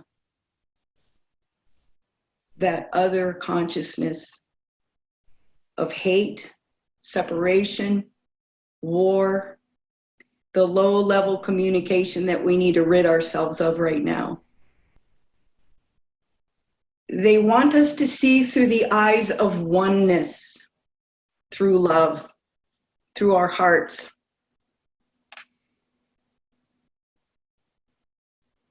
All great leaders that we've ever had, all spiritual leaders, are all with them right now, working with them to come down and to work with us. They don't want us to be afraid of them.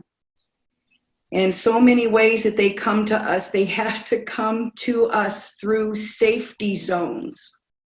They're telling us that we have the technology right now to destroy them as they come into this atmosphere. So they're currently sending holograms of themselves with the information that we need to save ourselves. Some of them can come through portals, through our own awareness that keeps them safe, because we do have technology right now that we don't even know we have, that is has that ability to destroy them. The powers that be do not want us working with them, because if we work with them, we win. And guess who loses? That's the best way I can say that. So as they come through us right now, we have to be very careful, and we have to ask them to go slow, because at this point, our brains cannot handle the information that they have in them. So we have to go slowly. We have to ask them to be patient with us, because our brains aren't built for all of that technology and all of that information. So they tell us, open up through love. Don't be scared. Just open up love and shut your brain off. Don't think, don't overthink it. It's very simple. Just stay in love. Be love, not the emotion, but the expression.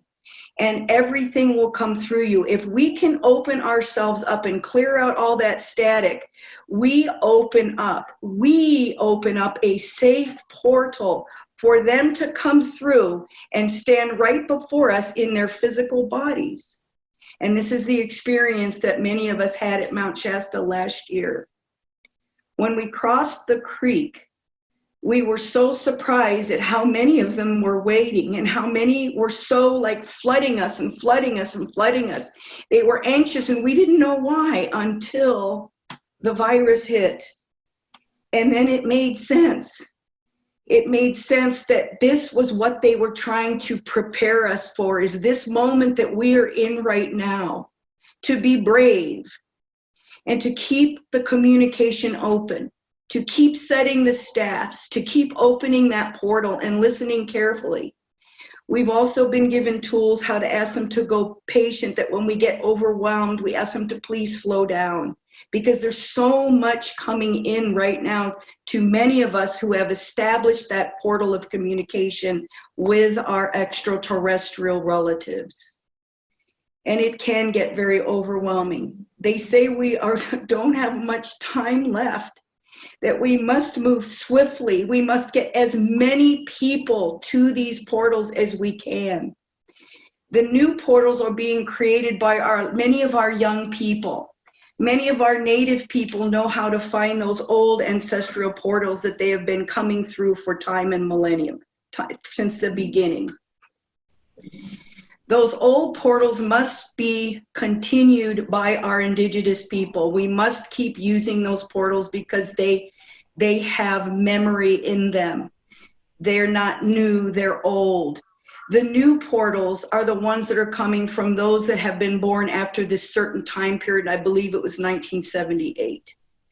And those portals are for the ones that have the upgraded brain, is what it's the best that I can say. And let me clarify for a moment.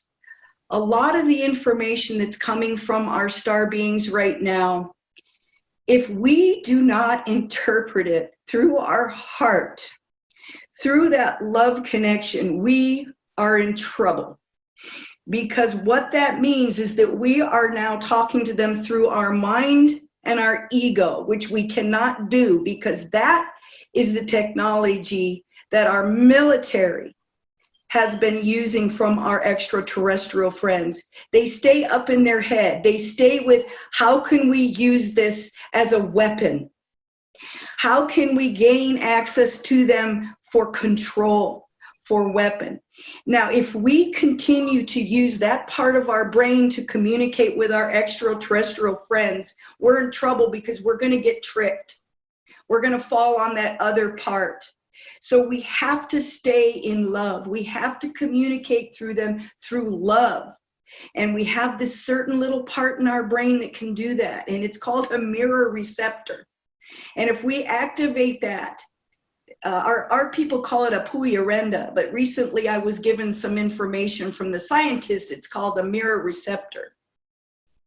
And if we use that, only that part of our brain, and we open up our minds, our spirit eye, through love, we are safe, and so are they. And that is how we're going to connect everybody together. We've been told to bring them to these power places, these places where these portals have been opened. The young people know where they are, and our ancestors have told us where they are. We know where one is at Mount Shasta. So this year when we go back, we're going back a little better prepared. And we're going to go back with all like-minded people. And we're going to fire this grid.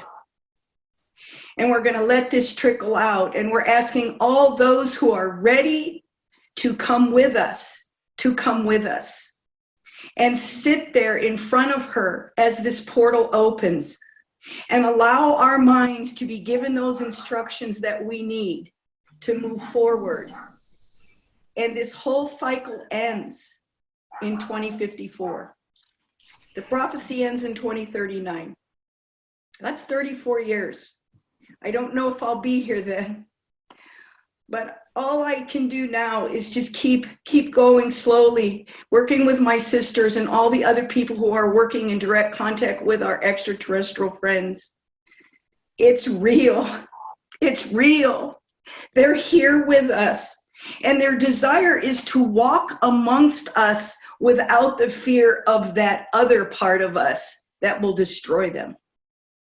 So there's so much more I could say, but I'm being guided right now to stop, come back to center, come back to love, and just open this up and ask for anyone who is out there who is willing to walk away from life as you know it. Because trust me, your life will change.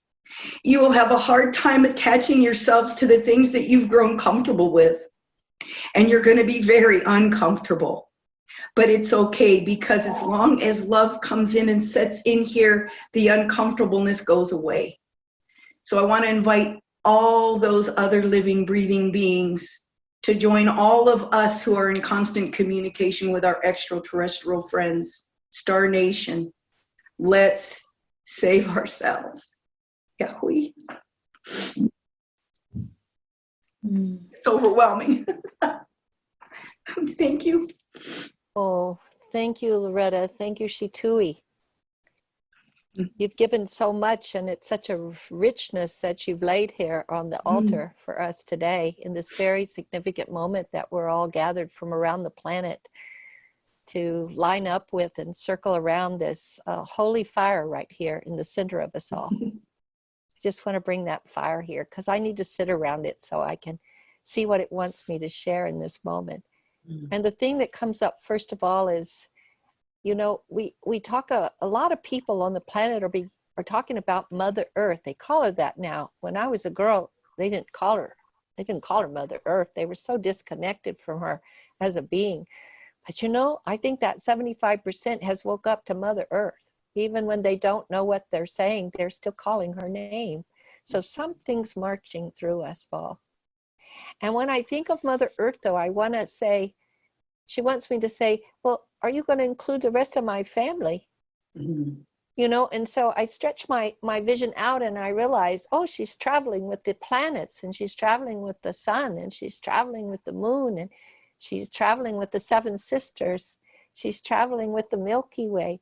She's traveling with the cosmos. This is her family. This is her family.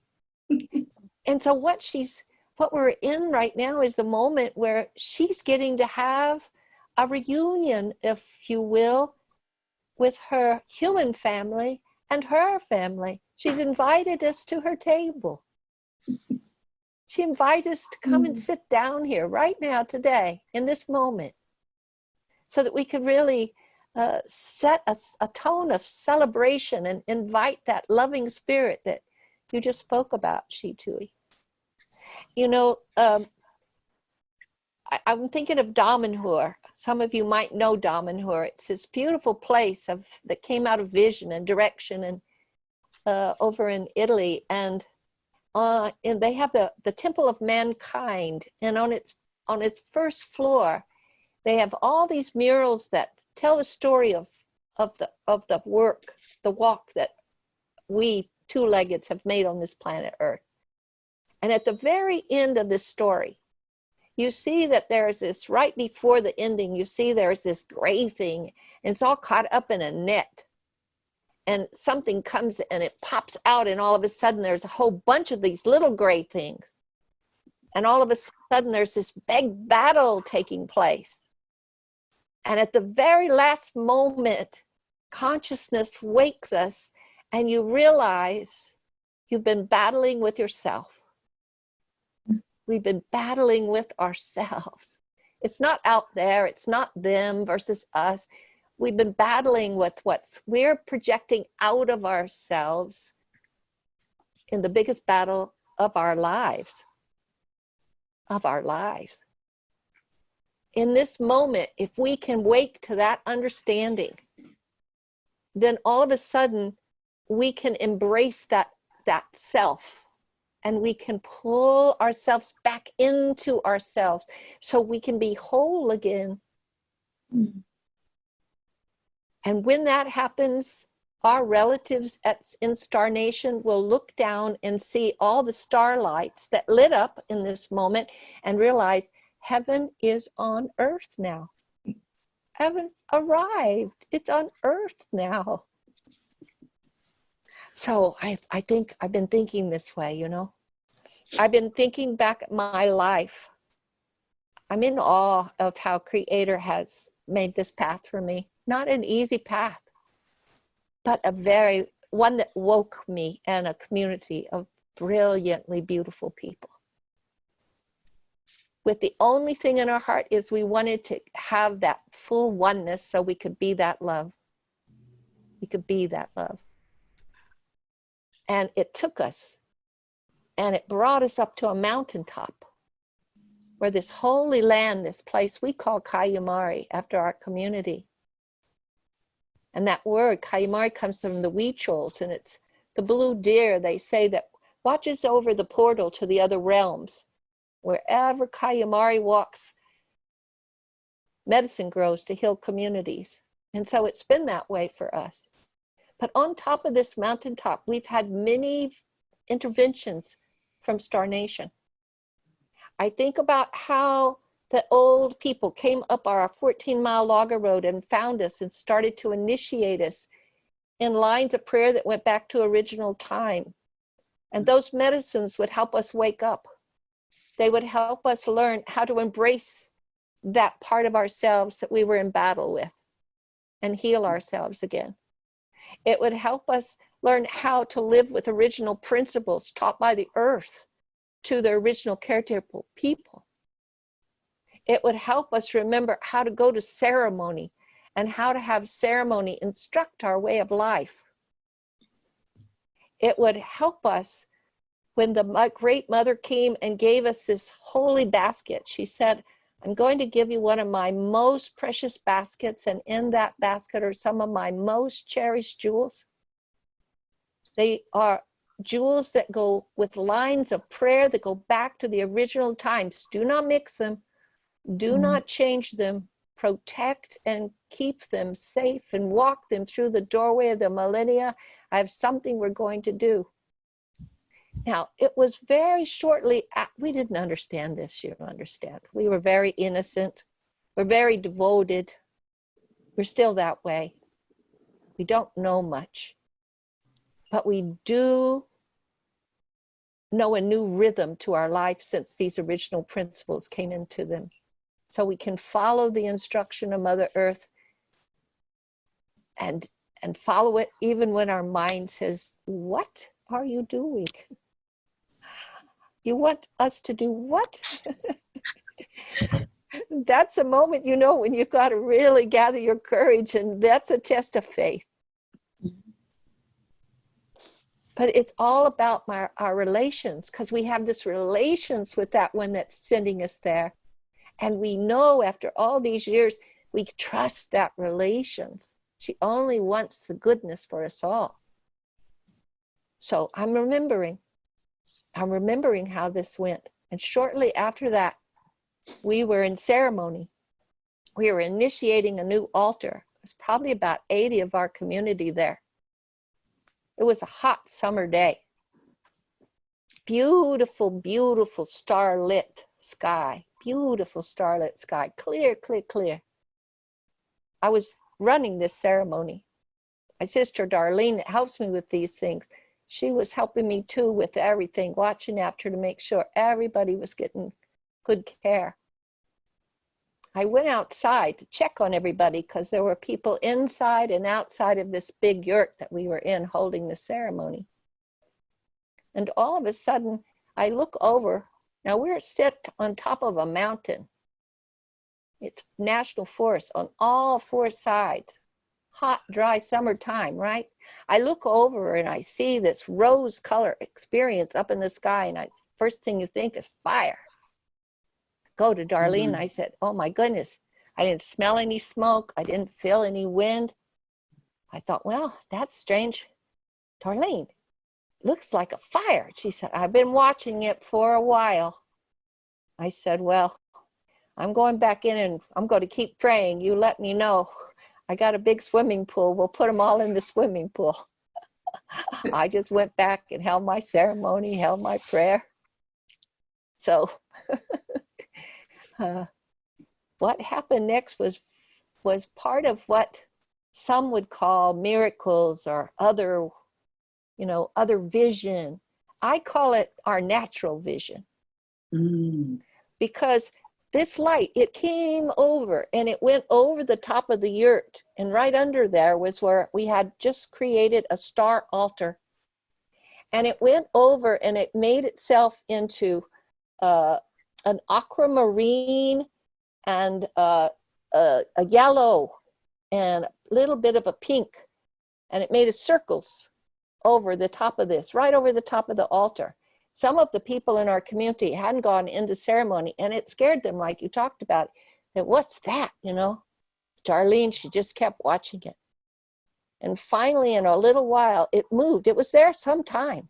Then it moved down the road. It went to the front of the gate to come onto our land, onto this territory we were caretaking. And it went down there, and on our gate at the top, it had a winged heart. And it created itself, it made another circle, it put an equal cross inside. And my sister, both of them could tell you what that equal cross really means inside of there, that place of wholeness. And it created itself that way, and then it went into the heart, this winged heart. And the next day, in the papers, they were wondering, how did the Aura Bora shine in the hills above Columbia, the Sierra foothills that day? So these kind of things, they happen. I could tell you, we don't have enough time on this session for us to tell you. Us grannies have gathered some stories in our baskets since we started this walk. But for me, what that means is that they're always there with us, walking with us. They're walking with the prophecy that's unfolding in these times, that's preparing us for this amazing moment we're in. Yes, is it challenging? Yes, is it complicated?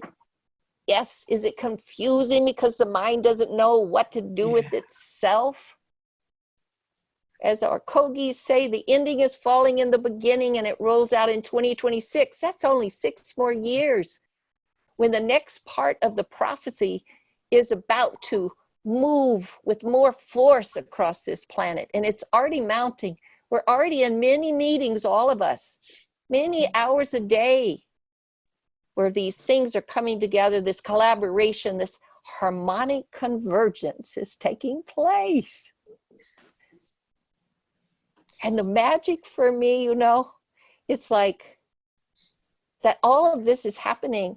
And then we get a call last week. Hey, grannies, can you guys come over here and spend a little time? Because we really want the Star Nation to know we are welcoming them. We're not going into this. You see, we have to go into this with wonder, with no expectation, because if we do, then we just do what we've been enculturated, which has shut us down and put us all to sleep. If we go in to get something, let me go to this meeting this weekend so I can see what I can get for myself, then that's still extraction thinking. Can we go and sit down at this fireplace today and just sit down and form this good relations with one another?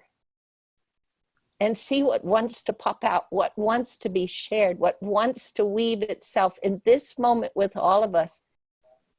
And that's all we need. Then we'll be in wonder.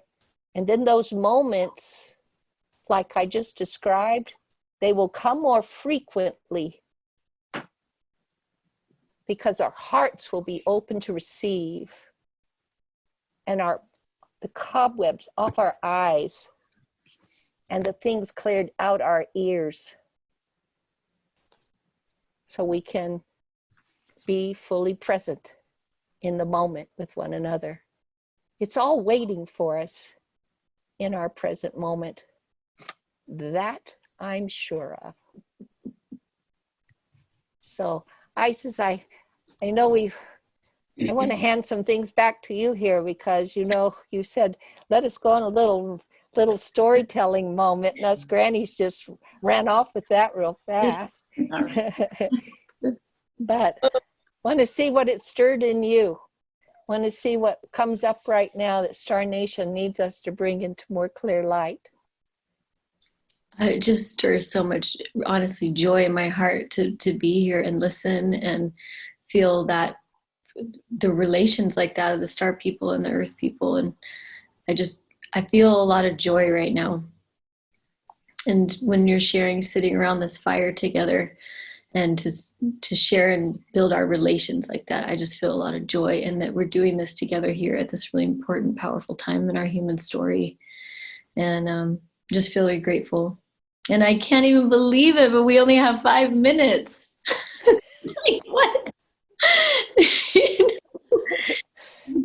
So if there's any way that I know I'm positive so many people witnessing this would love to learn how to support, connect deeper, if you each would be willing to share how we can support, learn more, and just be of service, how we can reach in a good way, we'd love to hear how we can. Loretta?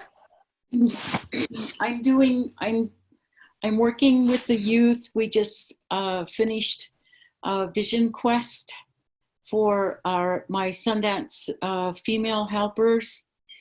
And we just went through 4 days and nights of fasting. And I think that in addition to prayer, there's always the need for us to gather our youth together. And because of the importance of that they're our future. And I think that if anything monetarily could be donated to some of the work that we're doing, either with the Fountain, the Center for Sacred Studies, or I also work with Dr. Yvette Running Horse Collin with Sacred Healing Circle in Alabama, Florence, Alabama. So if you log on to them, they're nonprofit organizations that we do things of great importance with the youth. We're doing rites of passage. We're working on making sure that the ceremonies are done correctly and ensuring that the songs, the things that are needed for these youth, they're very, very wide open right now. And I think this time that we're in, it's leaning toward that time, but sometimes it takes money to be able to do some of the things that we have to do. And so if you would look up Sacred Healing Circle in Florence, Alabama, and Dr. Yvette Running Horse Collin is our executive director, or Running Strong for American Indian Youth is another nonprofit that I work with. I'm on their board. And I'm also on the board for the Fountain in the Center for Sacred Studies. There's all of this positive work that is going on with so many different areas in our communities. And there's a lot of community energized around ensuring that we have the place to do these things that we need to be doing for teaching, all of that. So follow those lines, and you can see what we're doing. And to add to Loretta, it's if you go to thefountain.earth, you will find also the work that we're doing. She's also a delegate with myself on Mother Earth Delegation of United Indigenous Nations. And there are many different countries represented in that. We're actually doing a big fundraiser to help with all of our Indigenous globally right now because of the COVID. And what is happening is really intense and not spoken about. It's been made invisible, but we want to make it more visible so we can help water our root cultures. They're the root of our tree of life here. So we have to pay attention. And then it's the Center for Sacred Studies.org, which also has some ways. And this is also where Tuii also teaches for the center. And then Tuii, you also have some ways that you're holding. Yes, and I really want to emphasize this because we're looking for people who are interested in joining us in many of our circles to establish contact with our extraterrestrial friends and begin laying down a foundation where more and more of us can begin to work and get this message out. I can be reached at my email. I'm just a point person, a contact person. There's many people who are organizing right now. We do gatherings where we sit outside and we make contact. So I can be reached at Tuii Chadbourne at Gmail, and that's Tuii is SHIITUII, and my last name, my husband's name is Chadbourne, CHADBOURNE at gmail.com. And if you email me, I'd be happy to connect you with some of the different circles that are getting together frequently and talking with our extraterrestrial friends.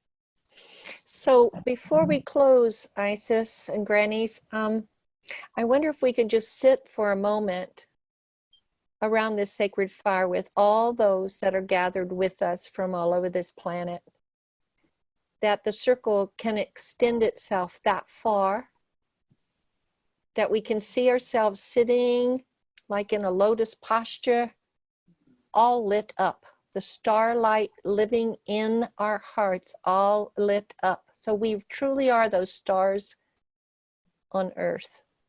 And just allow ourselves to let our star nation see that heaven is on earth. And let that fire in the middle, the spirit of it all, generate itself, making everything bright. And through its light, we are fully connected.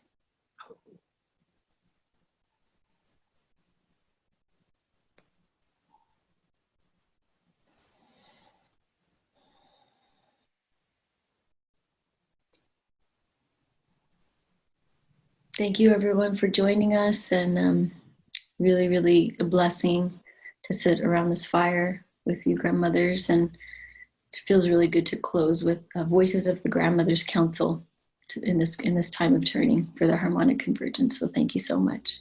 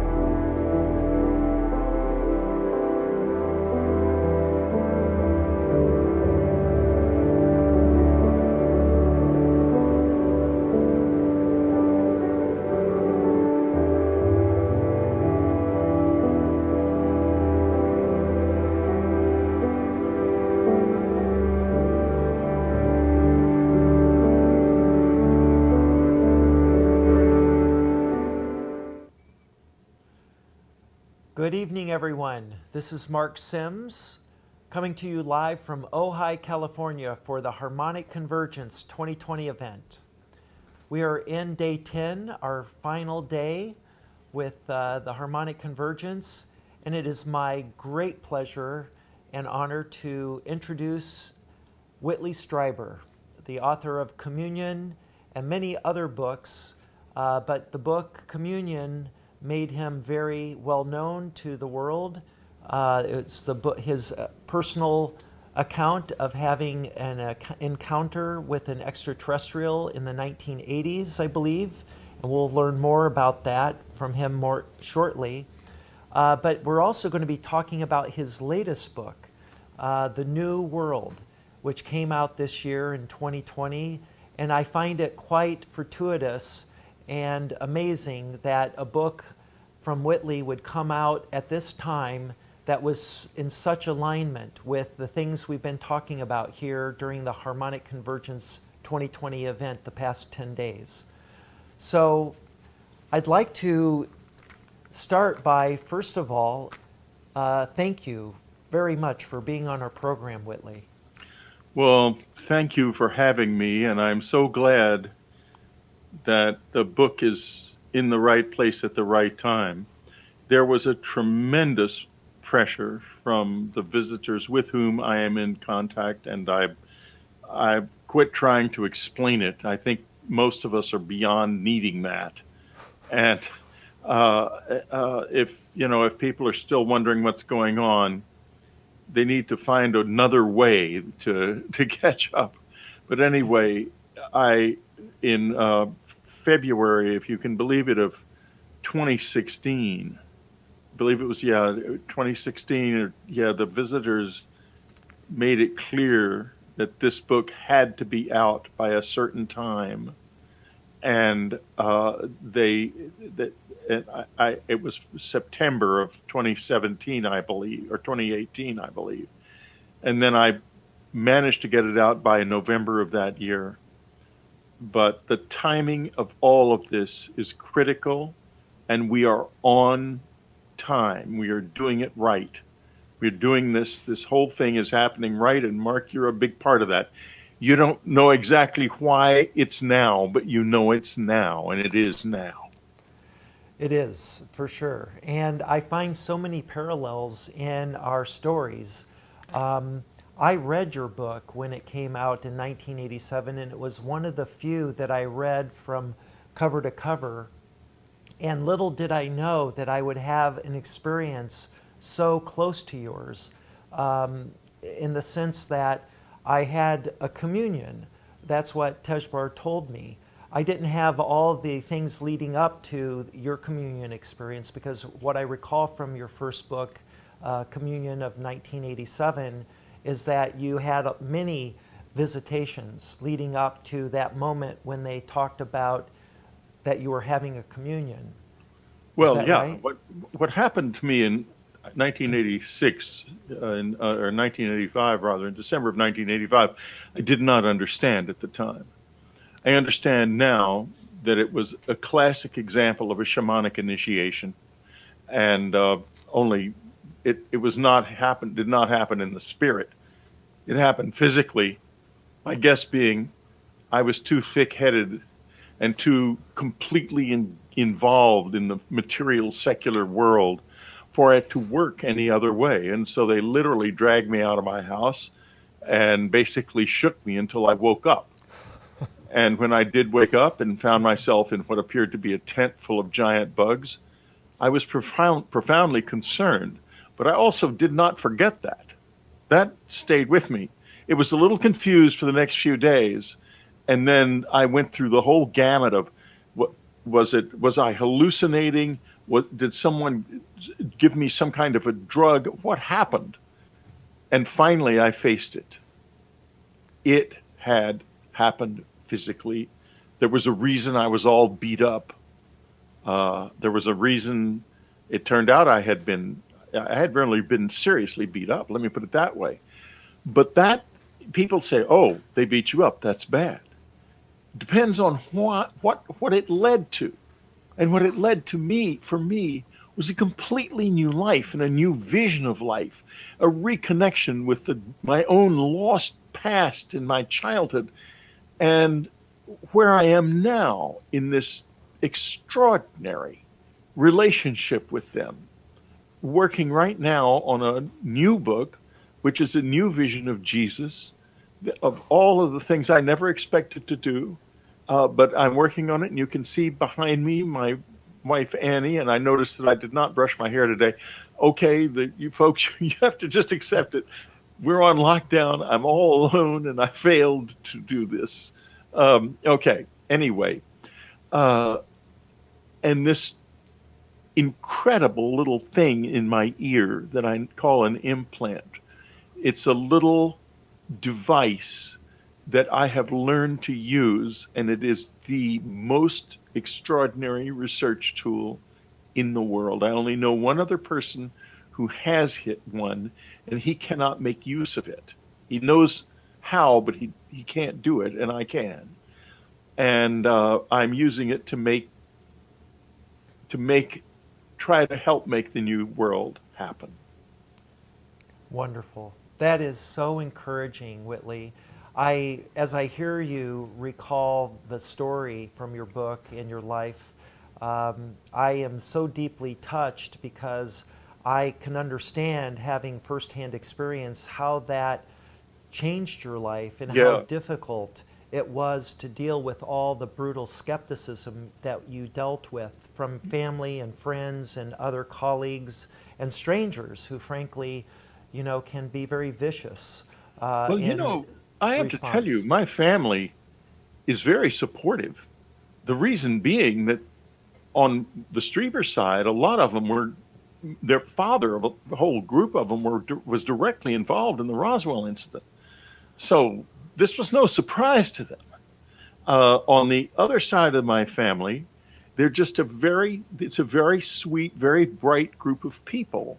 And they've known their eccentric Whitley all of my life. And, I'm very accepted in my family. I lost a few friends. That's true. I gained a few friends. But, the most valuable friends, the oldest friends, they stayed. They didn't go anywhere. In fact, my very oldest friend, recently I talked to him. We've been friends since we were little boys, yesterday. And and he's become a very important man in this world. I'm not going to say his name because it would be inconvenient for him.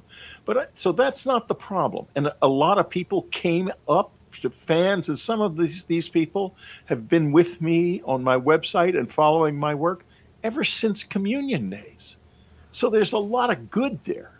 Now, on the other side of the coin, there's a government that's scared to death of me. Because I'm not even going to go into what I think they think about me because I don't really know for sure. But let's put it this way. Some of them who are deep into this are very open about my experience and are very eager to learn more. Most of them are terrified, frankly. They're terrified of the visitors. They're terrified of me. And they're terrified of us and what we're doing because we represent change so fundamental and so deep that it means something that they can't face, that their world is over. It's done. I mean, the planet's overheating. We've got this horrible pandemic around, and a leadership totally turned against itself. They don't know which way to go. And it's getting worse and worse and worse. And these things will build one after another, again and again and again, until their world essentially ends. Their world is going to end.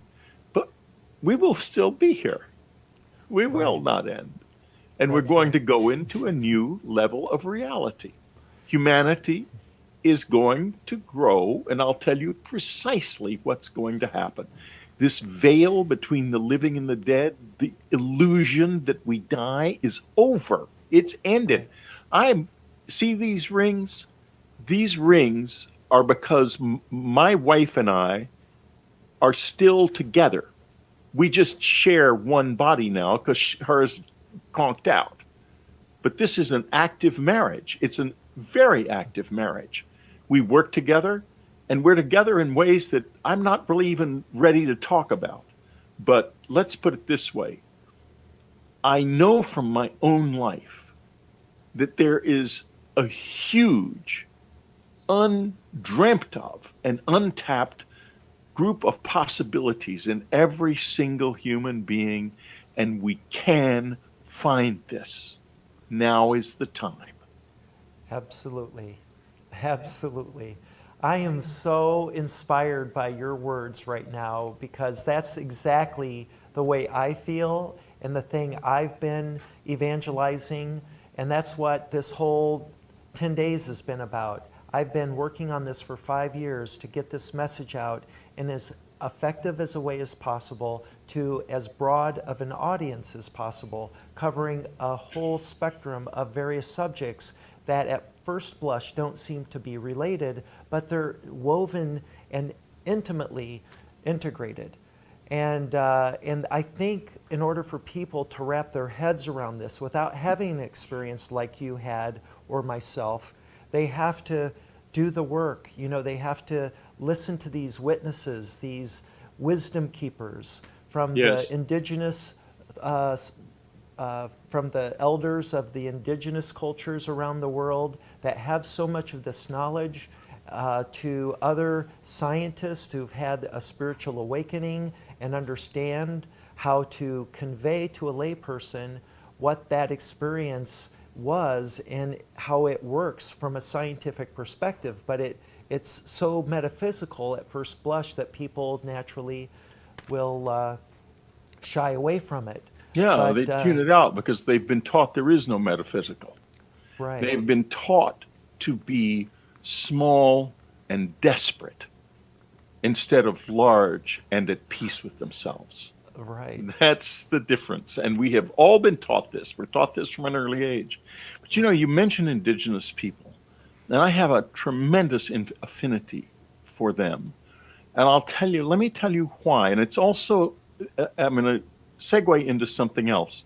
The visitors do not walk the streets for a reason. And this people just endlessly waiting, for the moment of disclosure when Mr. President or someone steps forward and says they're here. Well, something like that could conceivably happen.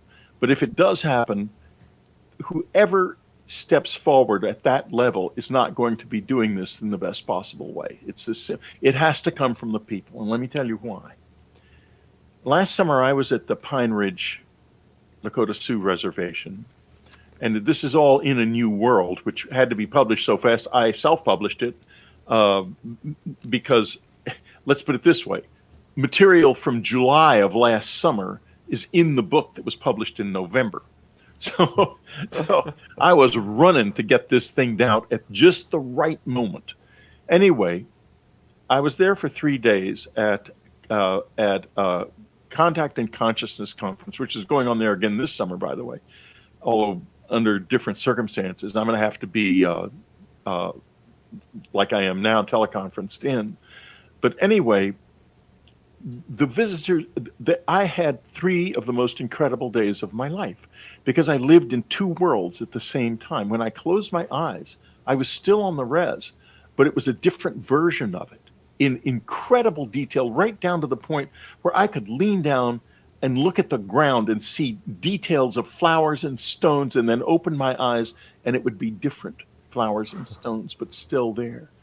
And I've learned subsequently to open up into this. This is another universe. It's a parallel universe, and it's real. It's recently been very strongly suggested by some scientific work that's been done that it is literally real, and it's right here. And we can open ourselves up to this, but you're not going to open it. No one who is going toward it with weapons and so forth is going to open the door. But I learned something. I learned why the visitors are so interested in indigenous peoples and why they're so intimately involved with them around the world.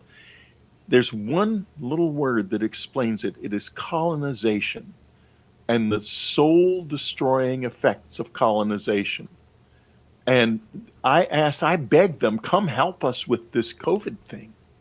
And they said, we will never steal your fate. We will never steal your fate. Right. And they will never colonize us. And the minute they show up, I'm not talking about what the British did, which is quite terrible. I'm talking about just showing up for 5 minutes. We will totally and completely refocus our whole culture on them when that happens. We will self-colonize, and our whole journey into the future on our own will be lost to us. And their idea of repairing this world starts with the indigenous peoples. It starts there, because these are the people who have been most harmed. That's why they're so interested in them and so involved with them in so many different ways. And why those of us who are outside of that need to face the fact that, yeah, we're in the part of the society that needs to find a way to heal itself even though it doesn't feel sick. We have to look at them as they really are and learn from them what they have to teach us about our relationship with our planet, because their feet are still rooted in the planet. I don't know what happened to our feet, but they're not rooted in any planet anymore. Well, we wear rubber soles. Yeah. It was a great album, too. Well, I am just so full of inspiration right now, and what you're telling me is the thing that I've learned through my journey with Tezjbar. And I was in Standing Rock in 2016. I was led there through a series of coincidences and through friends of mine that were there before me, and I wanted to go in solidarity to speak out on the injustices that were so obviously happening there on so many levels. And I ended up spending 5 weeks there. And during that time, I met some incredible indigenous elders and leaders, both spiritual leaders and activists, who really inspired me to act in a holistic way. Yeah. And really, it changed my life. I've really committed my life to helping heal the planet. And it was originally something that started with my communion with Tezjbar, when I did bury my hand in the sand when he was communing with me, and I told the earth that I would commit my life to healing her. And then I saw Standing Rock as an opportunity to fulfill that promise, or at least in part.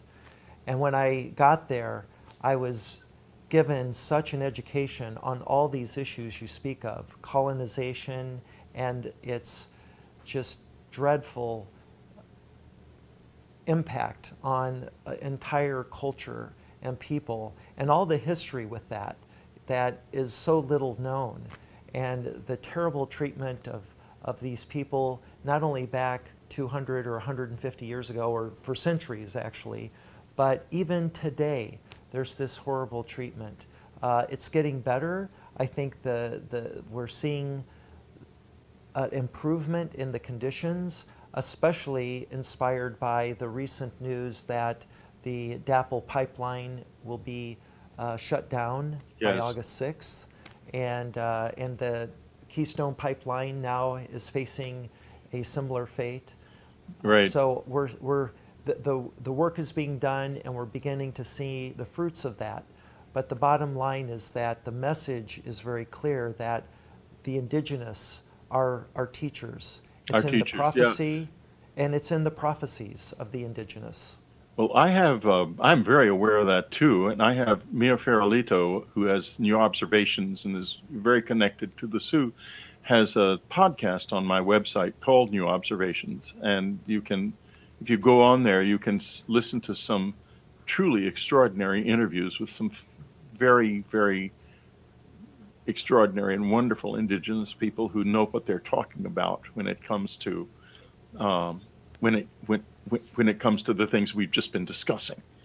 So, and it's important that they have a voice. And so I said to her when I met her last summer, I said, "You can have a podcast on my website," and it's going very well. I mean, she's a good podcaster, and it's a home for these ideas. Let me put it that way. Wonderful. Well, what does disclosure mean to you, Whitley? Disclosure means to me that you find a new place in yourself that has always been there and that you did not believe was actually there. Because when you truly come into touch with yourself and you find that place of peace and silence within you, then you will also find this whole array of entity around you and also inside you, that it permeates the world. It includes the visitors as we know them. It includes our dead, because the visitors don't have the barrier between the living and the dead. They've been here, but they're not here now. They're beyond here. And I don't live with that barrier anymore either, and you don't have to. You can just you don't need to, but it's a very much of an inner outer process. Consciousness, in a sense, is contact, and the more you build your consciousness, that is to say, the more you find that peace that lies behind your name, your ego, and all of the outer stuff about you. There's someone else there. That someone does not have a name. That someone is who projected you into this world. And when your consciousness reaches back into that level, it also reaches into the level where the visitors live. And to me, that's what matters about disclosure. I know a lot of the secrets that the government keeps, and most of them are pretty scary, frankly. And of course they keep these secrets because they're afraid. And they were made to do that because the visitors, as I said earlier, do not want us to accidentally trip over ourselves, discover them, and sort of self-colonize. In other words, they do not want to colonize us, even if we are the ones who open the door. See what I mean? Yes, I do. So, if you reach to the point where you are beyond that, and you will not be colonized when you encounter them, you will encounter them. But it's hard. It's very hard to find that level of yourself, because we live in our personalities. But the frank truth is, you were given a name when you were a little child, and that name began to have all kinds of personalities attached to it. A brain is a big, big deal, and there's trillions of different relationships in there. It's like being in a beautiful maze that is so familiar to you, you can race around in it like it belonged to you, but it's actually just part of your biology. Of course, the ego fears death because it does die. It dies when the brain dies. But the other part does not die. It is always at peace, and no matter how terrible your life situation, how dreadful a person you have been, any of that, inside, behind it all, is this place of peace. And as I say, that's where you will find those who have loved you in this life and passed on, and you will find also the visitors there. That's right. So one of the things I have come to believe, and this hypothesis or theory is through my study with reading books on this subject matter and also talking directly to elders that I've met, indigenous elders, and watching them on this program. But it's clear to me that that part of the phenomenon that we call the ET/UFO phenomenon is involving our ancestors, literally those that we loved that have passed on and moved on. Absolutely. And so this orb phenomenon that many people speak about, where a light will be floating around a room or around the house and interact with you, or with the dog. I've seen films of Yeah, this. well, with the dog It's- and the cats. Right. And everybody's happy, and especially the dog and the cat. They get excited with, and you can see that this is not CGI'd or special effects. Right. The dogs and the cats are responding to the ball of light and being playful and really happy. And the family is in the living room and they're watching these balls of light floating around the room very playfully, and they're just overjoyed, and they don't know who or what these orbs are. They're just filled with so much excitement and happiness and joy.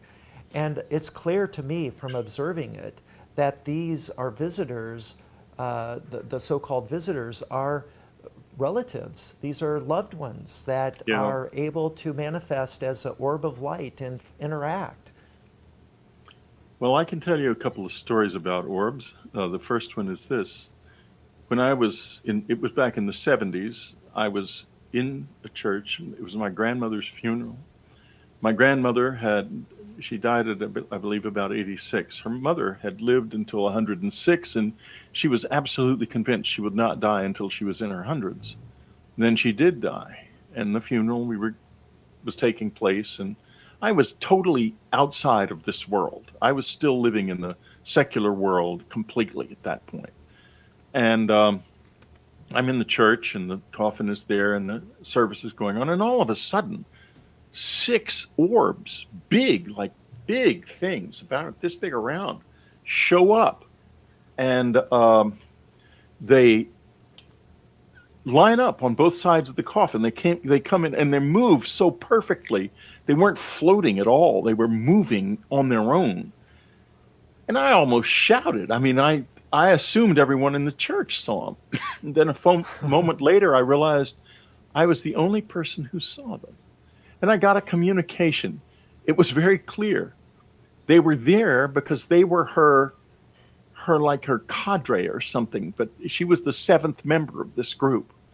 And they were there because she did not believe she was dead, and she was still in the corpse.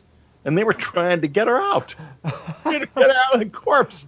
And I thought, oh my God, what a thing to see. I must be nuts. But then as I developed in this and learned more, it became a journey. It took 6 years to get her to face the fact that she actually was dead. And then when the second she faced it, we were face to face when it happened. She in the other world and me in this one. I could see the realization come over her face, the acceptance, and her eyes turned to gold, and she was gone. Wow. That's beautiful. Second story is a little different. This happened in the cabin in upstate New York back in the early 90s. And I had a room upstairs where I meditated. And one night there were 7 thuds on the roof of the cabin above the loud. And I'm sitting there thinking, is it coons? I mean, it seemed very weird. I mean, where would they come from? It couldn't be buzzards. There were no buzzards up there, and it was night anyway. And then the next thing I realized, there's someone standing in front of me that I could not see. And at this point in the cabin, that was no surprise. We had plenty of invisibles coming in and out all the time. The animals were eloquent proof of that, their reactions, because they did see them. So I'm sitting there trying to meditate, and I finally say, okay, look, I'm sorry, but I'm just not developed enough spiritually to meditate with someone I can't see who's right in front of me. So unless I can see you, I'm going to bed. Nothing happened, so I went to bed. Then in the middle of the night, bang, bang, someone punches me on the shoulder, and I wake right up, because this is the way the visitors would wake me up at that point all the time. And there, sitting on the foot of the bed, is a man. He was like a man. It's not. I would say he was about 5 feet tall, and he was just sitting there. And I think to myself, am I dreaming? Nope, nope. I am going to check this out because if he's still down there when I slide down to the foot of the bed, I'll know I'm not dreaming. So I slide down to the foot of the bed and I look right at him. I'm like looking at him in the face, you know, where I'm in his face. And he's got these very dark eyes, but he looks totally human. So I think, can I touch him? And I reach over and I pick up his hand. His hand is about half the size of mine. It's lying in my hand. It has heft and weight. So I smell his skin. And boy, I think to myself, not only is he real, this guy has not bathed in a long time. And that started a relationship with a group of dead people who were capable of materializing at times with tremendous concentration. These were advanced souls, obviously. Then we lost the cabin. And the last night, I'm meditating with them. They have not been physically there for a while. And I say, okay, this is it. We will never meditate together in this room again. And I just want to see one last time what you actually look like. Nothing happens. I go back to bed. I lie down in the bed. And in a few seconds, I see this light in the front yard, out the front windows of the bedroom. And at first, I think the house is on fire. And I think, you know, actually, that could be good because we might save the house with the insurance money. So I rush to the window, and there, coming out of the room, is the most loveliest orb. It was just pure, bright white light with rays, like lasers off of it, coming off of it in every direction. And as some of them touched me, there would be a little pricking as they slipped through my body. And I could feel and taste the essence of another human being. And so that's what we are. Yeah. It's what we are. We are those orbs. That's right. Yeah. That's exactly right. Yeah. That's what I've been told by Tezjbar, and he's explained, or he's tried to explain how it works from a scientific standpoint. And this is something that I plan on bringing to the world in detail. I was given something called the Universal Consciousness Development Chart. And in it, he explains 15 dimensions of consciousness, 9 dimensions of freedom, and 2 dimensions of time. And that through these 26 dimensions, we create reality. And that our 4-dimensional space-time is a subset of a higher dimensional space and which includes space and dimensions of consciousness. And the orbs are one of these dimensions of consciousness that, according to Tezjbar. And in fact, the first 5 stages of conscious evolution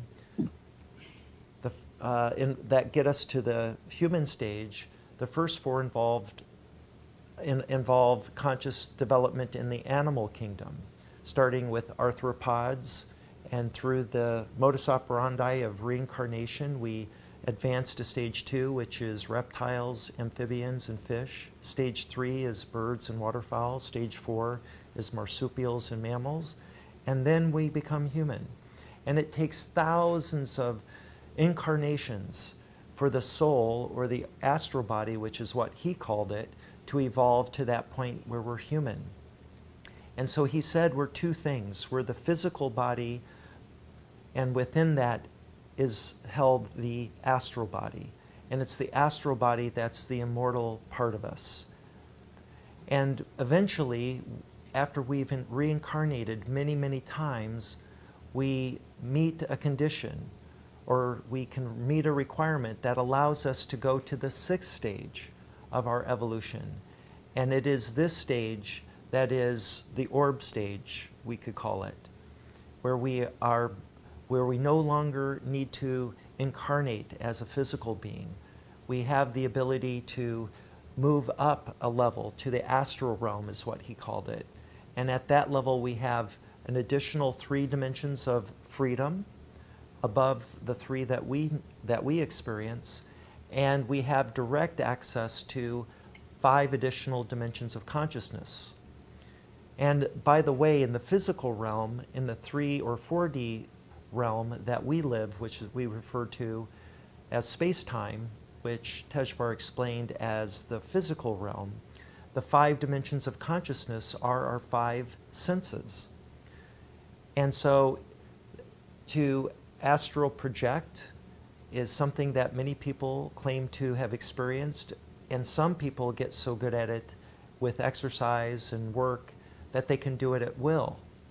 And that is the leaving the physical body. This astral body can leave and then return to the physical body.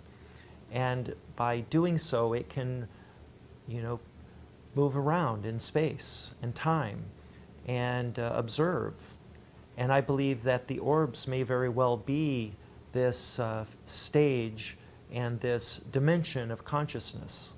When you're in that state, you can manifest so that people can see you as yourself. Right. There's a number of people in this world who have had that experience with me. One of them was Linda Moulton Howe, incidentally, whom I didn't mean to, but it happened. And another couple of times it's been intentional, and other times it's not. And I was once on a radio show, and the night before I was sleeping in a hotel. This is when you traveled to do all of that instead of just doing it all online. And so I was lying there waiting to go on the Roy Leonard show, I believe in Chicago, if I'm not correct. And suddenly I wake up and I find myself standing in a room, and there's this man sleeping there.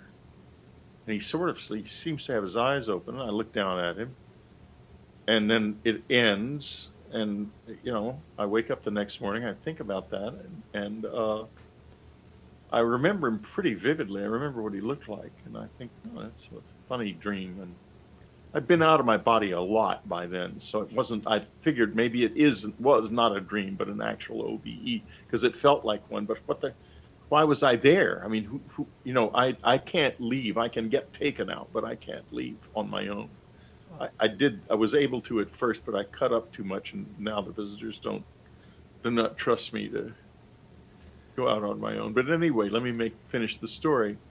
So I go into the radio station, and I go into the studio, and it's the guy who I saw the night before. I was in his bedroom, the host's bedroom, and I think, holy moly, this is just so strange. So in the middle of the show, he suddenly says, "Why were you in my bedroom last night?" You talk about an embarrassing moment. That was interesting. Wow. So, pretty sure that's how it happened. I'm pretty sure he said that on the air, and I'm pretty sure it was Roy Leonard, but it's been more than 20 years, so I can't be certain, but I'm pretty sure about that. In any case, whatever happened, he certainly was aware of the fact that he recognized me immediately from what he had thought also was a dream. It's a fascinating world. It is a fascinating world. It's got a sense of humor, too. That's another thing we must not forget. One of Anne's favorite quotes is from Meister Eckhart, "God laughs and plays." And her byword was "have joy." And she used to explain what she meant when she would say to people, "Well, you want to know what joy is. Buying a new TV is happiness. And you wanted the new TV, finally you can afford it, and you get a new TV, that's happiness. Holding a child in your arms, that's joy. That's the difference." Absolutely. Yeah, Amen. a simple way. That is so wonderful. Yeah, because I love that. I'm going to borrow that, and please do. It's there. To these fruits are there to be picked. Believe me. No, she was the greatest teacher I've ever known, and because she could teach so profoundly in such a simple way, like Anne's definition of enlightenment. Enlightenment is what happens when there is nothing left of us but love. Wow. I mean, you think of that. Wow. Well, Whitley, I have run out of time. I could spend another hour or two easily with you. We have so much to discuss. We've got a lot in common. It was a great pleasure to be with you, Mark. Thank you, Whitley, and I will get back in touch with you because I want to continue doing something on a regular basis, not for 10 days solid, but I want to go and, continue to talk with these inspirational experiencers like yourself that have so much important information to share with the world to help them understand what we're about to go through, to make it easier for them if they choose. To choose a path of love and joy. Well, look, none of this would be happening. The visitors wouldn't be here. Our dead would not be drawing close to us if the birth wasn't going to work, because they wouldn't. Why bother to beat a dead horse? It will work. I agree. I am very optimistic, and that's what Tezjbar told me, that we have a bright future ahead of us. I'm so excited. Okay. It's going to be an interesting thank you, Whitley. Thank you. I'm so grateful. Have a wonderful day, and we will stay in touch. Right. Okay. So long. So long. All right.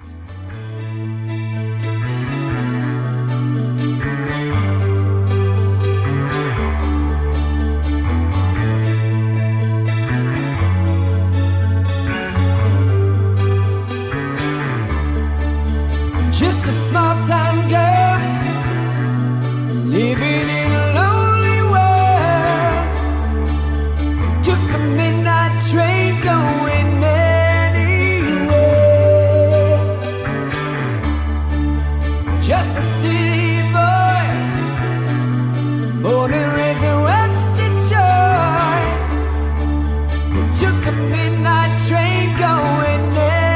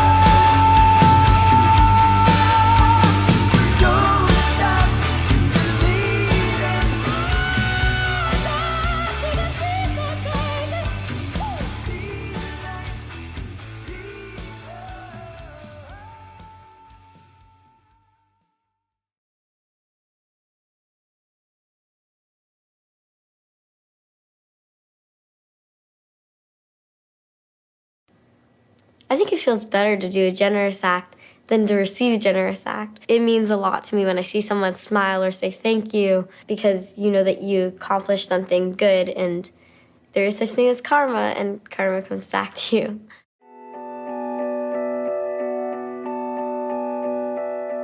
Generosity and gratitude are linked. It's part of what I call the well of being that's infinite. And when we're in touch with that, we're naturally generous. And when we're naturally generous, we're naturally grateful, because gratefulness is the experience of the great fullness of our lives, the great fullness of the gifts and talents we have, the great fullness of the blessing that it is to be alive, the great fullness that it is to just to be able to see, to be able to speak, to be able to breathe. When true generosity is being expressed, it comes from great fullness, it comes from enoughness, it comes from what I call sufficiency. Not only does it nourish other people, it nourishes you to be generous. I've learned so much about generosity from people in villages, and it's when they're not connected with the modern world that you see this beautiful tribal ceremonies that are all about the interconnected nature of life. The mindset of scarcity is a fallacy, is an illusion, is a mythology, is a trap, and it's toxic. That if you clear that away, you find the absolute exquisite experience of enough. And enough is precise, being met by the universe precisely. But it's not an amount of anything. It's a state of being, it's a way of being. And when you're in touch with enough, it overflows into natural abundance, not excess, not waste, but natural abundance, out of which generosity is a normal, flowing way of being, because you feel totally interconnected to everyone else. When you are appreciating another human being, what you're appreciating appreciates in their sense of self, and that's an act of generosity. I think it's the source of longevity. I think it's the source of well-being, the source of health. Because when you're in touch with generosity, you're in the eternal. Every time we tap into the eternal, to the sacred, it's timeless. Time actually stops. Don't insult creation with your human arrogance. Be grateful for the miracle that is your life. That's the source of generosity, of prosperity, of gratefulness, of gratitude, and of fulfillment. It's one of those places where we express love, and there's nothing quite like love, because that's what it's all about.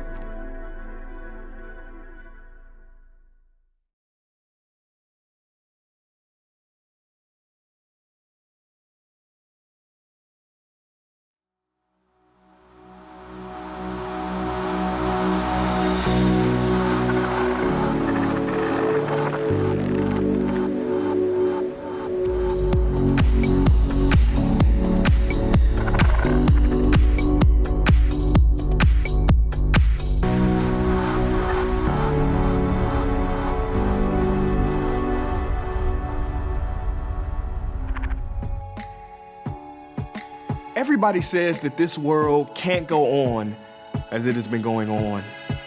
They say our systems are failing us, the economy, healthcare, government, and that we are ruining the planet around us one tree at a time.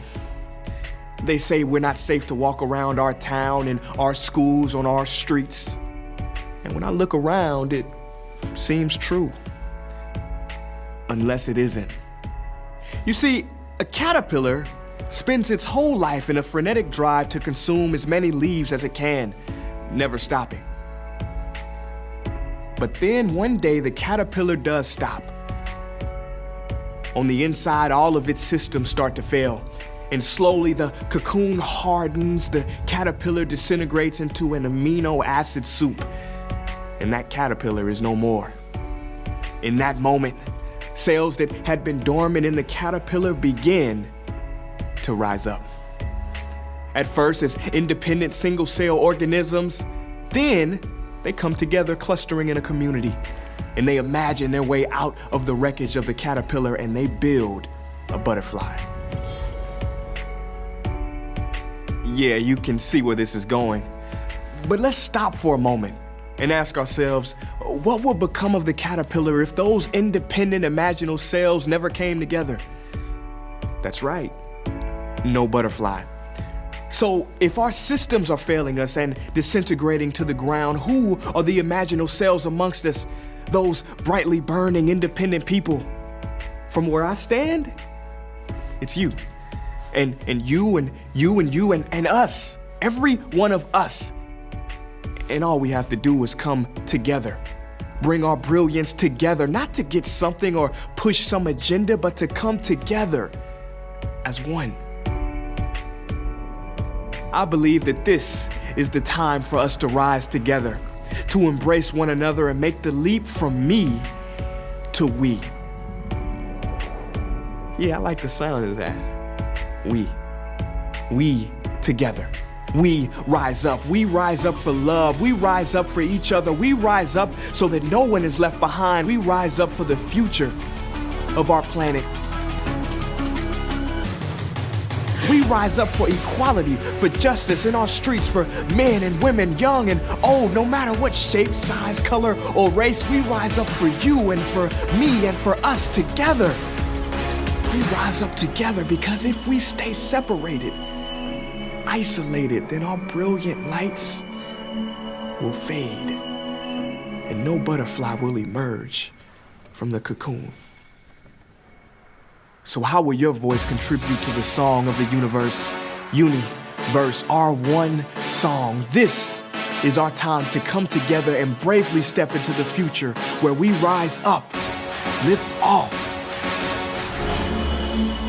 and soar. And we'll rise up. I like the waves will rise up. In spite of the ache, we'll rise up. And we'll do it 1,000 times again.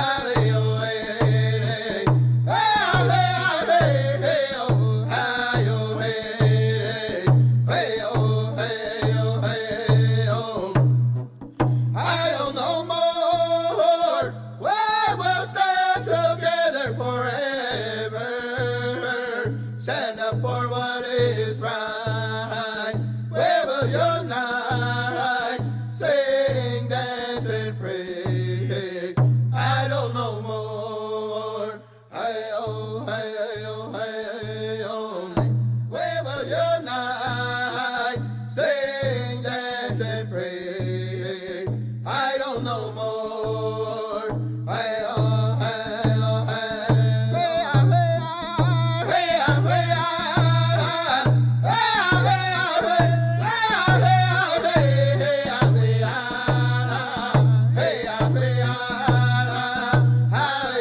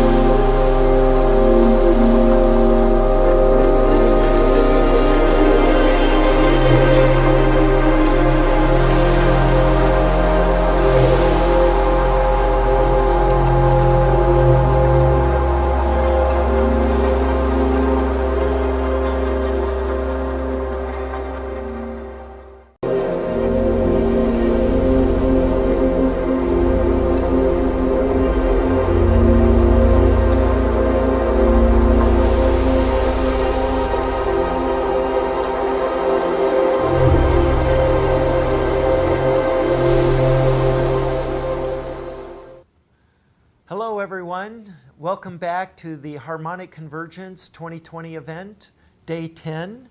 This is our final program or hour of the program. And we have as our honored guest to close out the Harmonic Convergence, the one and only Malcolm Carter. Welcome to the program, Malcolm. Thank you. It's so wonderful to be here. It's a great, nice full circle connection with everything that's happened to be the final guest here. So thank you very much for having me. Yes, and thank you for being here. For those of you that may not have heard of Malcolm, he is the director of a movie called The Connected Universe, which I was one of the executive producers for. It came out in 2016, and it was a wonderful film that has never been more timely than now. In 2016, it was an important movie, but it's even more important now. Tell us what you think about the message in your movie, and what is the message of that movie, Malcolm? Well, the message of the movie is basically great thinkers throughout history have known for a long time and have sought to share with people that we are all connected and we are all one. And the challenge has been is that how is science learning to understand that? And so I had done a lot of work in space and advanced scientific ideas, etc.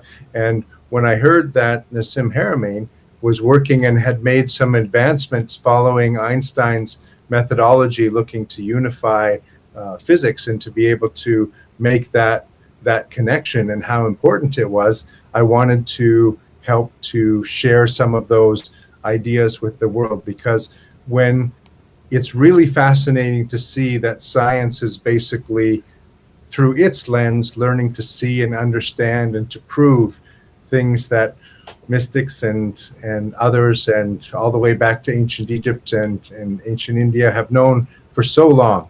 And it's fascinating to explore that interconnection of everything and to realize that our oneness is not a woo-woo concept. It is absolutely the science of how the universe works, and that continual feedback of what we put out into the universe and what the universe puts back into us means that each and every person is a dynamic part of the connected universe. Yes, so true. I myself have come to this conclusion in terms of understanding this point that you're making, that we're all connected and that there's a science behind it.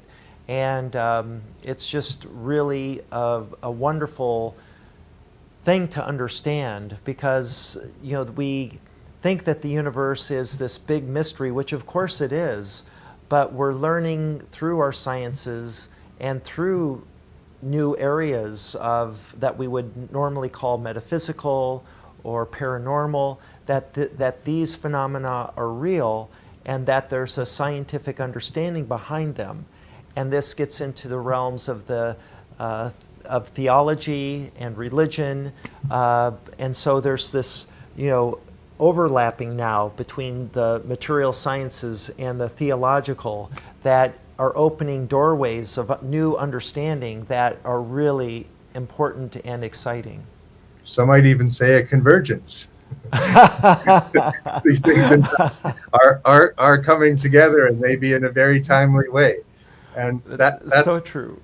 And that's one of the things that's so fantastic, is that when you realize truly the depth of connection that you have to everything, it means that maybe that changes the way you interact with your environment. It maybe changes the way you act with your friends and loved ones, or with the person that you're not so resonant with at work or in life that is causing a lot of friction, or even on a bigger scale, the need for that people still feel for conflict and for war or fighting. Is that it's been really fascinating, because I have, as a filmmaker doing humanitarian work for over 2 decades now, I've traveled a lot. I've seen some of the best of what humanity has to offer, and I've also seen just painful, horrifying things of what humanity has to offer. And, I think now it's over 400 cities in 60 countries.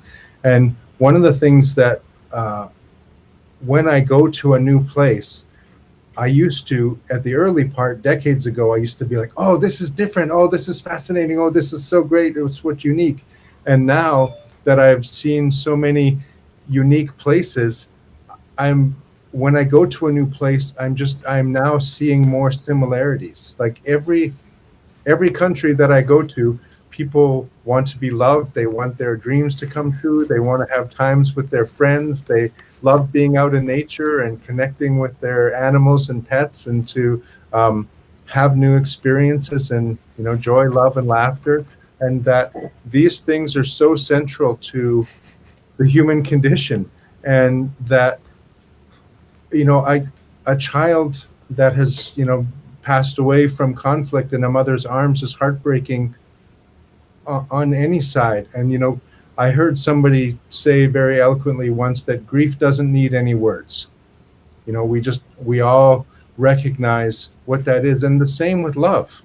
You can look at people and you can see love, and you can feel that love and connection. And I think in today's world, where people are so focused on identifying their separateness and division and canceling each other out and pulling each other down, it would be really wonderful to remember our collective humanity, our collective oneness, and that the only reason we've ever gotten this far is because we've been able to work together.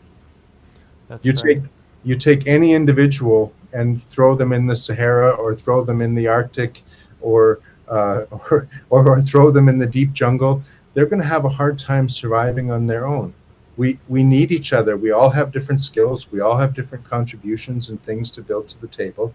And this synergistic co-creation and collaboration that we do is how we've gotten us so far. And unfortunately, along that path, one collection of people decided to fight another collection of people. But if we go up to a higher altitude perspective, and the perspectives that you're talking about in the connections that you have and the way that you're seeing things from a galactic level, you look and you see the oneness of our planet, and there's no need for us to be so caught up in these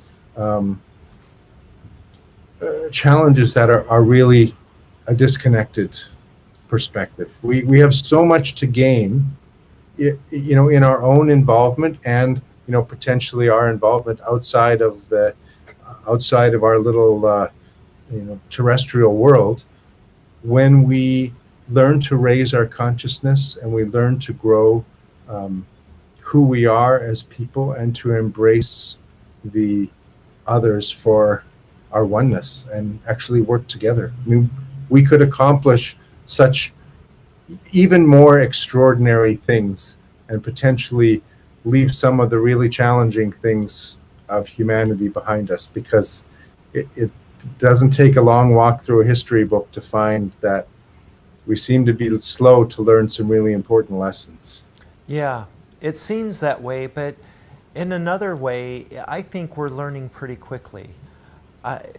Because our lives are so short, and we've seen some of the worst in our world evolve and develop in our short lifetime, when the world is getting smaller through advanced technology, making things that are happening in remote areas of the world now available to us in the form of digital media.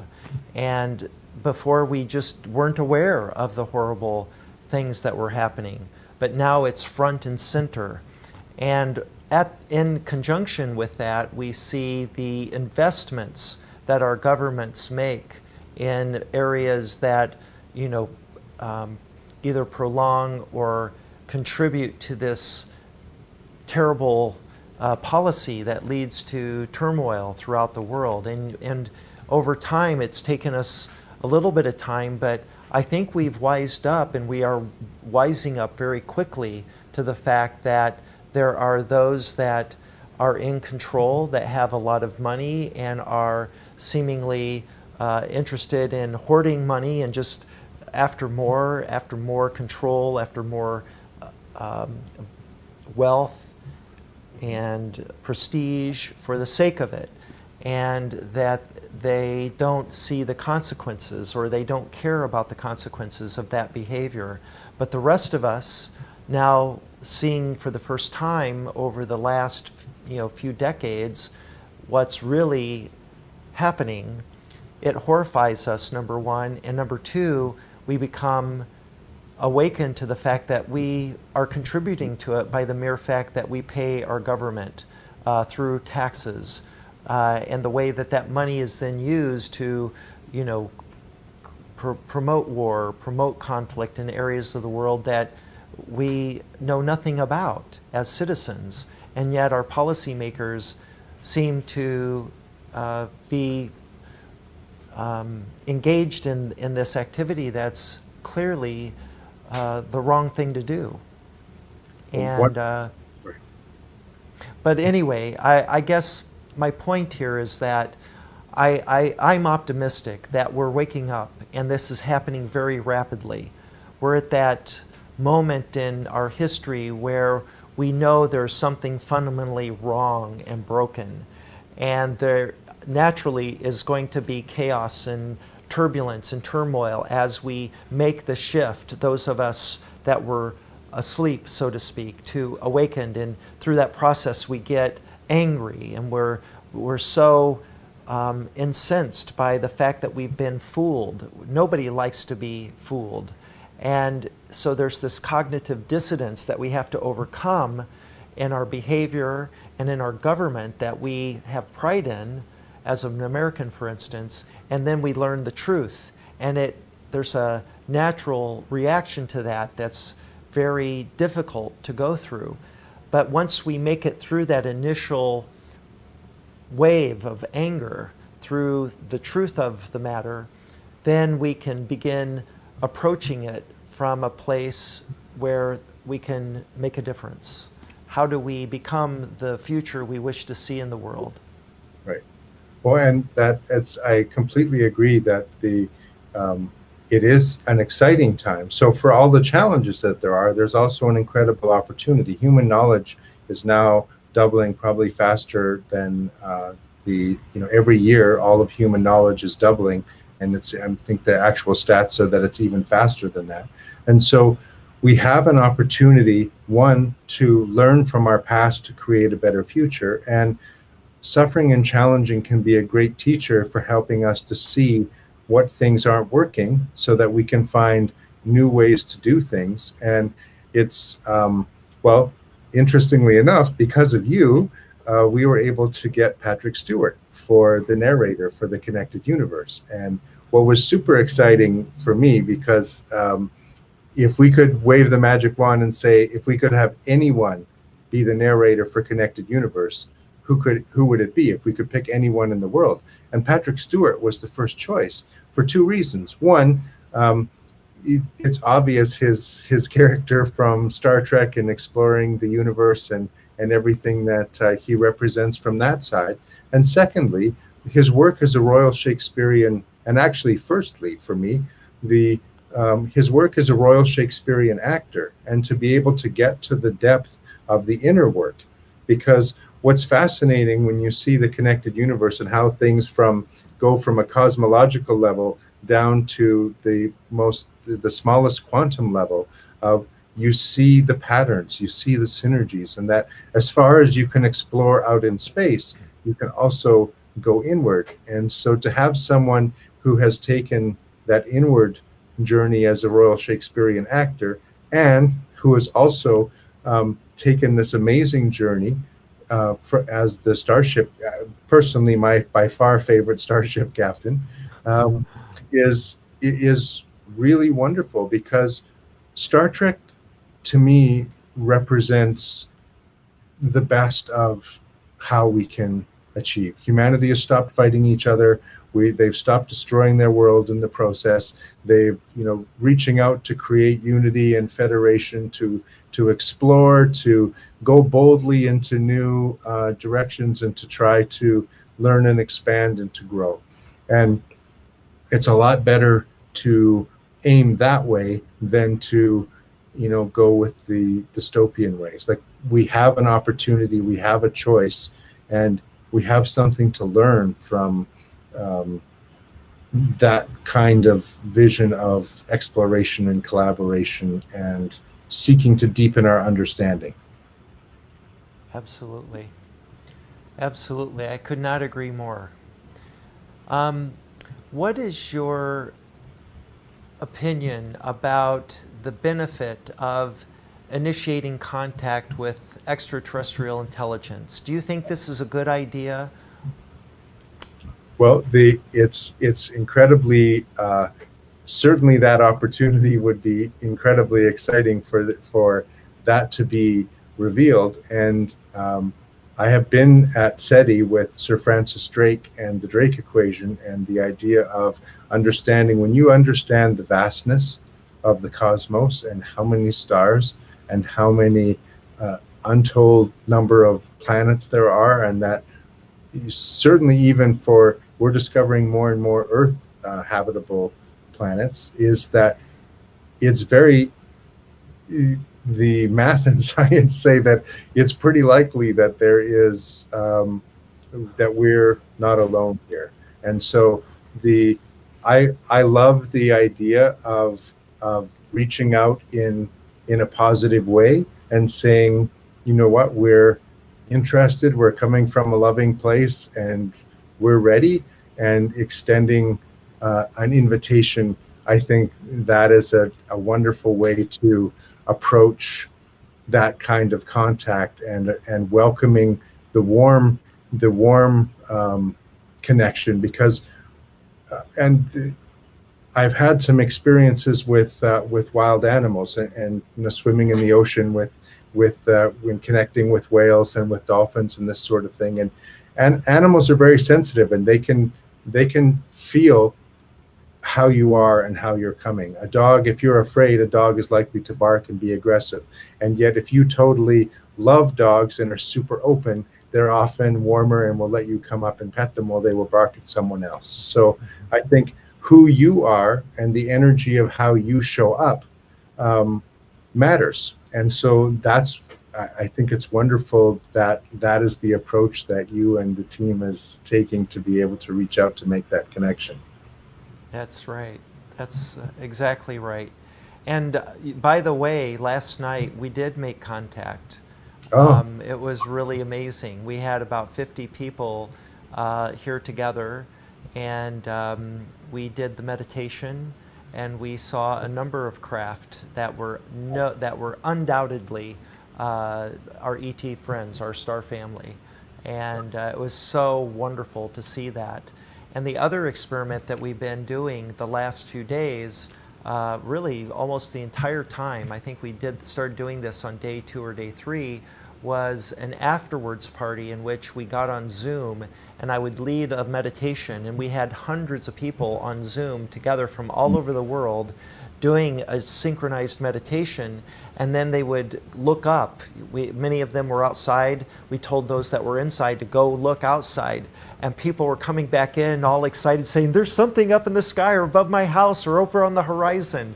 And it was amazing, and we got all this wonderful all these wonderful experiences from people for the first time, and many people said this was one of the most exciting moments of their life.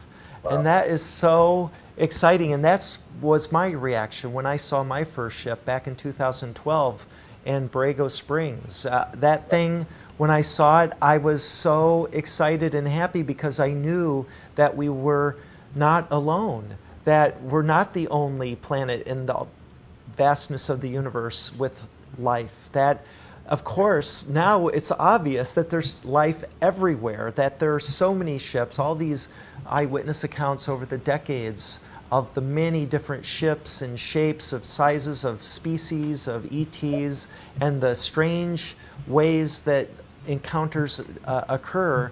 It's just amazing, and so inspiring to know we're not alone, in that not only is there life like us, there's life that's nothing like us, you know, and that's cool and that's exciting, especially when you encounter them. And I was very fortunate to have the experience with Tezjbar that took me on a magic carpet ride into the higher dimensions, and it's hard to describe in words. And it really, the only way that you can convey the experience is through allegories or through analogy, and ultimately, I believe through the science that can inform us on how we could each have the experience like I had. And that's really my ultimate goal. I want you to have the experience I had, because I don't think I can express it fully. And it was so wonderful.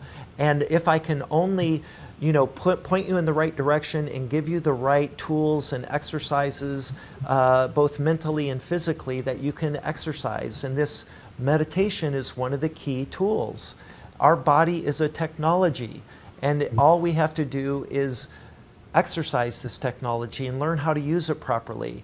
And once we do that, we're accessing into these other dimensions of consciousness. And I can explain how that works in a way. At least it gives people an idea, a clue to what's possible and how that makes sense. It's very exciting. That is very exciting. And it is for certain that the universe is very filled with mystery, and that, you know, it's funny how human beings at various times think they know everything. I mean, in 1900, they were like, "Oh, we know everything about science. Now we're just refining some of our Right. And so, you know, and it's amazing to see. And I absolutely loved the scene in the movie Contact when she makes the contact, and she was like, "They should have sent a poet," because, you know, the scientist can't explain. There isn't the language. There isn't language in science to truly explain what that was. And so when she's like, they should have sent a poet, seeing all the magnificent things that she was seeing, that, you know, is a powerful and profound statement, because that goes back to, again, to our humanity and to the heart and to the intangible things, you know, the love, the wonder, the grandeur. It's how things make you feel that make, you know, this experience of being human so special. Right. Well, people watching us right now don't know the real history between us. That though we met originally in 2016 because you were making the movie, The Connected Universe, and you needed money to finish that film, and I came forward to assist you in finishing the film and getting Sir Patrick Stewart to be the narrator. And by the way, the reason I did that is because I saw an early cut of your film that was getting ready to go to be premiered, and so it was basically finished. And I watched it in Michigan. I was with Nassim Haramein, who was on yesterday with me, and he had come to Michigan to visit me where I live there, and he brought the film, which was just about to be premiered in Hollywood, and he showed it to me, and you were the narrator, and you were good, by the way. This is no comment on your narration ability, but you know, when I heard that your choice was Sir Patrick Stewart as the narrator, and I said, yes, that's got to happen, because your movie is so good and so compelling and inspiring and beautiful. That was the missing piece. I really felt strongly that with his voice behind the film that you made, that it would take it to a whole new level. Just his voice has that ability. Which it absolutely did. It was really fun, and thank you again for not only helping us to finish, but for ultimately the reason that you make a movie is to have an impact on the world and to be able to share an idea in the most compelling way. And that certainly helped make it more compelling, because the skill that he has. It was so fun and wonderful to listen to, because when we were recording the narrations in the studio, we would play the clip and he's got to match the time and stuff to it. So like, oh, there's my voice, and now we have Patrick. Oh, okay, that's there's a reason. There's a reason he's Sir Patrick Stewart, because it's fantastic. It was great. And Malcolm, now that we're talking about Sir Patrick Stewart, I'm recalling the whole story that you had to. So I agreed to fund, be the executive producer so that you could include him. And that was like a real miracle that you were able to get him at the last minute, because he was getting ready to perform for a new play in London. And you had to fly there and rent a studio in London and, prep him. And so take us through that whole experience. Well, that was an incredible adventure, because we basically were already about to be booking venues and had everything all lined up. So it was a huge monkey wrench, of the best kind of monkey wrench, because it was just like, this will take things up yet another level. But in order to accomplish, he was doing a play every night called No Man's Land with Sir Ian McKellen, who, they're phenomenal friends. And, it's just like, oh, look, it's Sir Patrick Stewart and Gandalf. That's how wonderful is that? Like, what a connection. And I went actually to see his play 3 times while I was there, because we could only do it in little pieces, because he had to save himself for the play every night. Putting on a play of that magnitude with just a few characters, where each of them holds a very significant part, he had to be careful for resting his voice. So we had to do it and in short chunks, and give him time to rest and recover his voice for the evening. And it was quite a process trying to make everything work. And in the end, we got the last piece only days before the premiere. The movie premiered on Monday, and we had the narration finished on Friday. So wow. the very last piece, but we'd of course been putting everything in as it was coming. But it was like a Mission Impossible countdown with the ticking clock. Again, it's getting down to 0, and we're still trying to make it work. But he's so, some people have asked in interviews, like, what is he like? And he is truly fantastic. He's absolutely as wonderful as you would hope. They in this industry, sometimes you meet people like that, and the nature of their work and whatever else, it's not always that way. But with him, he is truly a fantastic human being, and the depth of his heart and the depth of his humanity really came through in the narration. And I was really grateful that he was able to make the extra effort to be able to get it done, and to spend the time with it that was required to make it happen, because it got very adventurous finishing. I remember we were talking during the time that you were wrapping up with him, and we were having daily conversations on progress, and you were telling me, I recall, just how wonderful a man he was, and it comes through. It came through in the movie, and in the little vignettes you created, the promotions and trailers for the Connected Universe, which we've been playing throughout the day today. Oh, wonderful. And before I forget, I want to mention to everyone watching that Malcolm has made his movie, The Connected Universe, available on his website, which is theconnecteduniversefilm.com. Is it theconnecteduniversefilm.com? Correct. And if you go there, you can, for the next few hours, you can purchase the film for $1.99. This is a film that normally he charges $19.99 for, and you can rent it for just 99 cents. So this is a short, this is going to be available till 3:33 in the morning, is that right? Actually, we're in celebration of the convergence. We're going to try to let it go a little bit longer, but it was specifically for, we would love people, if they get a chance to watch it pre convergence tonight because the alignment of the moon and Mars and everything that's happening makes it a perfect time to have that connection because what not everyone, a lot of people know this, but not everyone does, is that we are made of exploded stars.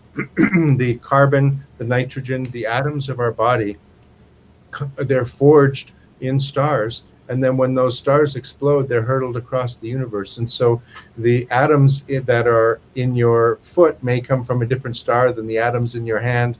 And that we are this already combination of literally physical elements that are galactic in nature. And so to deepen that understanding before tonight's event is fantastic. And we wanted to also let it run for a little while after, because when people do have this understanding and this new alignment has taken place, then a chance to dig into it a little bit more and watch it over the next few weeks. So probably maybe for another 2 weeks, we'll give people the chance to be able to do that because of what you are doing here.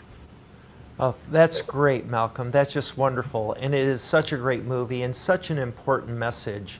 And it's enlightening as well from a scientific standpoint. The discovery of Nassim Harameyn's work in physics and all that it implies is worth worth seeing the film. But it's so much more than that. It's so great, and so it's such an honor, and I'm so proud to be involved in that. And because of that, Malcolm, and getting to know you in those first few months of working together, I became a friend. We became good friends. Absolutely. Yeah. And we have hung out many times. And you even came to my wedding. And you went to Egypt with me for 2 weeks on my honeymoon.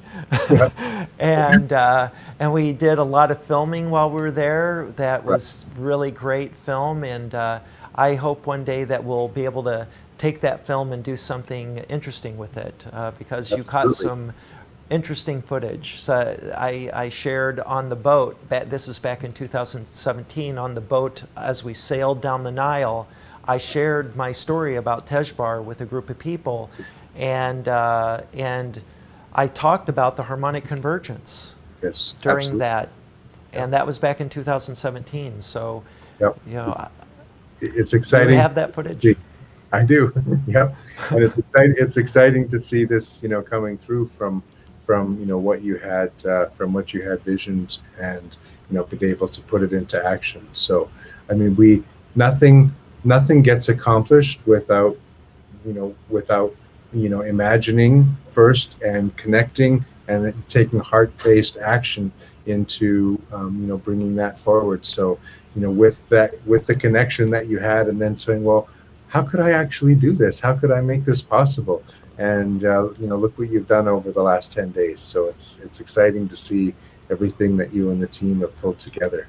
Yeah, they've done a great job. We've all done a wonderful job. I'm so proud of everyone. It's just incredible what we pulled off, and this is a serious professional group and a serious professional production. And I want to do this again. We will not to this level, I don't think, for 10 days, but we will do this again on a smaller scale to keep the momentum going because we've just begun. Well, one of the connections I wanted to bring up when we did have the movie premiere in Los Angeles on the red carpet, one of the things in exploring connection and say how can we bring this connection forward and what can we do is I happen to know people through my work in the space field that had connections to be able to get a piece of the moon and a piece of Mars. So we actually had some Jeff Notkin, who is an extraordinary, he's one of the world's leading meteorite experts, and he had created these samples for us. One of this is a piece of the moon, and the other is a piece of Mars. Where are we here? Here we go. Da, da, da, da. And floating. There we go. Let's get it right. And that to be able to bring and give people the chance on the red carpet to touch a piece of moon and to touch a piece of Mars, and that there's something special too about that sensation of contact. I mean, you've had that on an entirely different level, and when you touch a piece of the moon or touch a piece of Mars, it's just like, wow, I'm holding another planet in my hand right now. I mean, and it's been so wonderful. When I first had that experience, well, we were, looking at exploring that possibility for the movie and trying to bring that into the movie.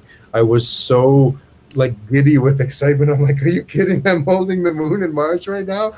But I wanted to have that experience for other people. And so we managed to be able to make that happen. And so that alignment of the moon and Mars is like, here we go. Look at that aligned moon and Mars, Aquarius right now. It's so funny. You're so funny.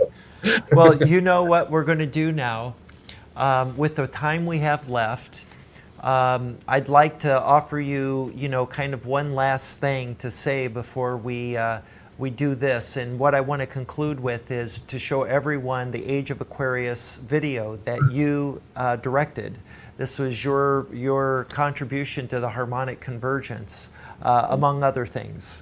Your most recent contribution, besides being on our program. And so I'd like to end our interview with that, and then I have the surprise of showing a video taken that night at the Afterglow party of the premiere of the movie, where you present me with a piece of Mars, a piece of the moon, and do you remember the third thing you gave me? Yep, carbonaceous chondrite. Carbonaceous chondrite. Oh my gosh! And people don't tell people what it is, because Jeffrey explains it so beautifully, and I never knew such a thing existed in all the universe. And I have a piece of it at home. It's amazing. It is amazing. It is okay. amazing. So what would you like to leave with? Well, what I'd like to leave with is basically an invitation for people to really understand the beauty of who they are, and that they are bigger and more amazing than maybe they've ever let themselves imagine. Is that, the world certainly serves its body blows from time to time, and sometimes people grow up in environments or cultures or circumstances that don't really let them feel the gift that they are and how incredible that they are, and that the exploration of understanding your connection and looking out, but also taking that time to look in and to do the work with the stillness and with the meditation and with connecting with others and finding others who are also looking for deeper understanding and deeper meaning. I think that it said, transform yourself, transform the world has been one of the themes of numerous films that I've done, and that this metamorphosis that we're in right now, like COVID, has kind of created this cocooning where everything is slowing down, and some cells are being destroyed and some cells have a new opportunity to lift up. And I guess the thing is, we have a conscious choice for how we want to emerge. And do we want to emerge still as the caterpillar walking through the crap, or do we maybe want to spread wings and fly and do things that couldn't be imagined before? And that at the end of the day, the person that it's really important to do your own inner work and to work to transform yourself, and to also reach out. I love in your 21-day action plan, and to reach out, that there is, reaching out and doing, good for others, and to be, finding ways to be compassionate and contributory, and recognize that, that transformation from me to we is an important one, because we really are in all of this together. And I would just encourage people to, wherever they are on their path, whether they're brand new or they've been walking this for decades and are still, finding new avenues to explore and expand. But the universe is ever expanding, and so do we have the potential, certainly within our short little lifespans, to be, expanding who we are and deepening ourselves. And so that would be my my guest closing comment and wish / invitation. So thank you so much, Malcolm. I love you. You're my brother. I can't wait to see you again. And thank you for all you've done for me over the years, and for the Harmonic Convergence. It's so special to have you as our final guest on the 10th day. And we will be in touch, because you're just an amazing man and a real artist for conveying important messages that inspire people to act, to do good things. Thank you, my friend. You. It's great. And I love you. Love you too. Fantastic. All right. Okay. Bye-bye. Enjoy the video. Okay, bye. Okay, we're going to now play, we may need a moment to cue it up, but we're going to play Age of Aquarius, the Malcolm directed version. And then after that, I'm going to see if we can cue up the video that was taken back in September of 2016. It was September 26th, I believe. It was indeed. And that was the evening that the movie premiered at the Directors Guild in Los Angeles. Guild in Los Angeles, where we walked the red carpet together. It was just such a great time. Many fond and wonderful memories of that evening. Indeed. Okay, brother. I'll see you later. I love you, man. Love you too. Take care. All right. Okay, bye-bye. Bye-bye.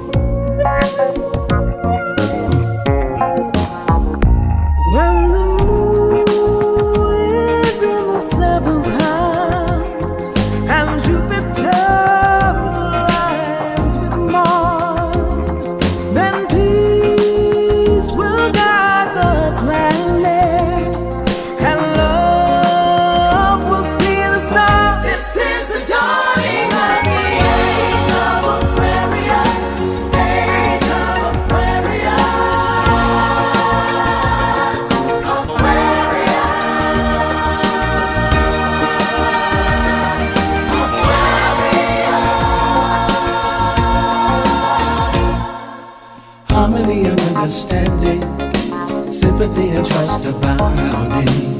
No more falsehood, derisions, golden living dreams of visions. In crystal revelation, and the mind's true liberation. Aquarius, Aquarius. When the moon is in the seventh house, and Jupiter lies with Mars.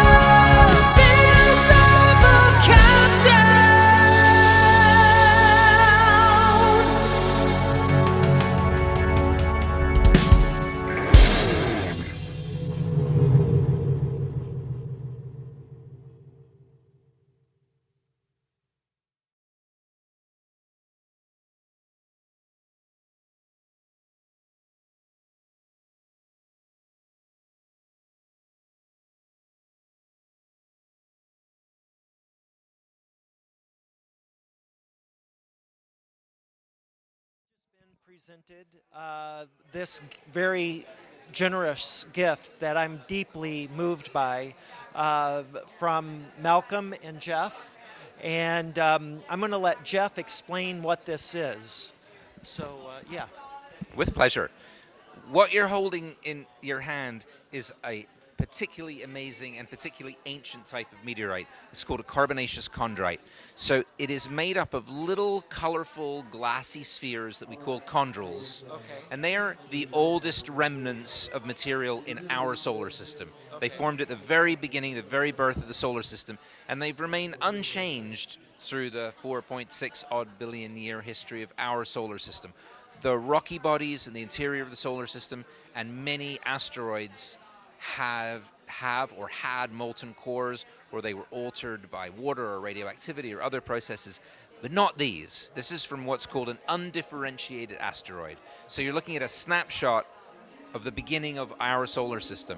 Wow. But it gets much better than that, because also contained in this meteorite are micro diamonds, tiny, tiny diamonds that are the remnant of a supernova, a star that exploded billions of years before the formation of our solar system.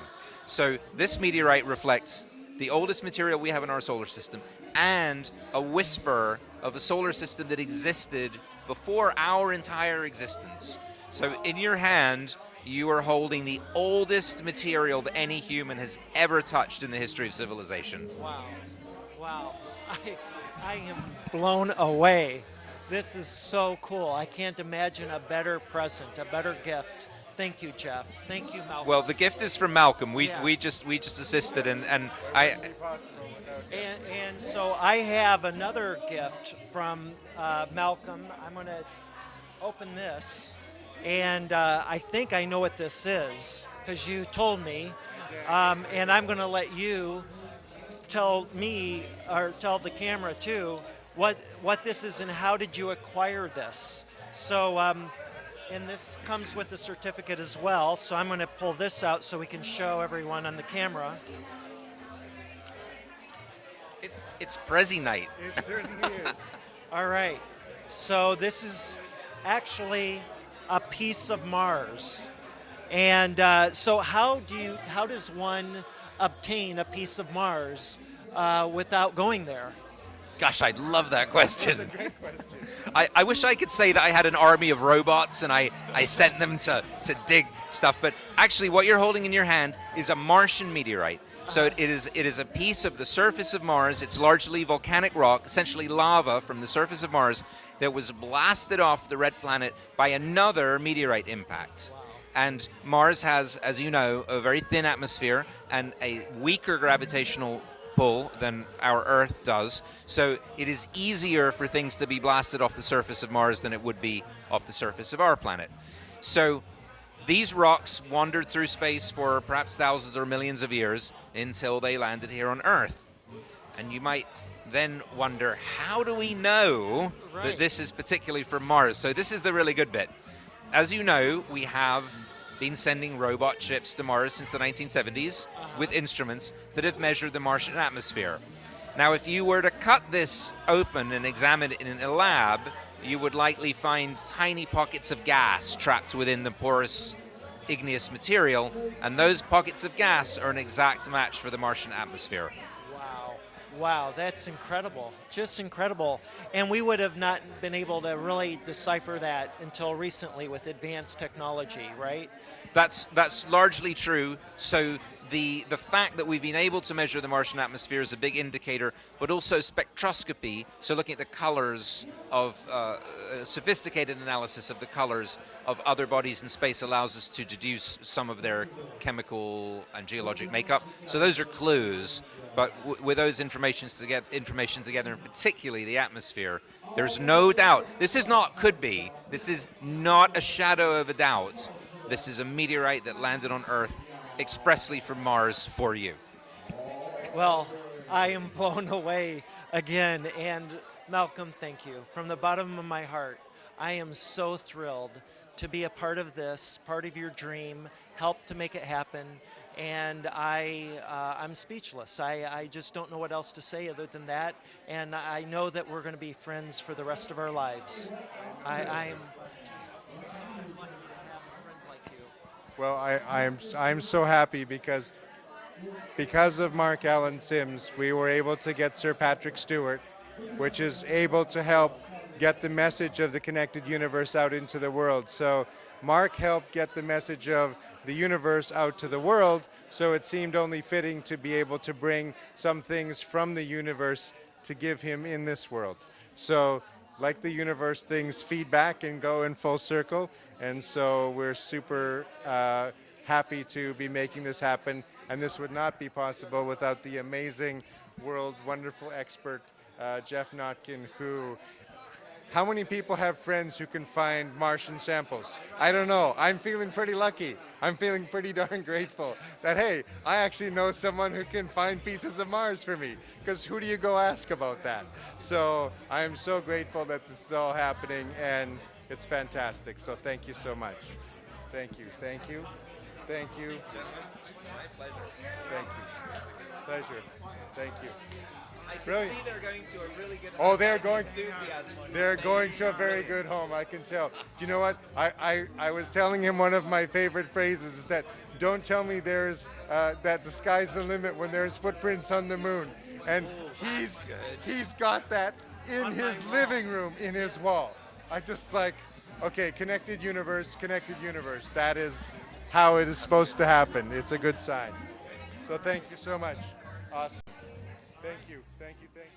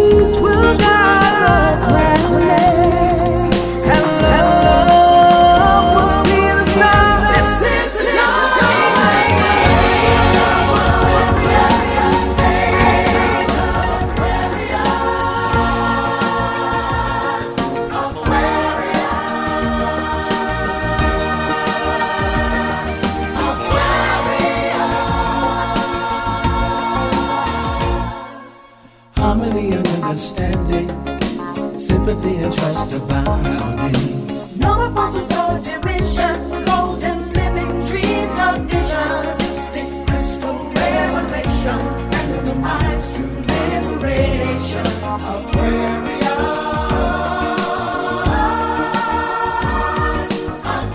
Aquarius, when the moon is in the seventh house, and Jupiter aligns with Mars, then peace will guide the planets, and love will steer the stars. This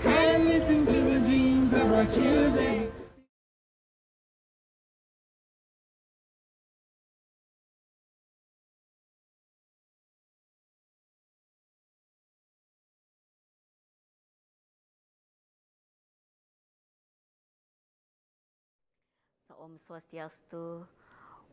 Welcome to the Harmonic Convergence group of USA. Varadya Wanga Sri Wahana Wisnu Parisuddha Pancha Sakti Anga Dewi Danu Yanamah Swaha Wanganya Prajana Mudra Mantram Satwam Siwam Nirmala Yanamah Siddhyanga Walugaraha Varadang Rawat Pramana Bayu Akasa Bayu Prativi Bayu Angka Bumi Bayu Chatur Sakti Prativi Asta Manu Yanamah Swaha Om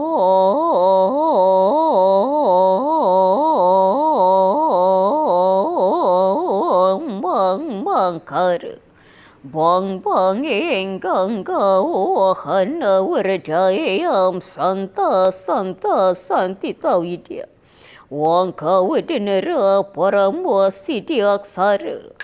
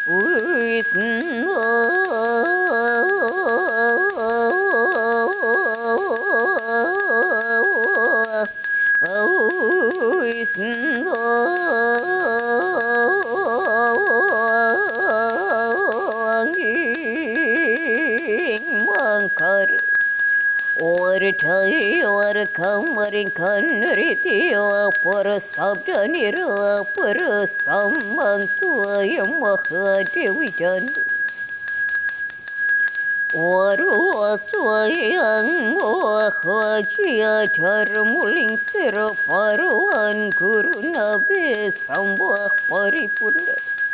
War kamar demayu kawad nambah wahanda chandra cakra siwa sakti.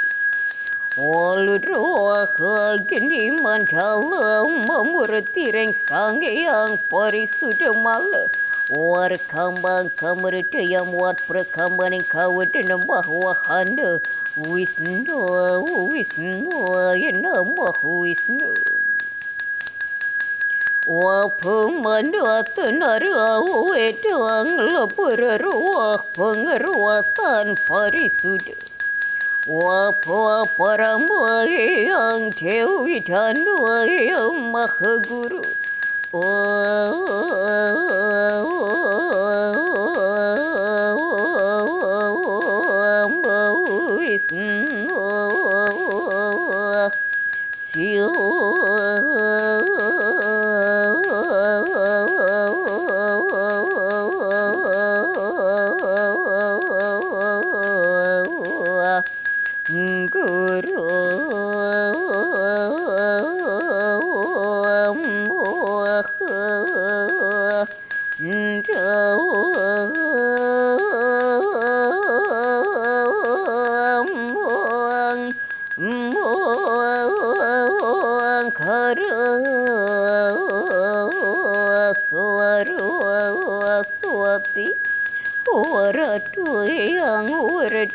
Guru amrata bumi purananing bumi.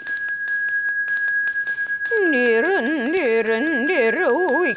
angga astanugraha siwa paramo siwa sakti. Anugraham dewi danu anugraham rasikana waranugraham sang pratika. Pancadharma Pancasakti Paramba Tanira Amin Maha Pudo yang Tanara Kamu Pari yang Tanara Demarwat Kambam Oratalu keruah hasam cahaya nambah sanggenitri. Witium gendiang ke waludroah pertika. Wapancamayo, wapancamo, wapanca sakyang geniratam daram mawidiam. Watanaram aham ganga chaya guru.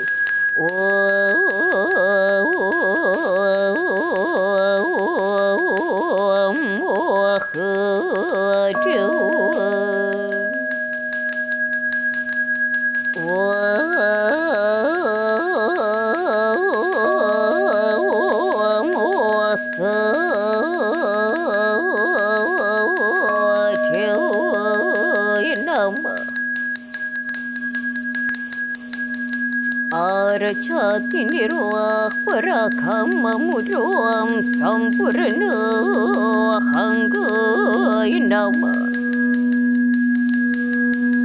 Wambariti barwang kawit namaru prakambang kawit nireu prasambang tuas tawa panca mahadewa. Vishnu kangaramuratam ganiryo prakambang kadaniniyo pratitah santa ya santa taranamba. Amriti amratam dewa amrata bumi amrata guru amrata ninkandi. Wakamariti amurchaya niru prasamanta kamanamo haksaram paraya musita.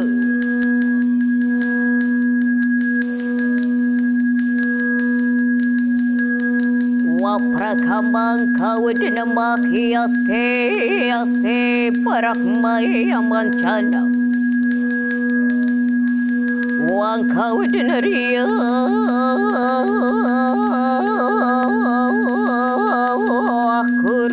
akuru pratiti. Iwa sanchira wang kaniam mandala warada sakti namak suaka. Wang prakamaditya sang jaya namam prayam musti warada sang pramada. Wang kawadinamah warajaya prasambaning wahanam puranam. Wang kamariti marwat prasamaning pramania stanta warajaya yinama. Wang iang pradamaning ing tang prasabantu. Wa prama santi nama suaha nama sidianga. This water blessing on behalf of all of the children and for our planet, for the water in our planet, in the name of Harmonic Convergence 2020. Yakte Prasabantu, the name of Harmonic Convergence 2020. Blessing for the water in our planet, for the all of children. Yathanda, Pacha Kanada, Wardayana Mantra, Shanggana, Tritah Maswar Kamam, Laruke Tanpra Kamantu, Saraswati, Vishnu, Wangkuru Prasamam. Yatinira Prakamanira Santa Prasanta. Wa Kamaritia Marwanka Waradinama Sri Vishnu Pangarwatan Chaturbai. Wa Paranira Sanganopati Namasuaka Waradangure Prasamaning. Wa Paraning Kedamaning Termaritia Pramananing Asta Taramansa. Wa Hambantu. Blessing for the water of our planet. In the name of the Harmonic Convergence 2020. Blessing for our all of children. Iyapa Tantra Sanggana. Nirtam Bumi Wahang Kamaraja Maruta Manuang Kawa Waradaya. Vishnu Namah Swaha.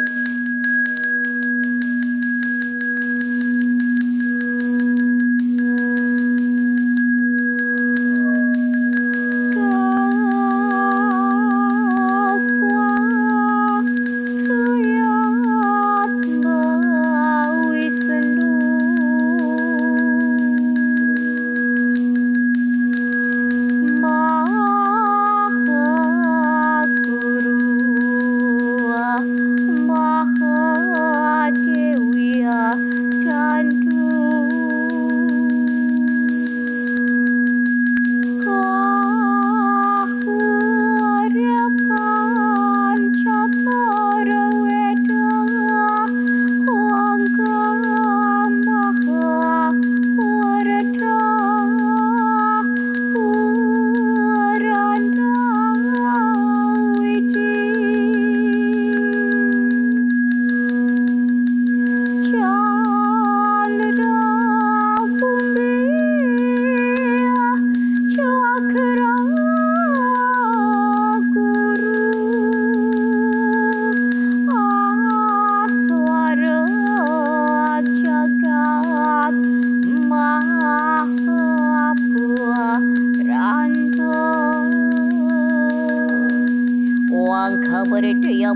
Chayanta Pramayanta Santa Kamayantra Tewa Tewa Yantra.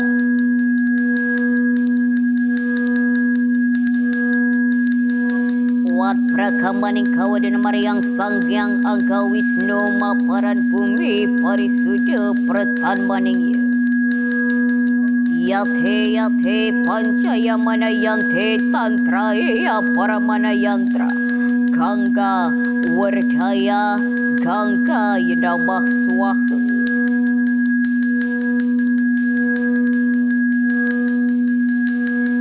Pemaritya Ganga Paripurna Yanamah Swaha Sang Parita Parita Parita Madwan Kamaritya Marwan Kawadina Maritya Prakamitya Marichetan Yata Yata Yanamaya Tuan Kamadina Malaparakam Ya Prantanarita Narita Narita Yatan Yatana Mama Ang Papa Ang Sahasraksara Indra Prabaya Trambara Marakama Indra San Purkama Witya Marucha Kamaning Kawadina Mahwisdo Wa Prakamantia Wahandam tu Wisnu Parisuda Angka Paripurna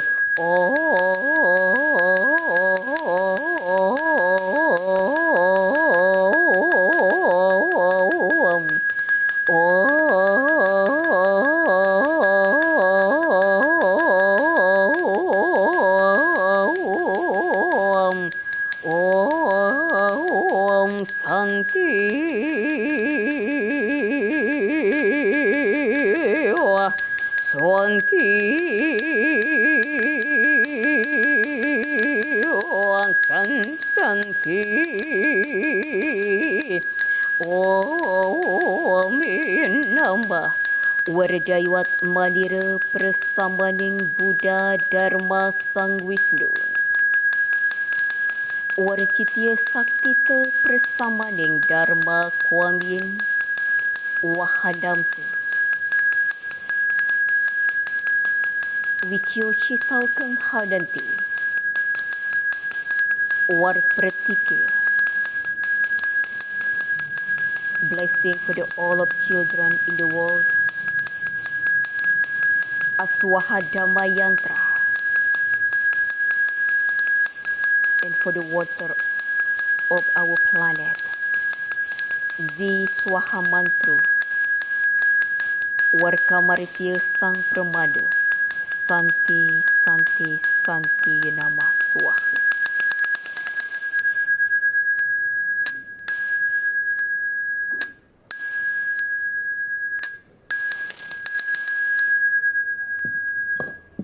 Om Siryanga Namah Surya Parisuddha Mala Chaturveda Ang Ung Mangsa Namastu Namah Shiva Guru. Thank you.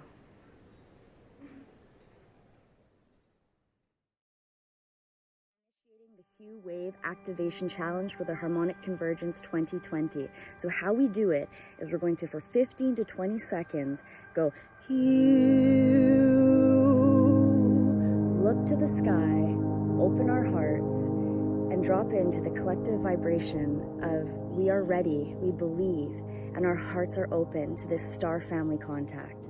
By doing this, the song is all about that we come from the stars, that we are made of stars and earth. And I'm so grateful to be part of this mass meditation today, where we have the opportunity to harmonize our vibrations so that our collective voice may be heard, to further catalyze the great awakening on this planet and peace on earth.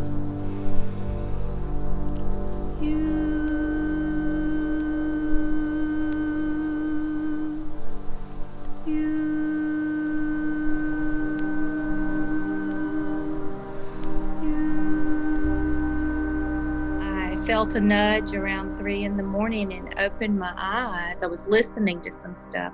There was a light in the room, and it was just like liquid love was gazing at me.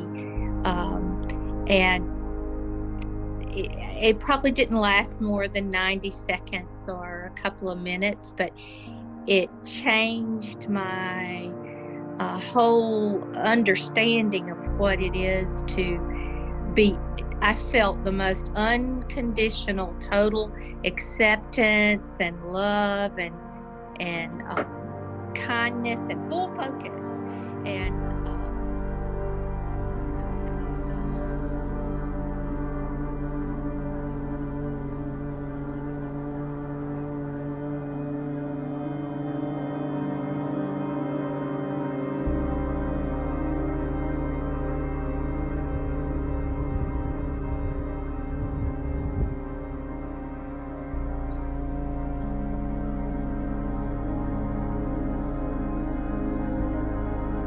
I was just looking up at the skyline of all the city, and I saw this black triangular shape slowly moving in the sky, and then it would disappear behind a building, and then it would peek out the other side, and it would disappear behind the other building. And this whole time I've always wondered if that really was a sighting. Like, I really was hoping that it would be. Now,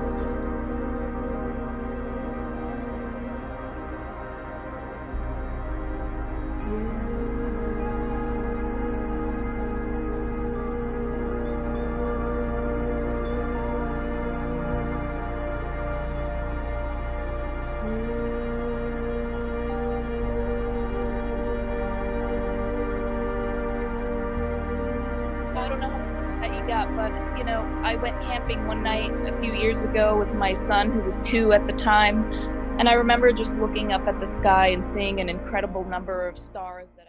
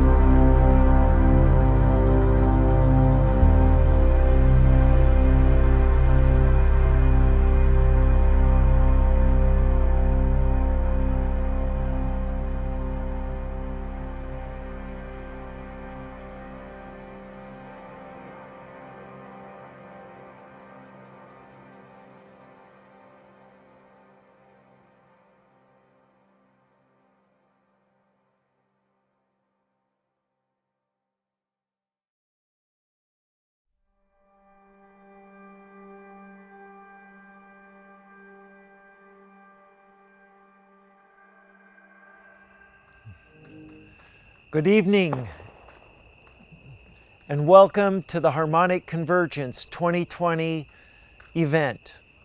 It's our final time together during the Harmonic Convergence 2020 event, and we will be doing our final CE6 meditation. Tonight, I want to take you through the steps of the CE6 meditation, which you can read all about on thc2020.org/CE6. We have audio files there and a spectrogram of the audio showing how it can be decoded by an audio analyzer to decode the message that we've encoded into the signal. I've got the signal right here. I'm going to play it for you to begin this meditation.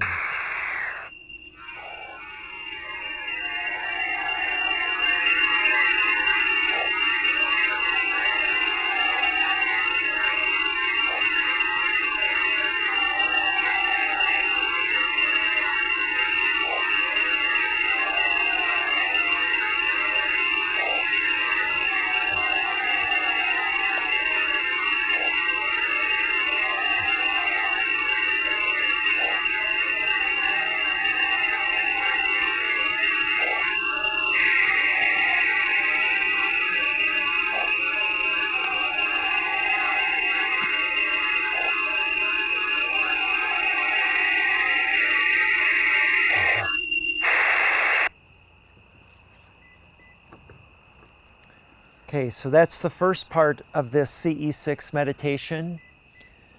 Since our star families are all around the earth, they have the technology to hear that message by simply playing it on a regular speaker. It's more effective if you can broadcast it on a handheld walkie-talkie or radio, but it doesn't matter.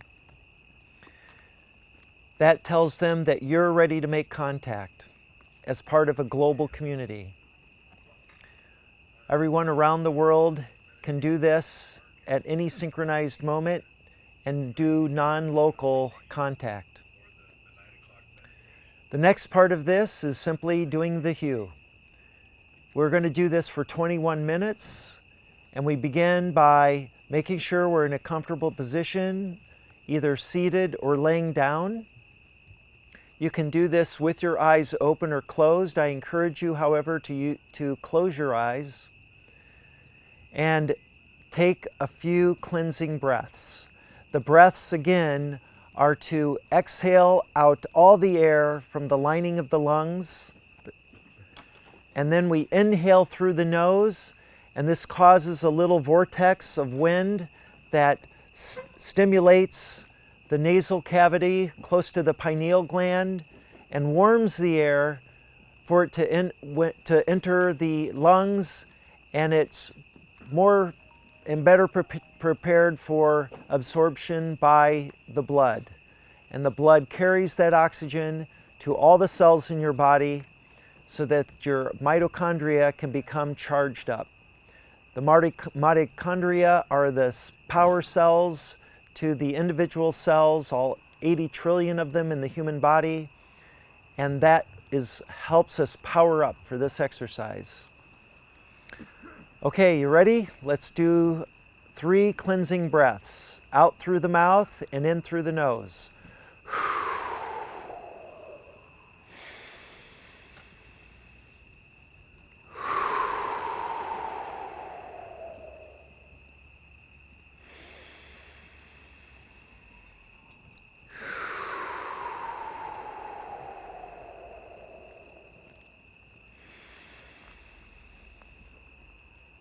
You.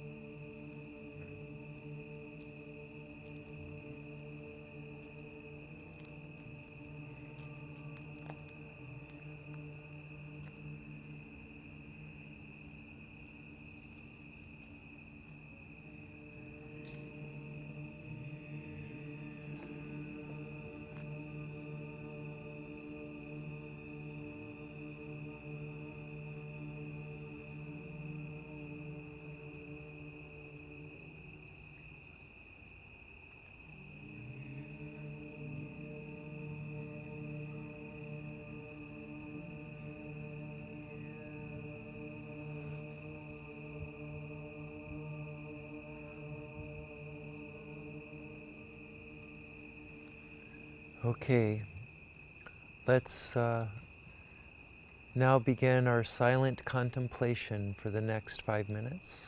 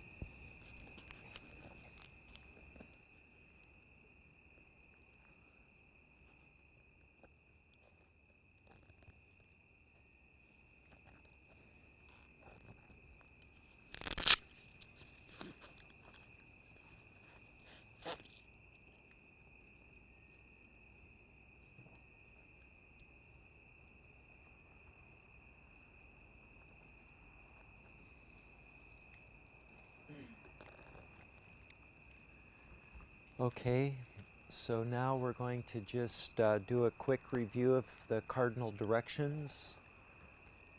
That is Polaris, the North Star, so that's north. And we always can find Polaris by finding the Big Dipper. And the two bottom stars of the Dipper, these two, point directly to Polaris. Once we know north, we know south. And then it's pretty easy to go west, and that's east.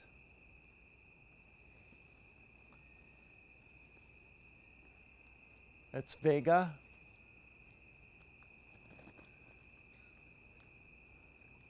The bright star behind this tree, this bush right here, is Jupiter.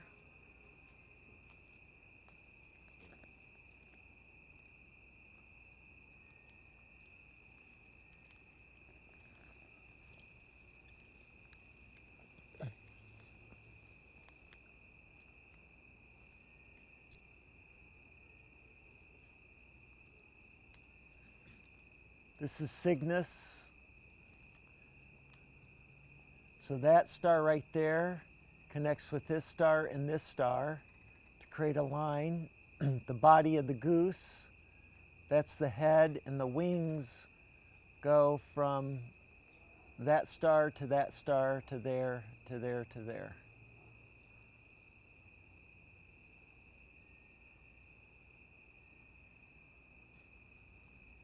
Vega is in the constellation Lyra.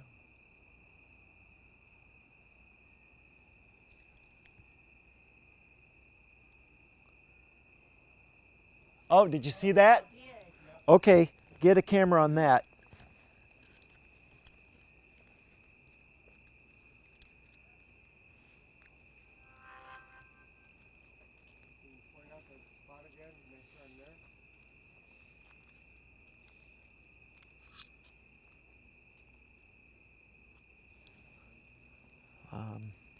I need somebody on this. It was right in this area. It was a flash.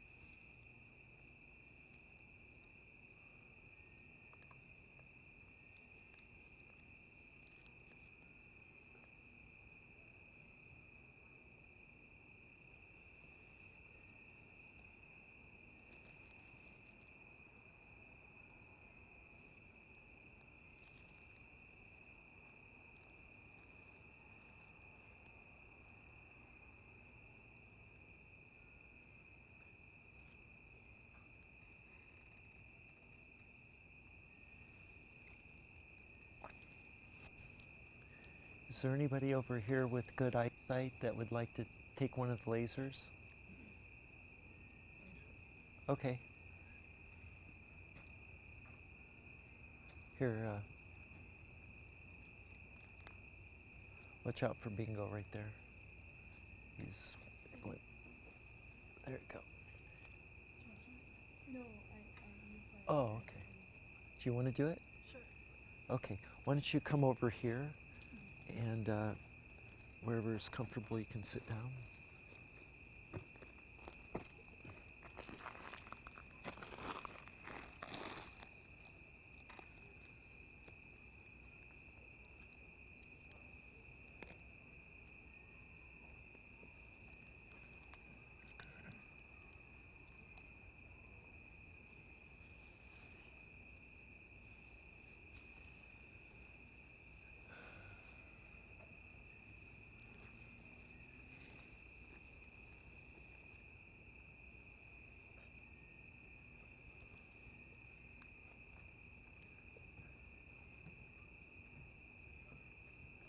Straight above.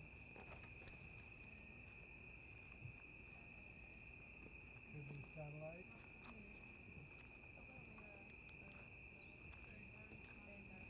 Very tiny. I think it's a satellite.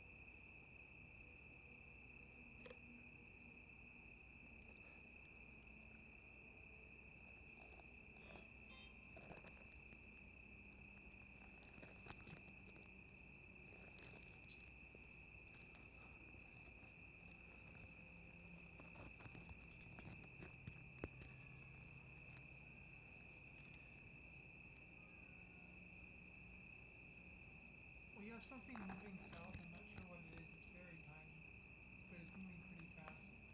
Okay. There were several airplanes over there. It's pretty high up. It's like where my cursor is. Okay.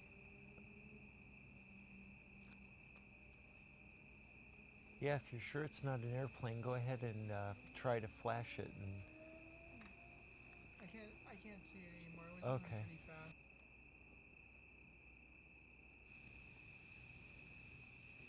I see an airplane right there.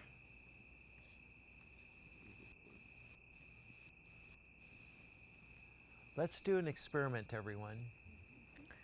I have been pretty tired after a full day of interviews, and I notice that when I've done this before, when I'm tired, I don't seem to have as much success, and what I have to do is make a conscious effort to fill my heart full of love energy. It's like, imagine your chakra is capable of being charged up full of love. So however you do that, just think of something that makes you really happy, especially if it happens to be something related to what we've done the last 10 days. Like for those of you that have been here all 10 days, part of the team, I mean, what we accomplished is really amazing. And I'm so proud of all of us. And just working with you and getting to know you all better and having the success we've had with these amazing people that we've interviewed and the fun we've had eating and spending time together at this beautiful place, that just makes me really happy. And that kind of thing will charge me up full of joy and love, just thinking about it. And then if I can build that feeling up in my chest, I imagine that I beam that out of my chest up into the cosmos, either directly, if I'm laying on my back, I just imagine my heart bursting with love, energy out into the universe. And I give it to them, I give it to the universe as a way of showing gratitude for the fact that I'm alive and that I can have that feeling of joy. And that I know they're up there waiting for us to get to a point where we can meet with them halfway. So that idea, just filling your heart full of joy and love and imagining a future in which it would be normal to communicate with them and interact with them, that idea, that excitement. Oh, did you see that?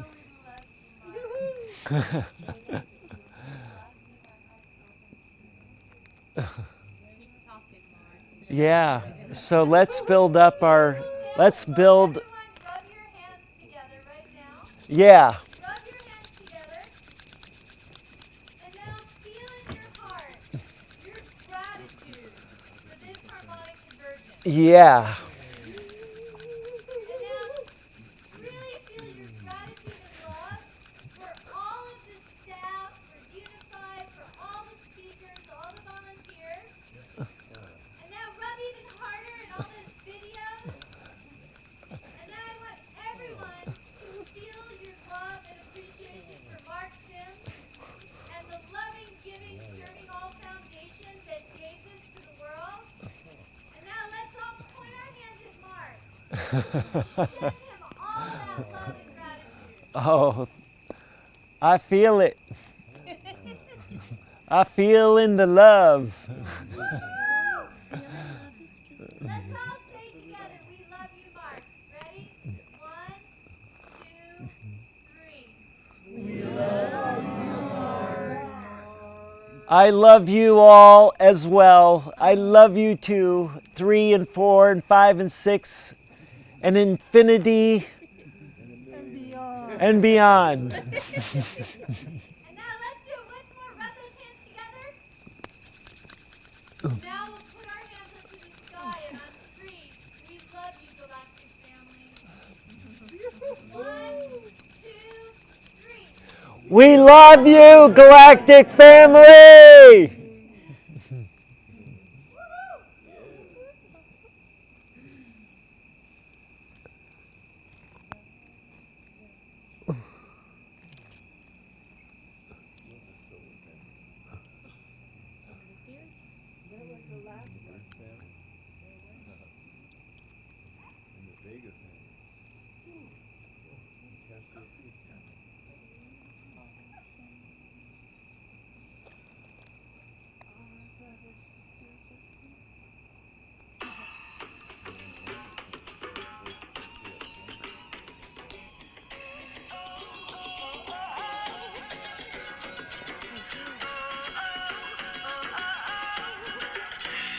There's a reason for the sunshine sky, and there's a reason why I'm feeling so high. Must be the season when that love light shines all around us.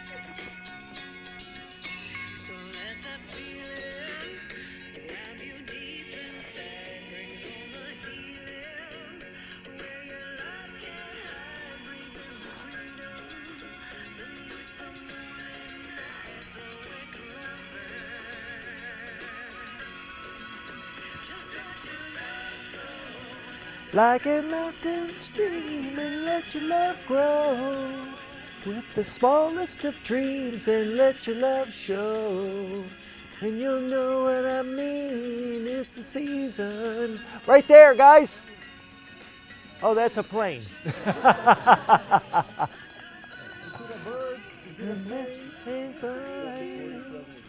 Living things, and let your love shine. And you'll know what I mean, it's the reason. Reason for the one sweet night. There's a reason for the candle lights. Must be the season when the light shines all around us.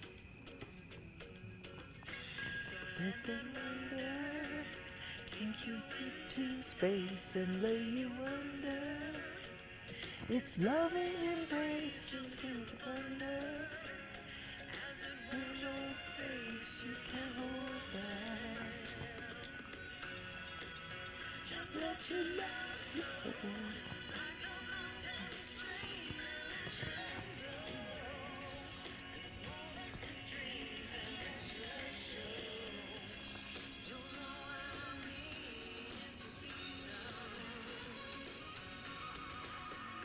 Let your love fly, like a let your love find you. To all living things, and let your love shine.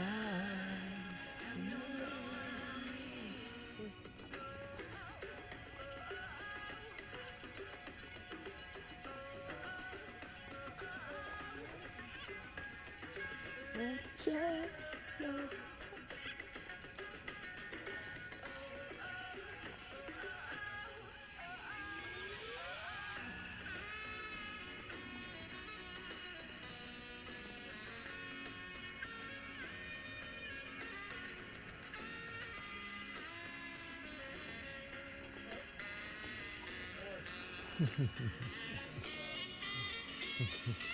Let your love flow like a mountain stream, and let your love grow. The smallest of dreams, and let your love show. And you'll know what I mean. Season. Let your love fly like a bird on a wing, and let your love find you. To all living things, and let your love shine. Know what I mean? It's a season. Let your love fly like a bird on a wing, and let your love find you. To all living things, and let your love shine. You know what I mean? That's the reason. That's the reason. It's the season. It's the season.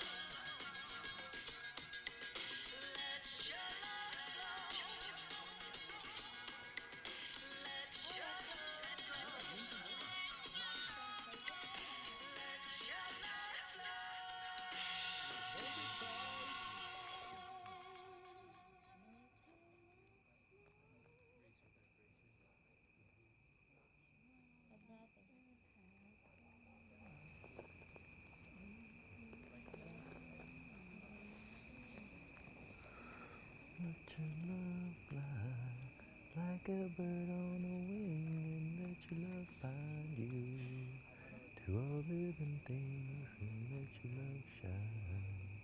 And you know what I mean, it's the season. Let your love flow like a mountain stream, and let your love grow with the smallest of dreams, and let your love show. And you know what I mean. Hi. How's it going? It's going great. It's 10 o'clock. Yeah. Do you want to just say a few words to people that are watching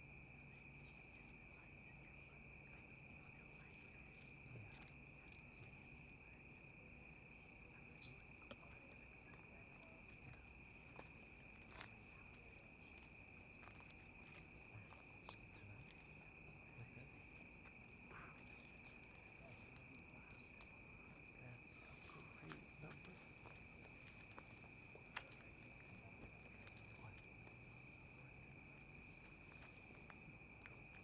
So that you can hear the live stream, but you can still like her. Like a satellite Is your or Aquarius? something?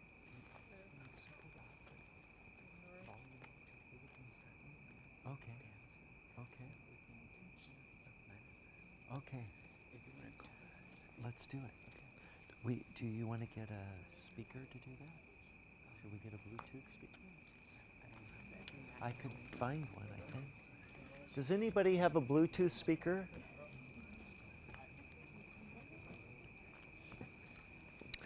We're going to play one more song, and we're going to get up and move. But I need a speaker. And it's 10:01. So for those of you still watching, we are so happy that you're with us still. This is Mark, and one of our members of our group, a very special young man who was one of the original dancers for First Contact, which performed for the one and only time in a live performance back in 2017. He played the sacral chakra, which was named Joy, and we associate with the color orange. And he was one of the dancers that performed that. He's here, and he wants to play and dance to the Age of Aquarius. So we're gonna end our program tonight with that song. And anybody who feels like dancing to the Age of Aquarius, we're going to play that now. Oh, you brought the root chakra?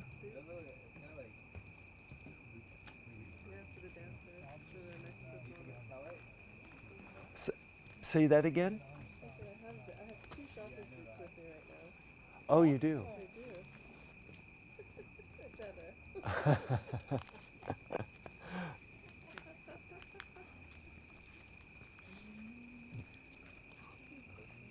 So, oh, thank you. Thank you very much. Yeah? I have Joy to the World.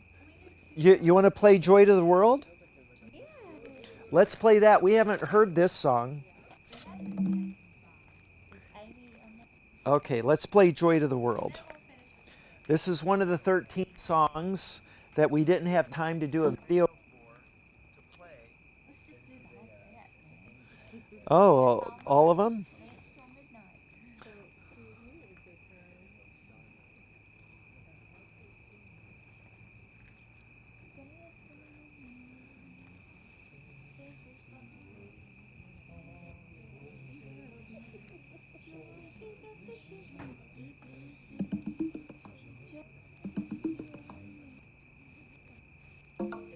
Okay, here we go. Hopefully. Let's see. Okay, Joy to the World. Here we go, Joy to the World. First time playing this live before an audience.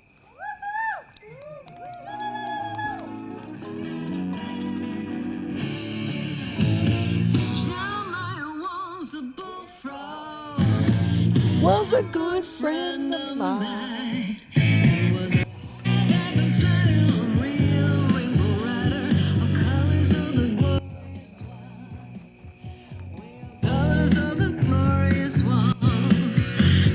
Joy to the world, all the boys and girls now. Joy to the fishes in the deep blue sea. Joy to you and me.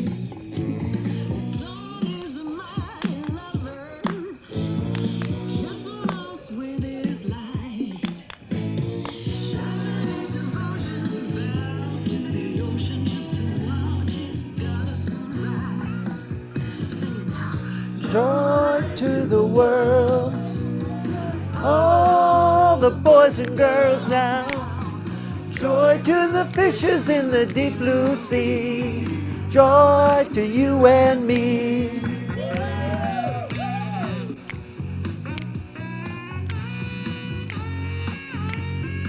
What's this? Ah.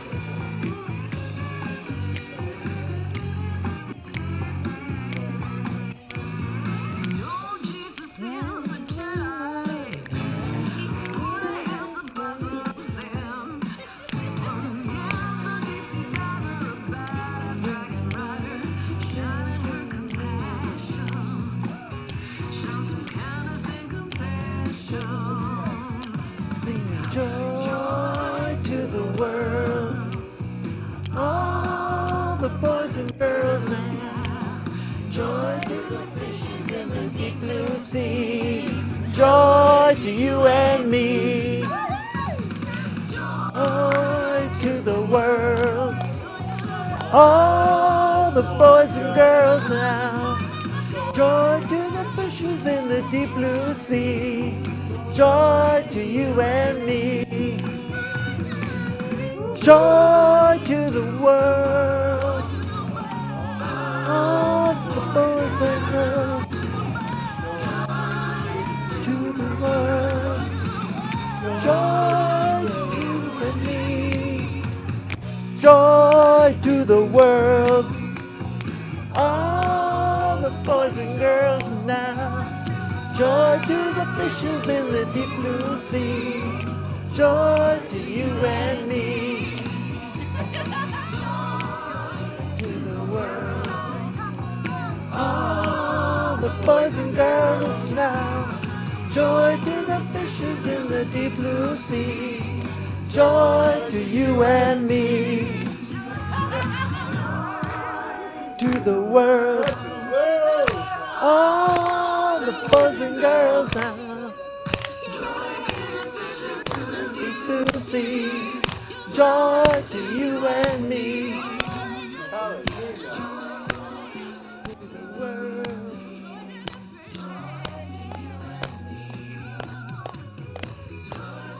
Fishes in the deep blue sea. Joy to you and me. Joy to you and me.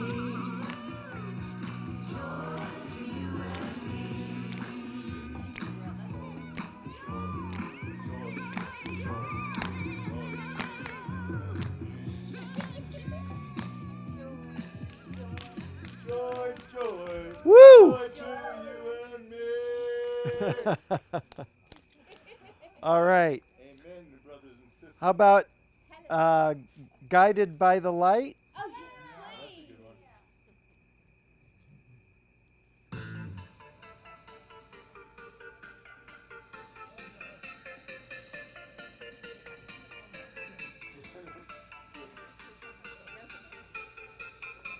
Guided by the light.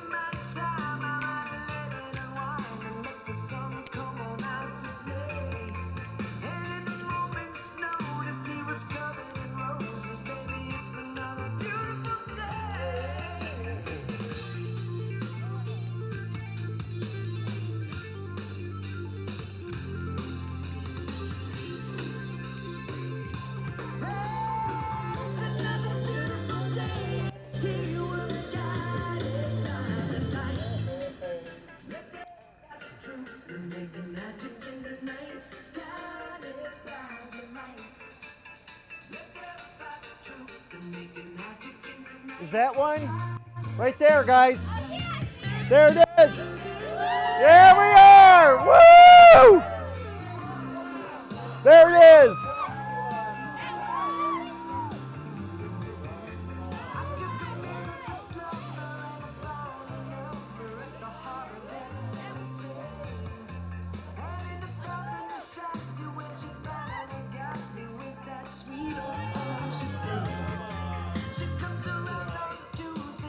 There we go. Hey! Woo! Yeah! We have a ship, everyone. We definitely have a ship. Yeah! That is definitely a ship.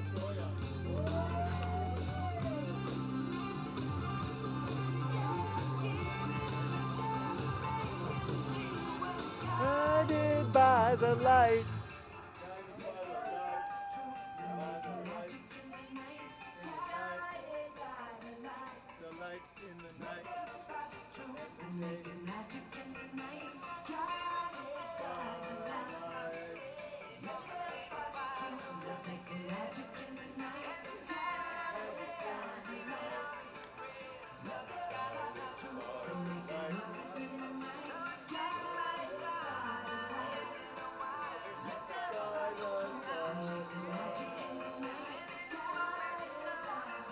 Can you flash us?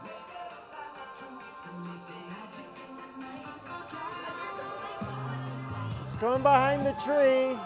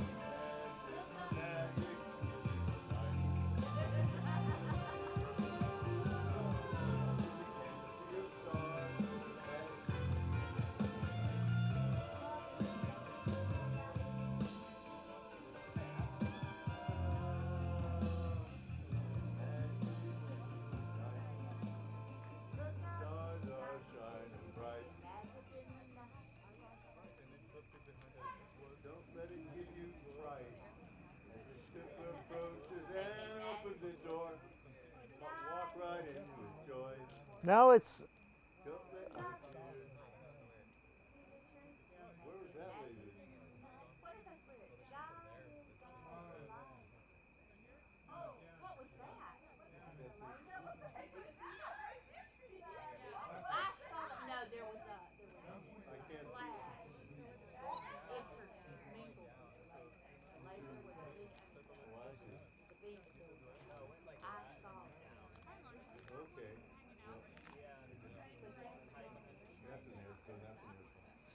yeah, that.